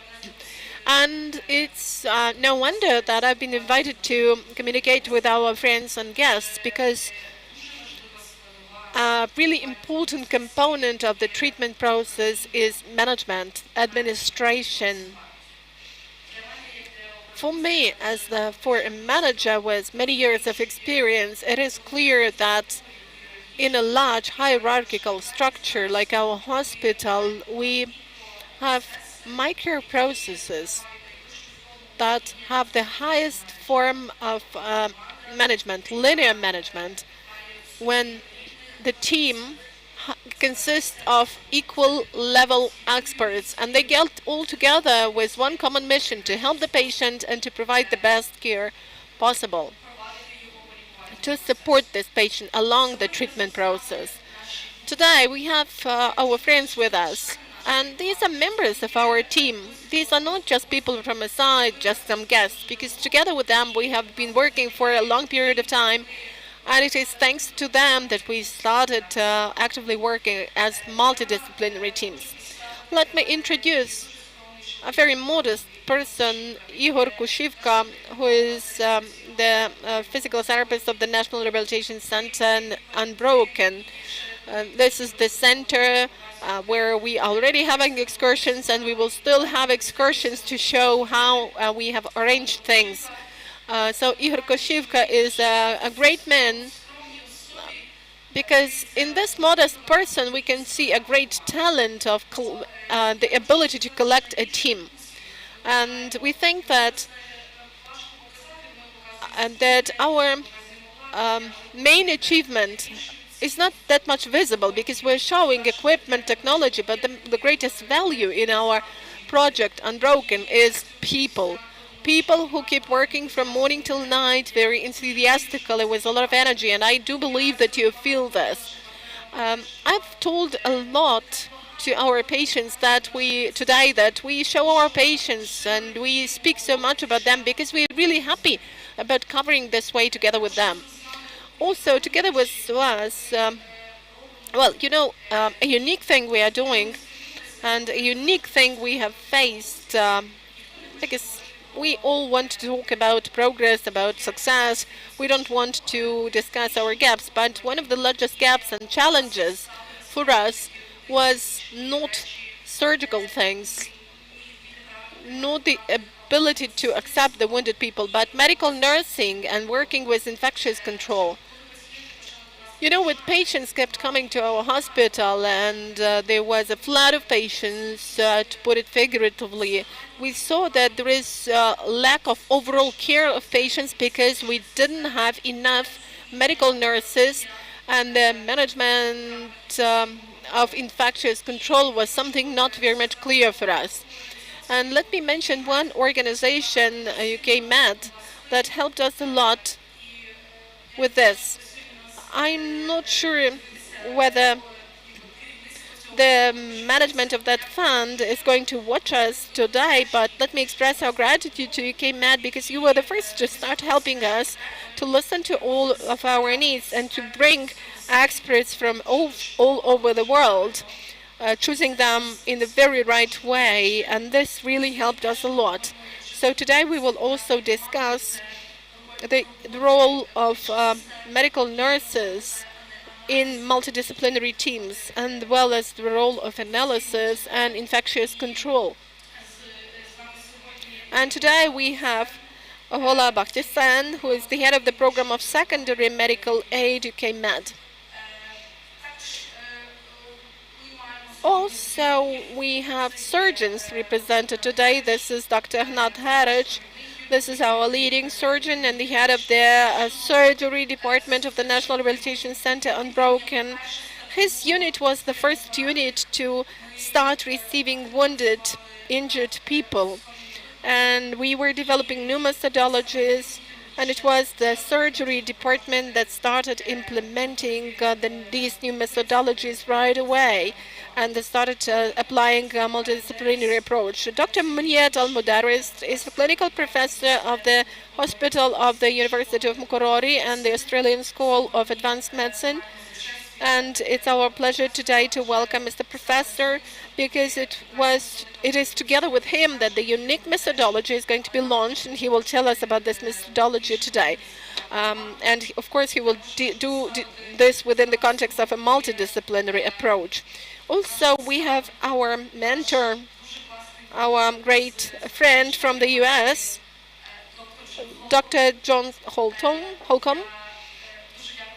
I'm really grateful to Dr. Holcomb for being with us. Thanks a lot, because you were the first to come to us with the topic of using special type of blood, and I know that this is your topic and you will tell us about this, but it is thanks to the doctor that we are using this type of blood across Ukraine, and we know how to work with it, and this is one of the most important urgent things that need to be done. Also, together with us, let me check. We have Victor Odenets, who is representing the social center of Slavutich. So we can see that we have a multidisciplinary team with a manager, a rehabilitation expert, a psychologist, a surgeon, a traumatologist, and an infectious control expert. So let's start. So my first question will refer to surgeons, because they are also progressive people. So please tell us, what do you feel? Surgeons always know it better. They are always ready to pass decisions on their own, because it's always the case that a lot depends on them. How do you feel like while working in a multidisciplinary team? Hnat, maybe you could start, and maybe you could tell what we have been doing over the recent couple of days. Thank you for your introduction. It's really true that the full-scale war fully changed the approaches to surgery in Ukraine in general, in particular in our hospital. It so happened that on the first days of the war, we faced a mass flood, a great influx of people And within several weeks of the war, we had about 100 patients with very complex wounds, injuries, and they all required urgent surgical intervention. That was our first acquaintance with the war here in the hospital. It was positive that we managed to rescue the lives of those people, of most of those people, and they have not become even people with disabilities. But later we faced another problem, which is the problem consisting in the fact that we are the institution located in a relatively safe area in the third assistance line, and that's why patients were sent to us in masses from all over Ukraine. And then we understood that we need to develop urgently reconstructive surgery, which was not developed in Ukraine at all. There were some minor manifestations of this surgery at a very basic level. But then we also saw that this highly specialized care with those very complex reconstructive surgical interventions that we now have are not possible without a team approach, without the multidisciplinary team approach. And this is a very important principle of modern advanced medicine when patients, in particular injured, wounded patients, are considered by a whole team of experts, and every unit should be reflected, should be represented in that team, and the team passes a decision concerning the strategy of working with these patients. We were among the first in Ukraine to develop a team like that, and we started working in that way to choose the right strategy and to provide comprehensive care to our patients. Every time we were moving on and on, introducing new interventions and reaching a new level. And I'm really happy that with the help of the colleague who is staying side by side with us, yesterday we had a surgical intervention which is very important for our state, which is the installation of the prosthetic devices that are put into the bone and that enable a patient to very well socialize. These people can then deal with sports, football in particular, but I think that Dr. Munchet will tell about that more. But that's the direction in which we are moving now. Now, here is another question. You know, a lot of doctors keep saying that this is just loss of time when so many experts are just staying together to discuss the case of a specific patient. What do you think? What is your conclusion? Well, in fact, now we realize why this is necessary. But unfortunately, still we can see it only as a result of the fact what patients we have got, because now we come across a lot of patients who were treated in other institutions without the involvement of a multidisciplinary teams, and the wrong strategies for treatment were selected by doctors. Some extra surgical interventions, or the limbs were not amputated to be preserved, but the patient stayed over a longer period in hospital, or vice versa, where there could be some reconstruction. This was not done and the limbs were just amputated. So this multidisciplinary approach allows us not just to solve one surgical problem, but also to work with mental disorders and mental issues patients, in particular servicemen, quite often have.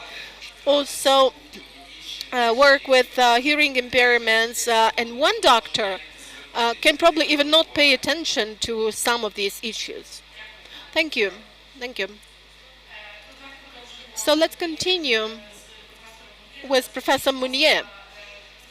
Please, I wonder if you could tell us more about your mission here in Ukraine, and what do you think, what is the common practice in Australia? Who are the members of the multidisciplinary team?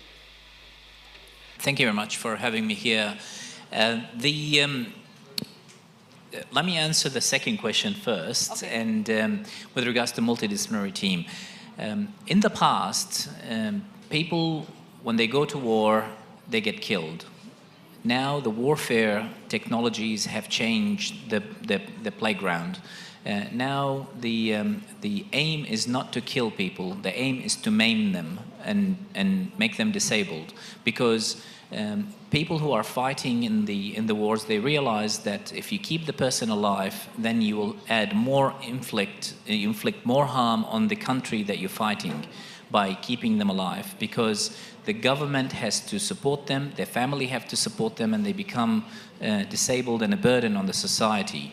So by destroying their body parts, a lot of people survive the injuries, but they end up in the facilities. At the same time, the war zone field hospitals become well more equipped with life-saving technologies like tourniquets, like resuscitation methods. So a lot of people are surviving the war and ending up in tertiary centers. As a result of that, clinicians like myself and Hinat are facing very complex cases. These patients are way bigger than being dealt with by one individual clinician. They have multi-organ injuries. They have very complex, even if they have one limb that is injured, their deformities and their injuries are so severe that one individual person cannot deal with. So quite often when we are dealing with patients, we need the plastic surgeons, we need the vascular surgeons, we need the rehabilitation physician, we need a psychologist, we need the infectious disease consultant, we need the physiotherapist, we need the prosthetist. So it has to, by necessity, whether we like it or not, it has to be a multidisciplinary approach. So some of us don't like the multidisciplinary approach because they feel that it's either wasting the time and the pyramidal system is lost. But in order to provide a good service for people, you need to have more than one person involving in the care and the service of these patients. Ultimately, we are all here to service these patients, and the best way of doing that is by having the opinions and the collaboration of others with them together to help these patients.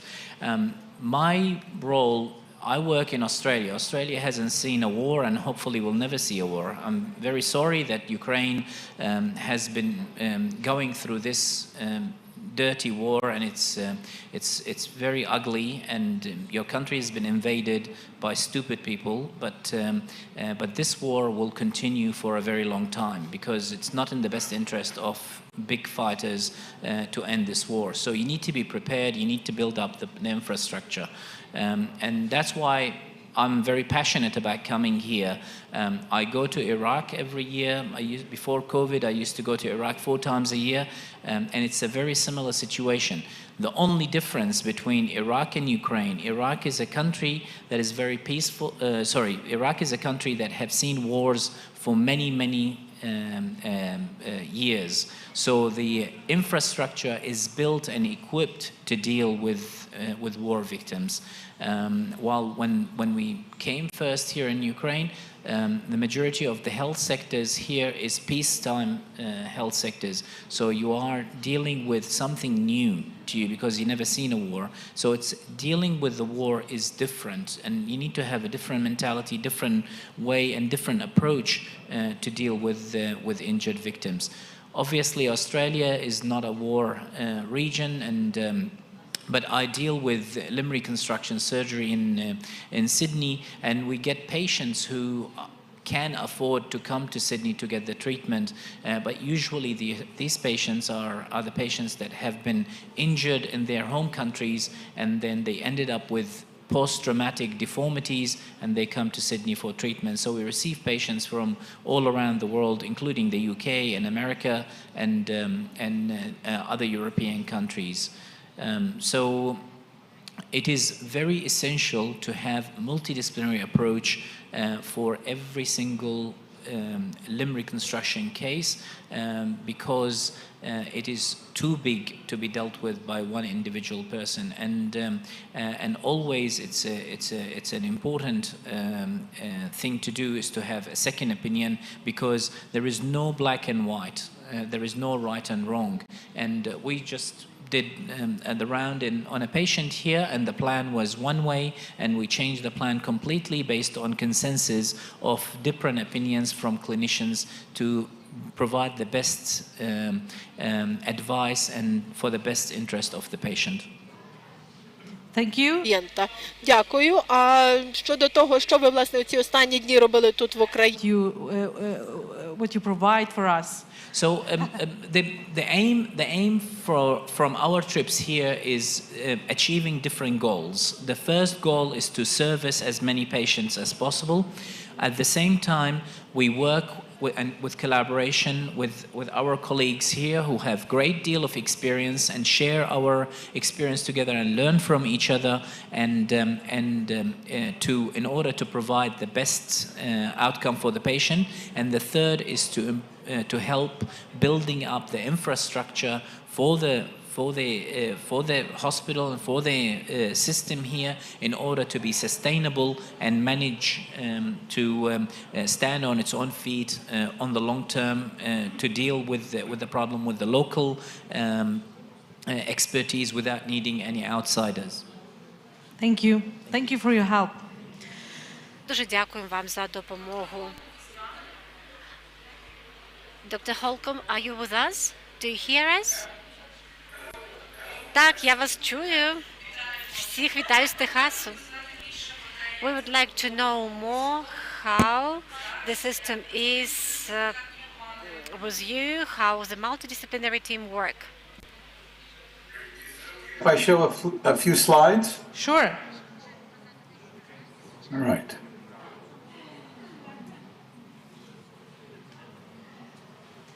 Do you see my slides? Yes.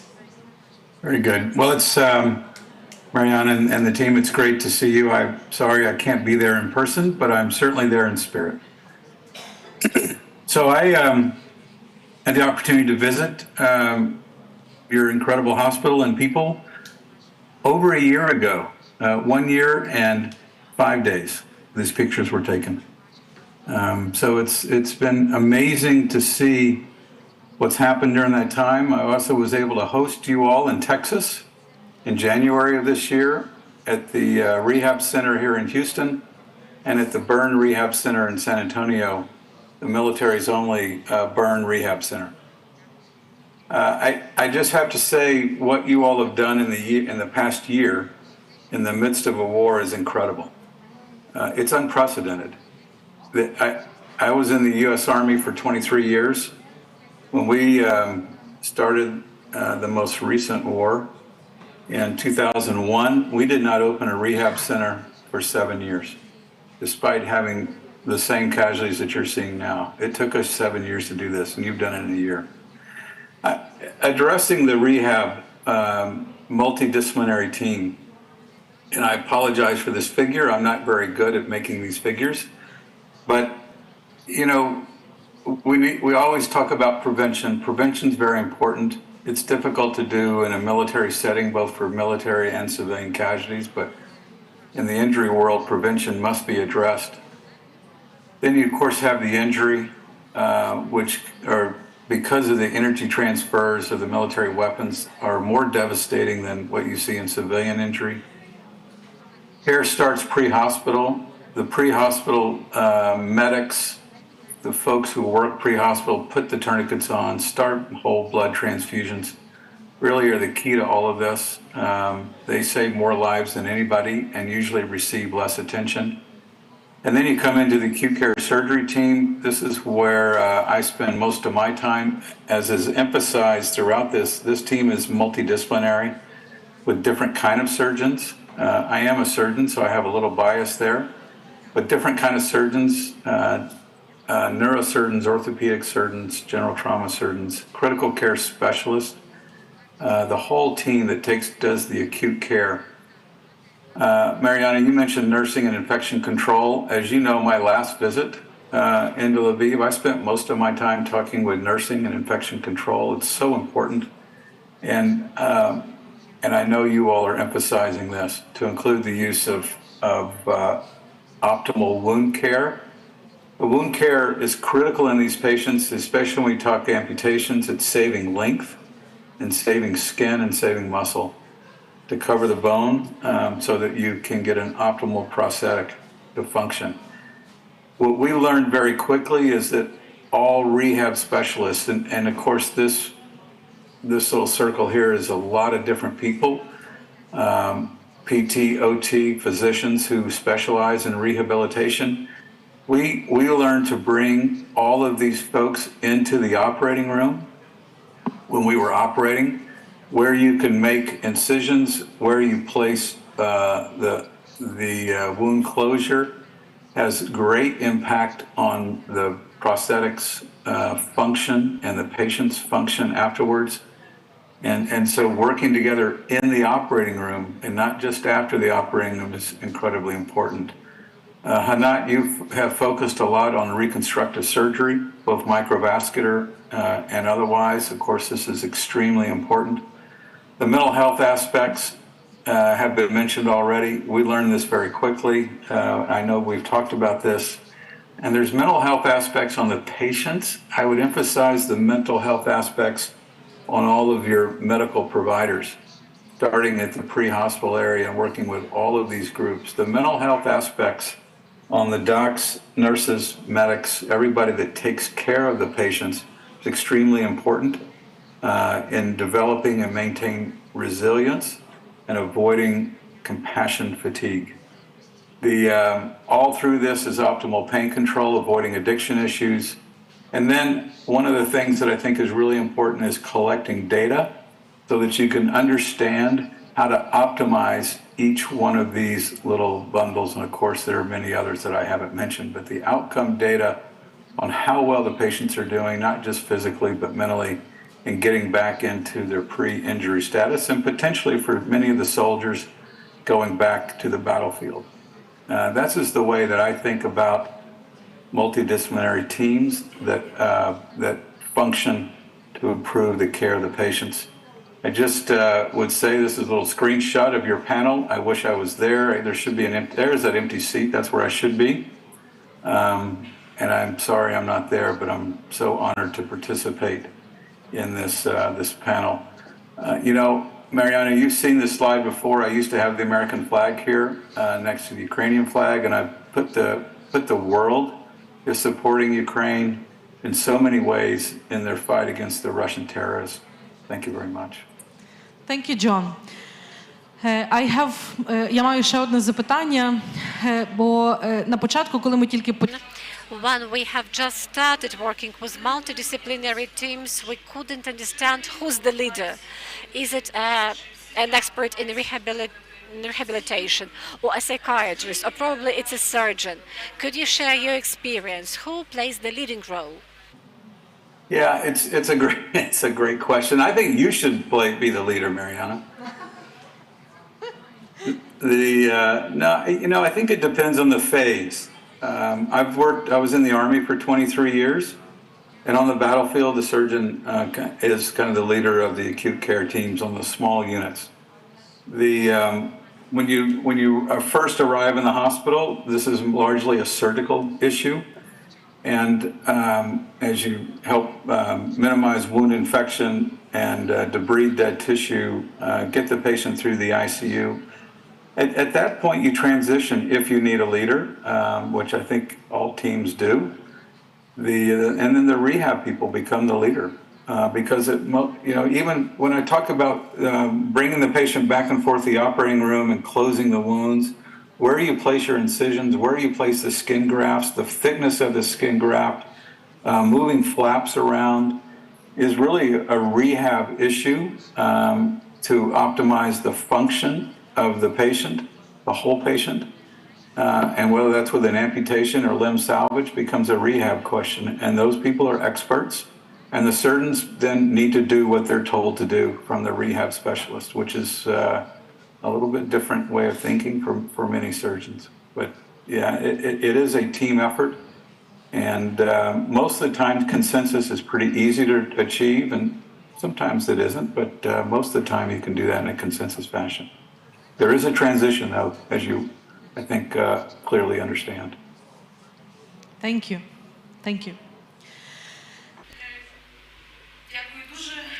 Thank you very much. Igor, could you please tell us how the multidisciplinary approach works in rehabilitation, and what is the role of rehabilitologist as a member of a multidisciplinary team? Good afternoon, dear colleagues. Coming back to your previous question, who is playing the leading role? There is no leading role. We are cooperating, we are interacting. Now we live under different realia, under different circumstances. In comparison to the circumstances we were working 2 or 3 years ago. And these circumstances require a different approach to a patient treatment. And as a practitioner, I would say the following. While treating our patients, we come to a certain point and we understand that we lack something. We start consulting different people, a psychotherapist, a neurologist, somebody else, and year by year we gain some experience and finally come to this multidisciplinary approach. So talking about rehabilitation, this is the approach when you won't be able to do anything yourself. We are talking about team efforts when we mean rehabilitation. So definitely there should be a physiotherapist, an occupational therapist, a psychotherapist, probably a social worker. So all these people are important. And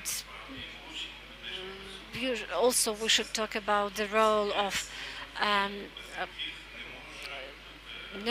nurses and junior nurses. Without them, it is also impossible to achieve good results, because it may be a perfect surgery done by the surgeon, but later there may be some complications just because of lack of nursing care. And once again, we are talking about the teamwork, and I do like this process.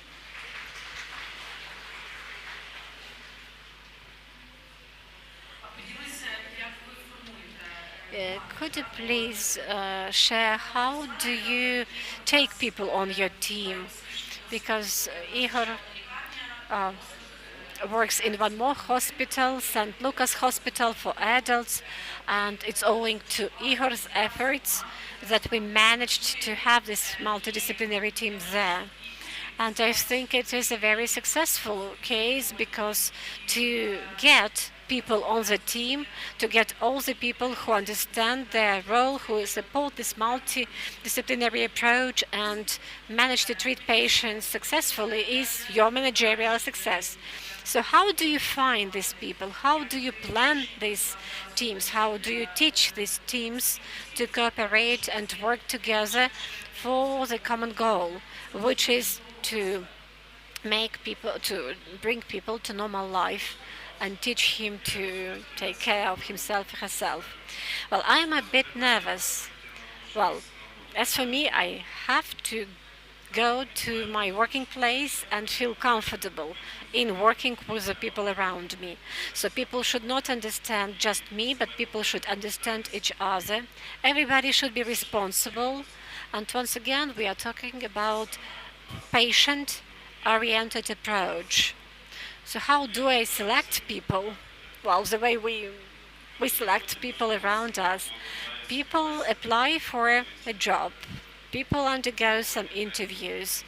There are some training period. And some people really understand that this is not a job for them. So, for example, lots of people came, but later only few of them stay who are ready to give a little bit more than necessary. A multidisciplinary team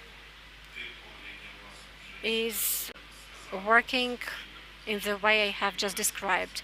So this is a physical rehabilitologist, a physiotherapist, an occupational therapist, a speech therapist, a psychotherapist. I'm a bit nervous, so I'm sorry if I have forgotten somebody, but this is the team. Ihor is very modest. Actually, What is the uniqueness of a multidisciplinary approach? You spend lots of time on the analysis, studying and understanding the patient. I have been working for 16 years in healthcare institutions, and as a rule, doctors do not spend lots of time on patients.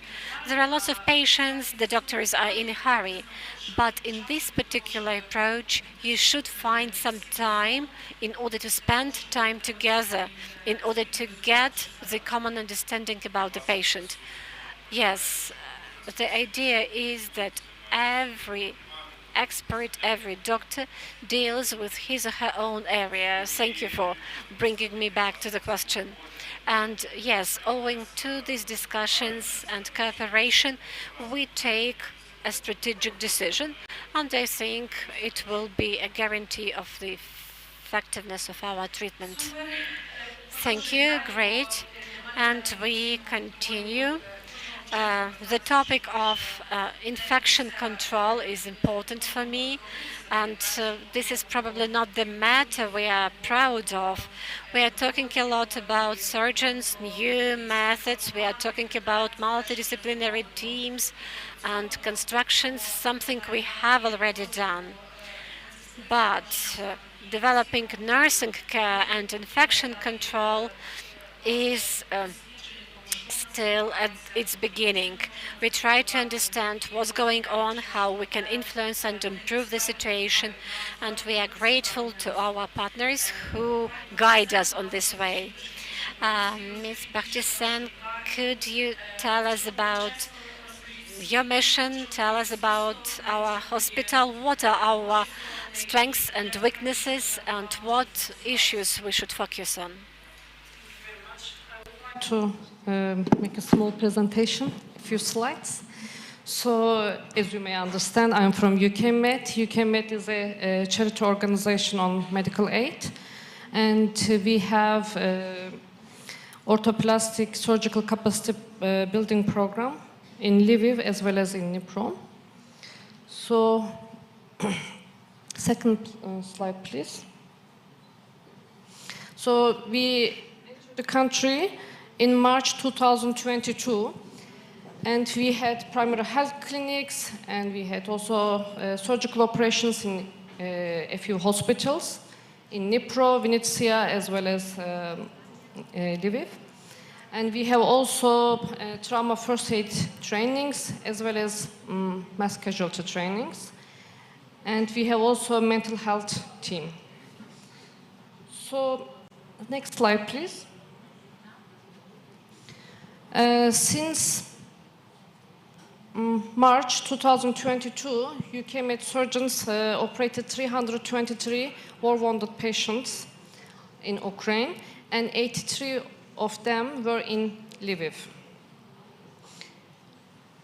Next slide, please. And as you see from the trauma care pathway, there is a point of injury, and there is pre-hospital care and initial stabilization, and also damage control interventions are being done in the front line. Sometimes we also receive patients for the damage control interventions in Dnipro Hospital we work in. And first interventions are being done for the stabilization of the wounds.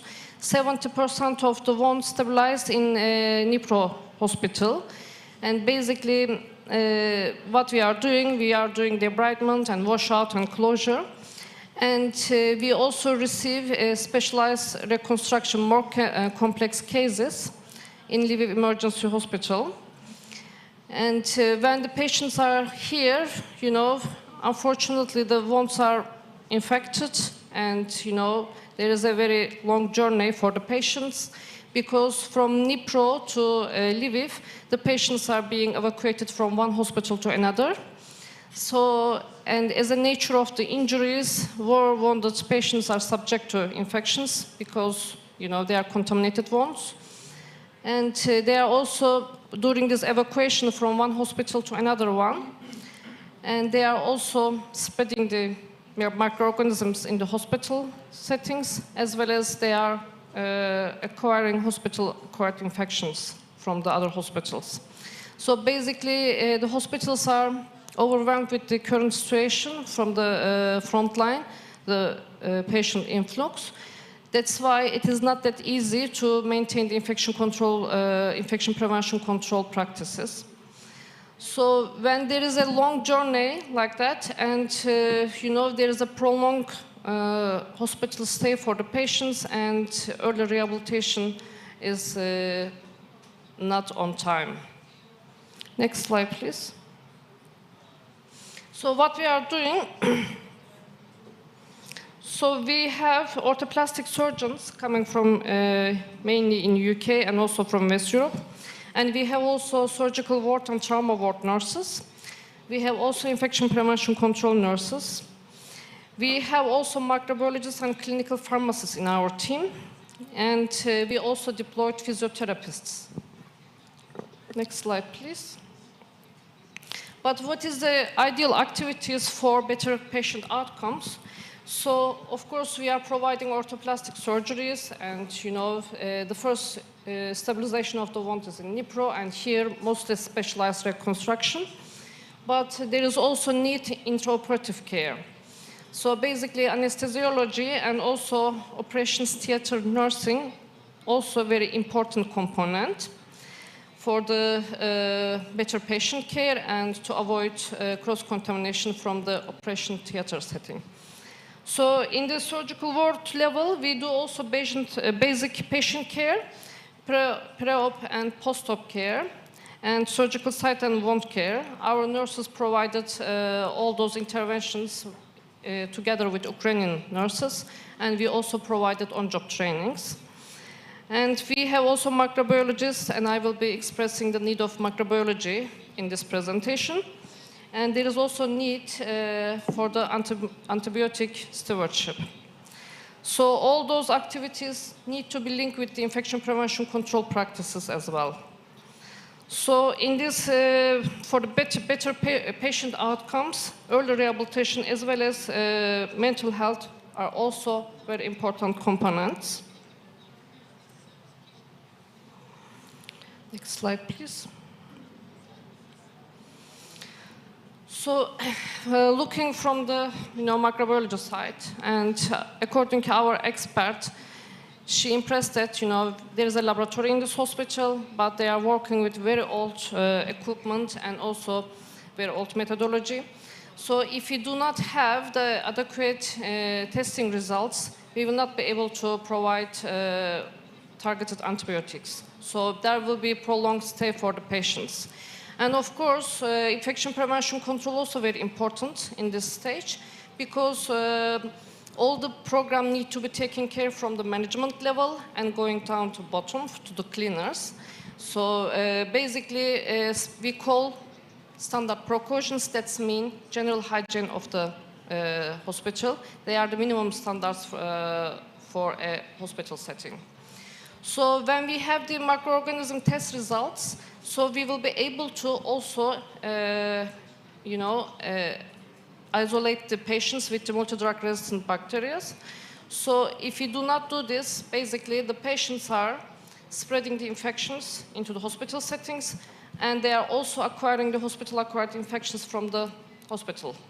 So a hospital is becoming a center of spreading the disease rather than, treating the patients. That's why all components are important, but this three-pillar strategy is very important because we need adequate access to microbiologist test results, and also antibiotic prescription, antibiotic stewardship program, and we need also infection prevention control program to shorten the prolonged hospital stay of the patients. So, because the nature of the injuries, as you may understand, the wounds are really deep. That's why the bone infection also coming into our consideration. So in this laboratory, there is also no capacity for the processing the bone samples. So from the research articles, what we know that, the microorganism can be different on the surface, and also in the tissue and also the bone. So we need adequate testing capacity for the control of the infections. Next slide, please. So our physiotherapists emphasize that, if the patient is staying and on bed very long time, not like expected. So basically, early rehabilitation also becoming a matter of concern because they need to be really, treated quickly, and they need to gain the skills of walking again and going into their normal life. So that's why patient-oriented care starts from the acute phase and continues until the patient treated recovered fully, and then next rehabilitation stage starting. So when we control the prolonged stay, then we will have better impact on the early rehabilitation. So during this stage, we need to also emphasize the personal care and also activities of daily living, and we need to be encouraging the patients for that. That's for this multidisciplinary approach, we will be also ensuring the continuity of care. Next slide, please. So as you may understand, we are just an NGO. We are not here to replace the current system. So our aim is here, capacity building.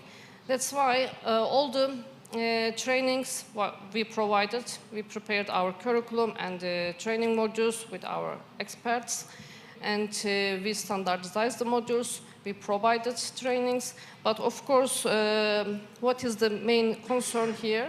The hospital, in terms of nursing, the hospital is really understaffed. So it is very difficult to work with the nurses because they are really overwhelmed for the patient care. For the ratio, I may say so, like one nurse is taking care of almost 30, 50 patients. So this is really inadequate. So we want to train people. We are not here to replace the system. We came here for the capacity building. We want to do the training of trainers so they can take over the duties when we leave. So, but unfortunately, the situation is, especially the facilities understaffed. That's why it is not going very easily. And when we are looking from the behavior change side, so the practices are not, very well improved. What is the challenges and limitations? Can you please, the next slide, please? What are the challenges and limitations? And as you may understand, from front line to Lviv, the patients they are having a very long journey. So they are also receiving different kind of antibiotics from each settings because they are giving whatever available. So, and we also do not, have information flow system on the antibiotics given. So this is creating a big challenge and also contributing to antibiotic resistance. And as I indicated, low number of nurses is a big challenge for these hospitals and also the hospital in Lviv, in Dnipro. And microbiology laboratory needs really equipment and regular supplies to implement adequate testing. That's why I would like to emphasize here that, if we do not have adequate information from the microbiology laboratory, and the interventions will be limited and the impact will be also limited. So the other concern is that equipment and supply management. So basically, during the emergency operations, and the hospitals are receiving a lot of supplies from the different countries, and they are really trying to understand to use these supplies. But basically, they are also overwhelmed with the situation. And there is another point is very important. I will emphasize the central sterilization unit in the hospital has a very limited capacity. So they are not able to fulfill the need of the hospital. And that's why when you go into the ward, you can see small autoclaves in the dressing rooms. So basically, it is a need there is a need for the modernization of the central sterilization unit. So all those interventions need to be also recorded very well for the further action. So that's why data management and analyzing and then giving the right direction to us is very important. And that's why, I would like to emphasize also data management issues. That's all from our point of view. Thank you very much for inviting us, and I really appreciate all the recognition. And it is a pleasure to work here. And you have highly skilled surgeons and hardworking and committed healthcare professionals, and they are really doing their best during this challenging period. And thank you very much for all the collaboration and recognition. Дякую вам дуже. Thanks a lot. And when you're publicly voicing some of your dreams, they are supposed to come true. So let me now voice the dream that our medical nurses do participate in different trainings, in clinical testing, have a chance to be trained more, and then we will empower them in that way. And I hope that through our joint work, we will manage to do this. Victor, I wonder if you could tell more about your organization. If you could tell whether you work in multidisciplinary teams or not. Good afternoon, dear colleagues. If you allow me, I would like to stand up. Thanks to everyone who has survived over this marathon. I'm the last to speak as far as I understand. So thank you for staying here. My short information is related to adaptation and socialization of soldiers and preservation of mental health. Because I work in the social psychological center, I've been working there for a lot of years, and over the recent 9 years I've been working with ATO veterans. Before that, I worked with the liquidators of the Chernobyl disaster. And let me start with a 1 minute video.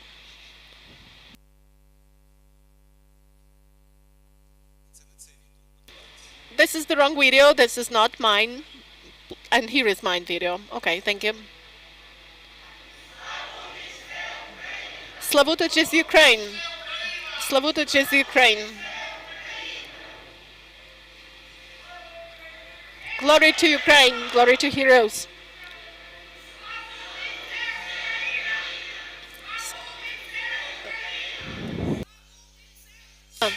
Slavutich Ukraine.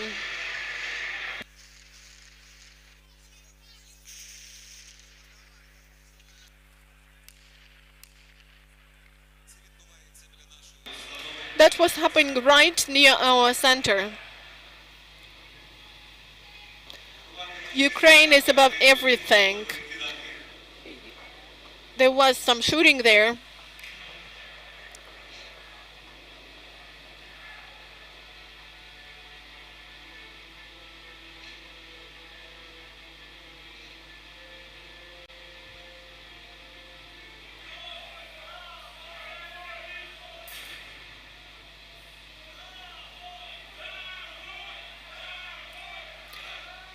Go away.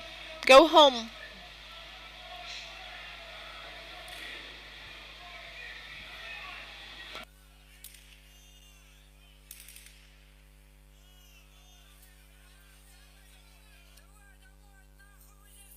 Go home. Nobody has been waiting here for you. Go away. Go home.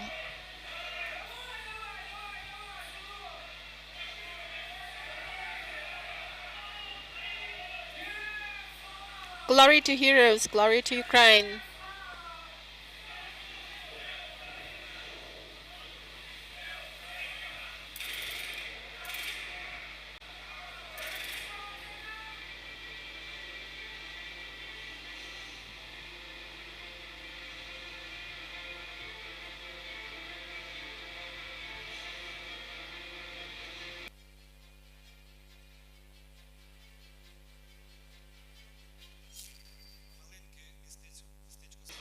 Just a small town of Slavutich, 24,000 residents and 49 nationalities. Just imagine.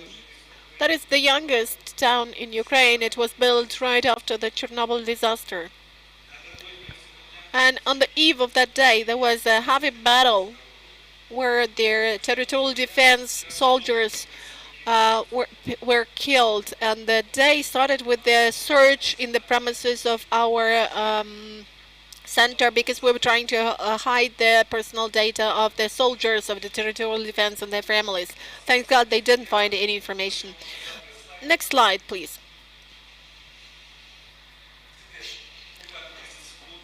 Well, this is the video for some 30 seconds, because we are a satellite of the Chernobyl disaster. On the 24th of February, as you know, the Chernobyl NPP was occupied, and more than 100 soldiers were held captive.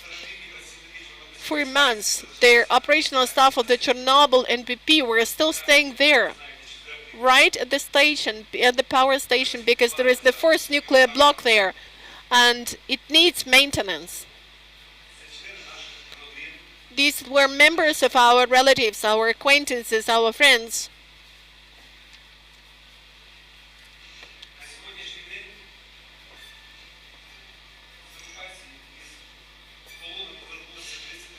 Thirty-three soldiers have come back from captivity out of 177.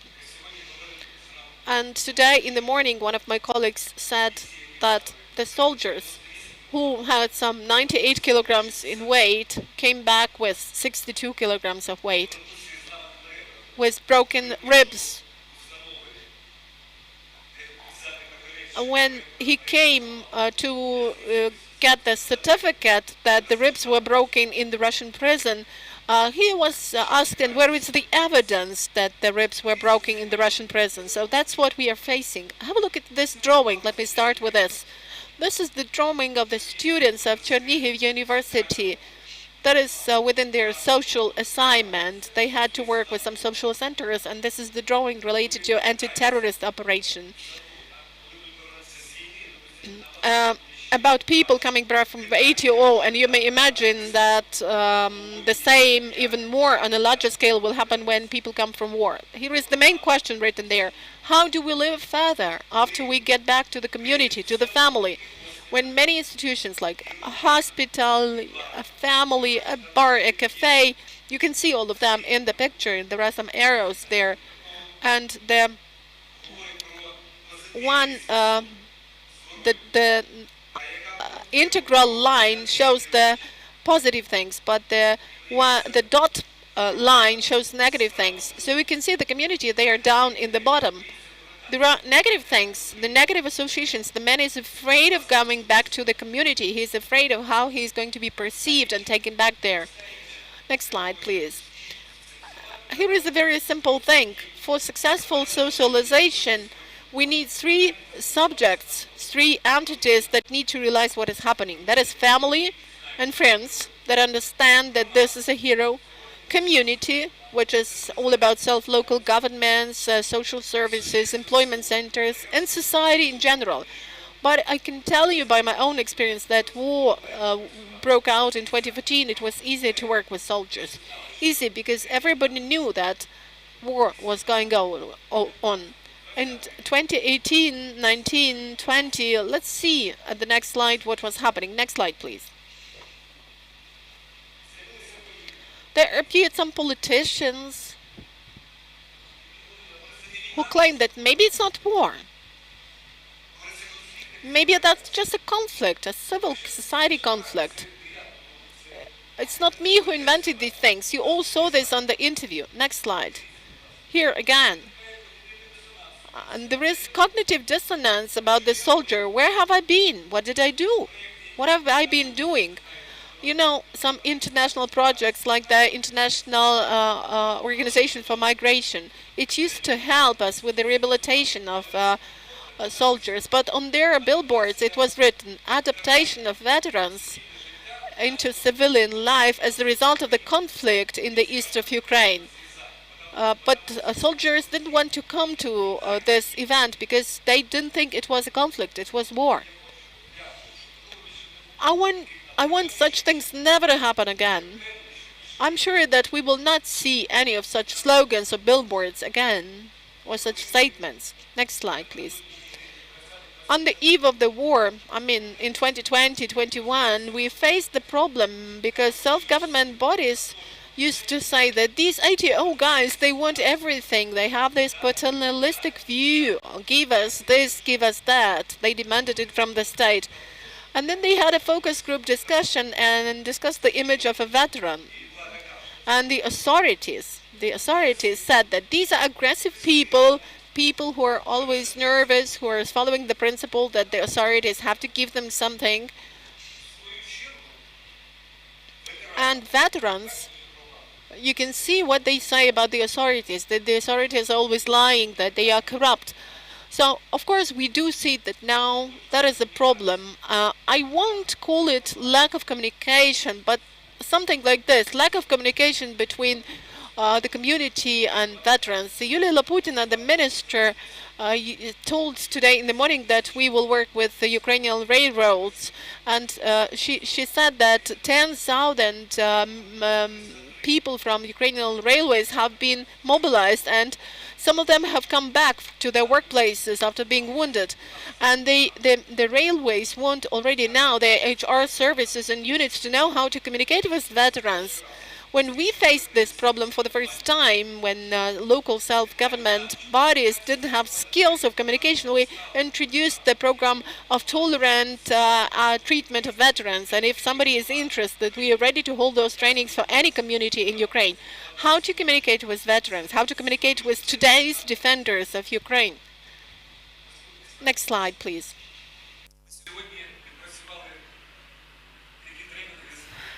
We have had such trainings with the coordinators of active areas, because they also ask how to work with the veterans. What if there is a conflict? This is everything about our mental health. And we shall not only do a training for our railways, but also we shall prepare a memo for HR staff, and we shall prepare the etiquette rules, how you should communicate with the soldiers with disabilities. And they also are requesting a memo on the privileges for veterans. If I ask a veteran how many privileges you have, they probably won't be able to even answer. And for example, if the veteran lives in a rural area and you ask him, do you know your privileges? He says, I know I have the right to get a land plot, but there are some others, and there are lots of them. I'm a psychologist, and I also have a legal education. And in our center, the work is established like this.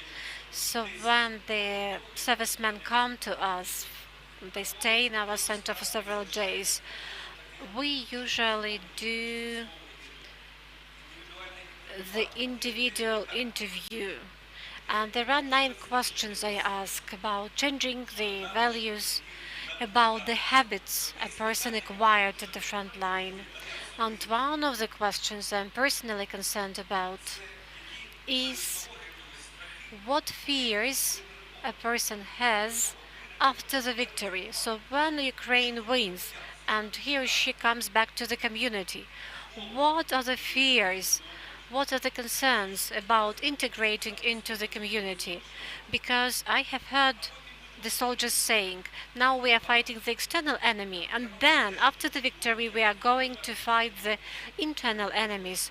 And I'm probably also considered as an internal enemy because I work in one of the state institutions. Please read this slide.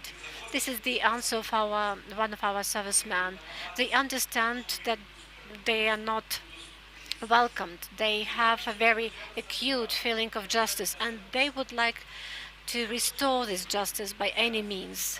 And I have written 3 rules, and probably I would develop these rules. The first rule, act in a fair way. This is not difficult. One of the soldiers said that they very quickly feel insincerity or dishonesty when you work with them. And one of my colleagues said Now we lack humanity and sincere feelings towards our servicemen, and this is the minimum you can do. Act in a fair way. This is a statement of one more soldier who says, I do not expect anything, and I do not need any help from anybody. I want people to leave me alone and not accuse me of anything. And the rule number 2 is help and do not create obstacles. And one more conclusion, which is very simple, and I'm also very much concerned about this one. It's total red tape. This is a statement of another soldier with a severe wound who said that even after my wound, so he has a severe wound, and the doctor's commission said that he still has to come back to the front line. And he went and he said, so when I'll come back, I'm not going to stand in any queues for any certificates or something. And rule number 3, do not be a bureaucrat. Do whatever you can do in performing your duties. And we have just finished our online training with the Autonomous University from Barcelona. We have people in captivity, and they came back from captivity, and they train us how you should work with these people. And the psychologist knows that there are 3 things you observe in veterans after they come back. This is alcohol abuse. Second point, violence is a way of life. And point number 3, suicide. And the psychologist knows that sometimes veterans say, you restored my body, but restoration of my head or of my mind required 12 years. So you understand how we should work. And this is multidisciplinary approach. Please, next slide. There is a very simple technique, and I recommend you to do it in the evening. There are 8 important areas of life. You can take 4, you can take 10. These are important areas of your life: health, relationship, your environment. And if you take a vector of 10 points, you should write the level of your satisfaction with this or that area. And then you put these dots according to the number of points you have. And here you see the most optimal variant. A person lives in harmony because this is a round circle. A person feels more or less harmonious. And these are the drawings of our servicemen, of the veterans of the Russian-Ukrainian war. So if finance is okay, then the relationship is low. So will this be functioning? No. This is something he or she can do. Have a look. What kind of situation we have here? What kind of harmony we are talking about here? Another slide. You may also do it for yourself. Each of us has a resource we use in order to live, to provide help, and your resource may be a person, some abstract things, it may be your face, and this is what one of the soldiers wrote. What are his resources? His wife, his mother-in-law, his brother, his friend, his aunt, the colleagues, his cat. And here is another one who says, nobody can give a support to me. Carolina is his girlfriend. And then he says, nobody. And this person has to socialize, has to be integrated into society. These are the services provided by our institution. We are ready for any cooperation. Please, next.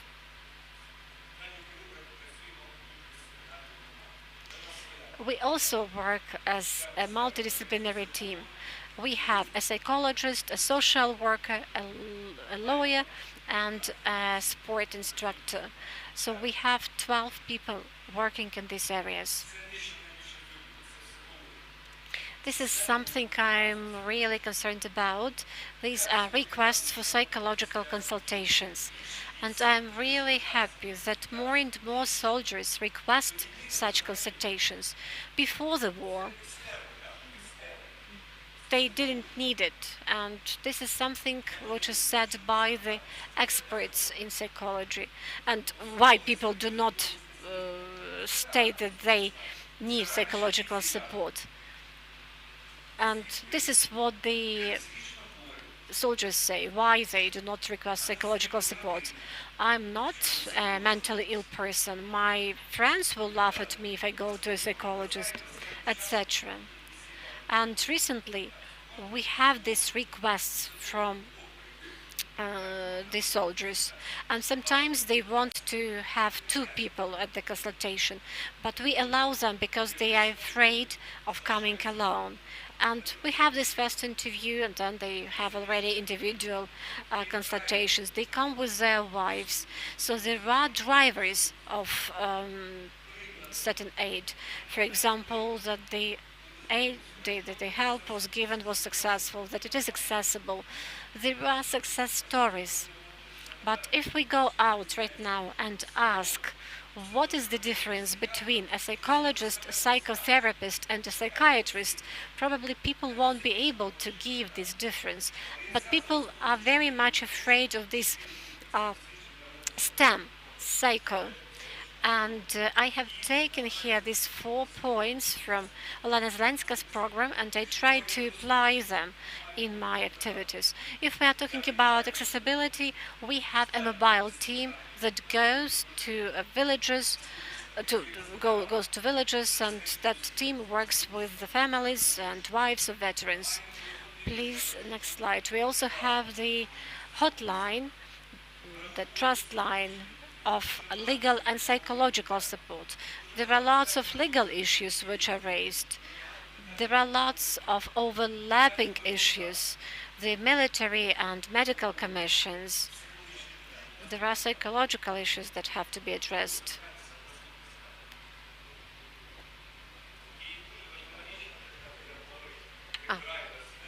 And there are also success stories. I asked the soldiers, you have requested for psychological consultation.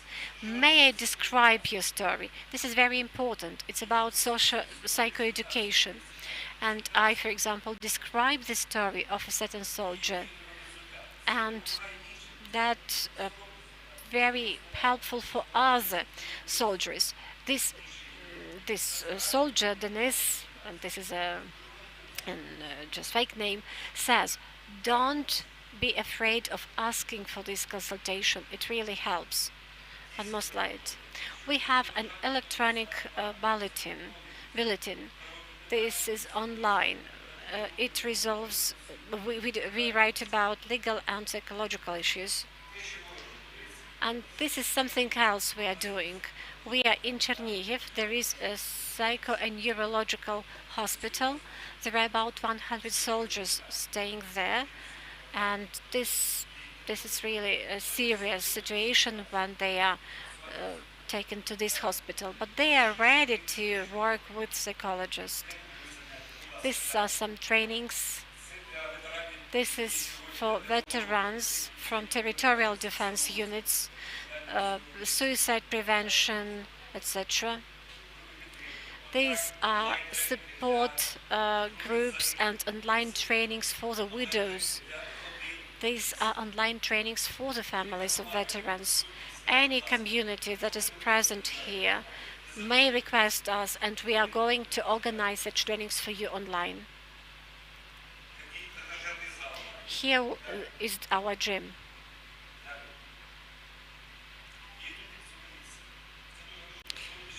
Slavutich is really a unique city, a unique town. It has unique infrastructure. We have special sport and rehabilitation facilities. We have one horse facility.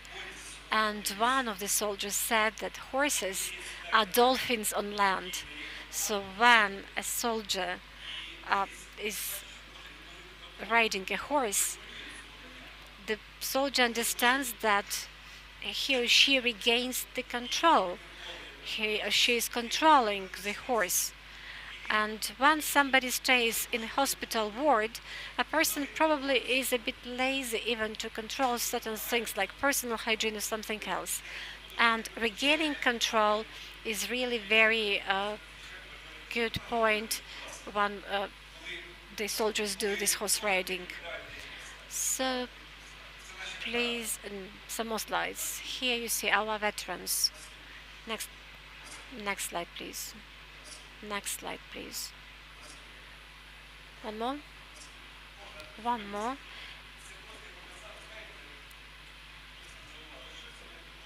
Somebody said, why do you take veterans to the mountains? It's not about psychology. So we go to the mountains with our friends, with our wives, with our kids, and in the evening we sit around bonfire. I'm talking about all of us, a psychologist, a social worker, and our veterans, and we call these talks a delicate therapy. And one of the soldiers said that, well, this is also a part of socialization. We also tried to take them to the museum, to some excursions. Today we have heard about boys who were afraid of leaving the hospital because of potential shelling. And the soldiers without limbs also were afraid of going out because of some looks and staring. And this is about socialization. This is about people being able to ask for help. People have these fears and they have to overcome these fears. Therefore, we are doing what we are doing. You remember the photos we all have, the photo albums or in photo frames, the photos of our families, our friends. Now we keep our photos in computers, in telephones. And now, for example, something happens to your computer or phone and you lose your photos. And we actually print out the family photos for our soldiers. This is also a very unique method or technique. I'm coming to the end. Please, the previous slide. Today we have heard a representative from the Ministry of Culture, and we have published the collection of pictures of soldiers. This is the collection of stories. We are talking about the art therapy. I need one more minute. Okay, we have to finish. Fine then, please. The next one. So this is something we are doing. So we are trying to get certain things for the battlefield.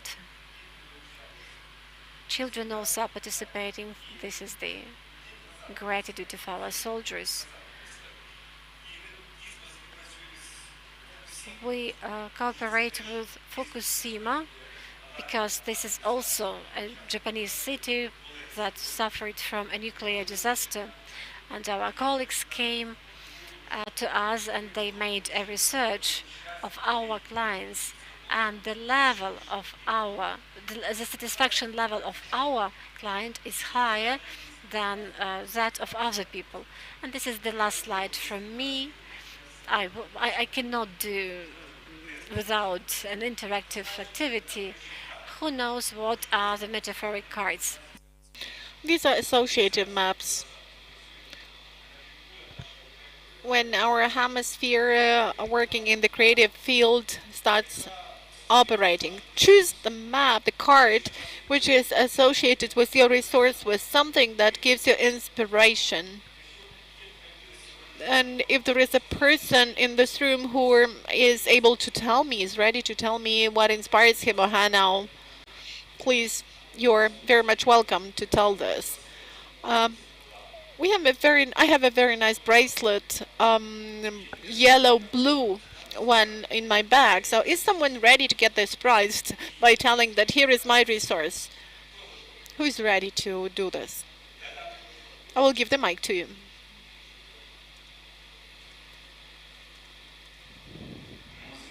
Music. Number one. Why?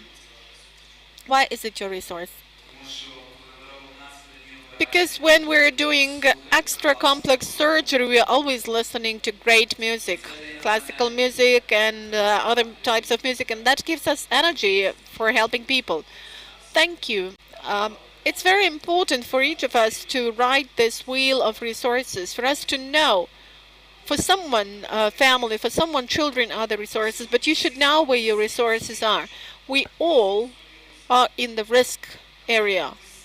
We have multiple stress situations because, you know, there are occasional stresses when somebody gets into a traffic accident, and there are multiple stresses through the information we get about the people who have been killed and so on. So let me present my gift to you from the children of the town of Sloboda. So thank you for your attention. Victor, let's still speak a little bit on the multidisciplinary approach. Please tell us about your multidisciplinary team. Everything is very simple with us.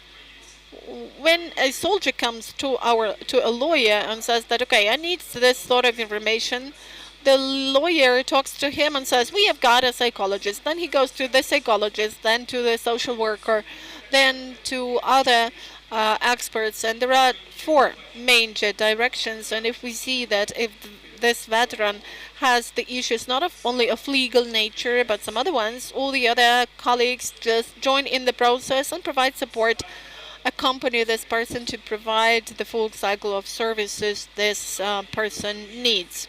But probably doesn't even realize that he needs them. Thank you. Thanks a lot, dear colleagues, for staying with us at this panel. We have arranged this panel to encourage you to jointly work in teams, and we've been sharing the experience on the development of each member of the team and the team in general. Thank you.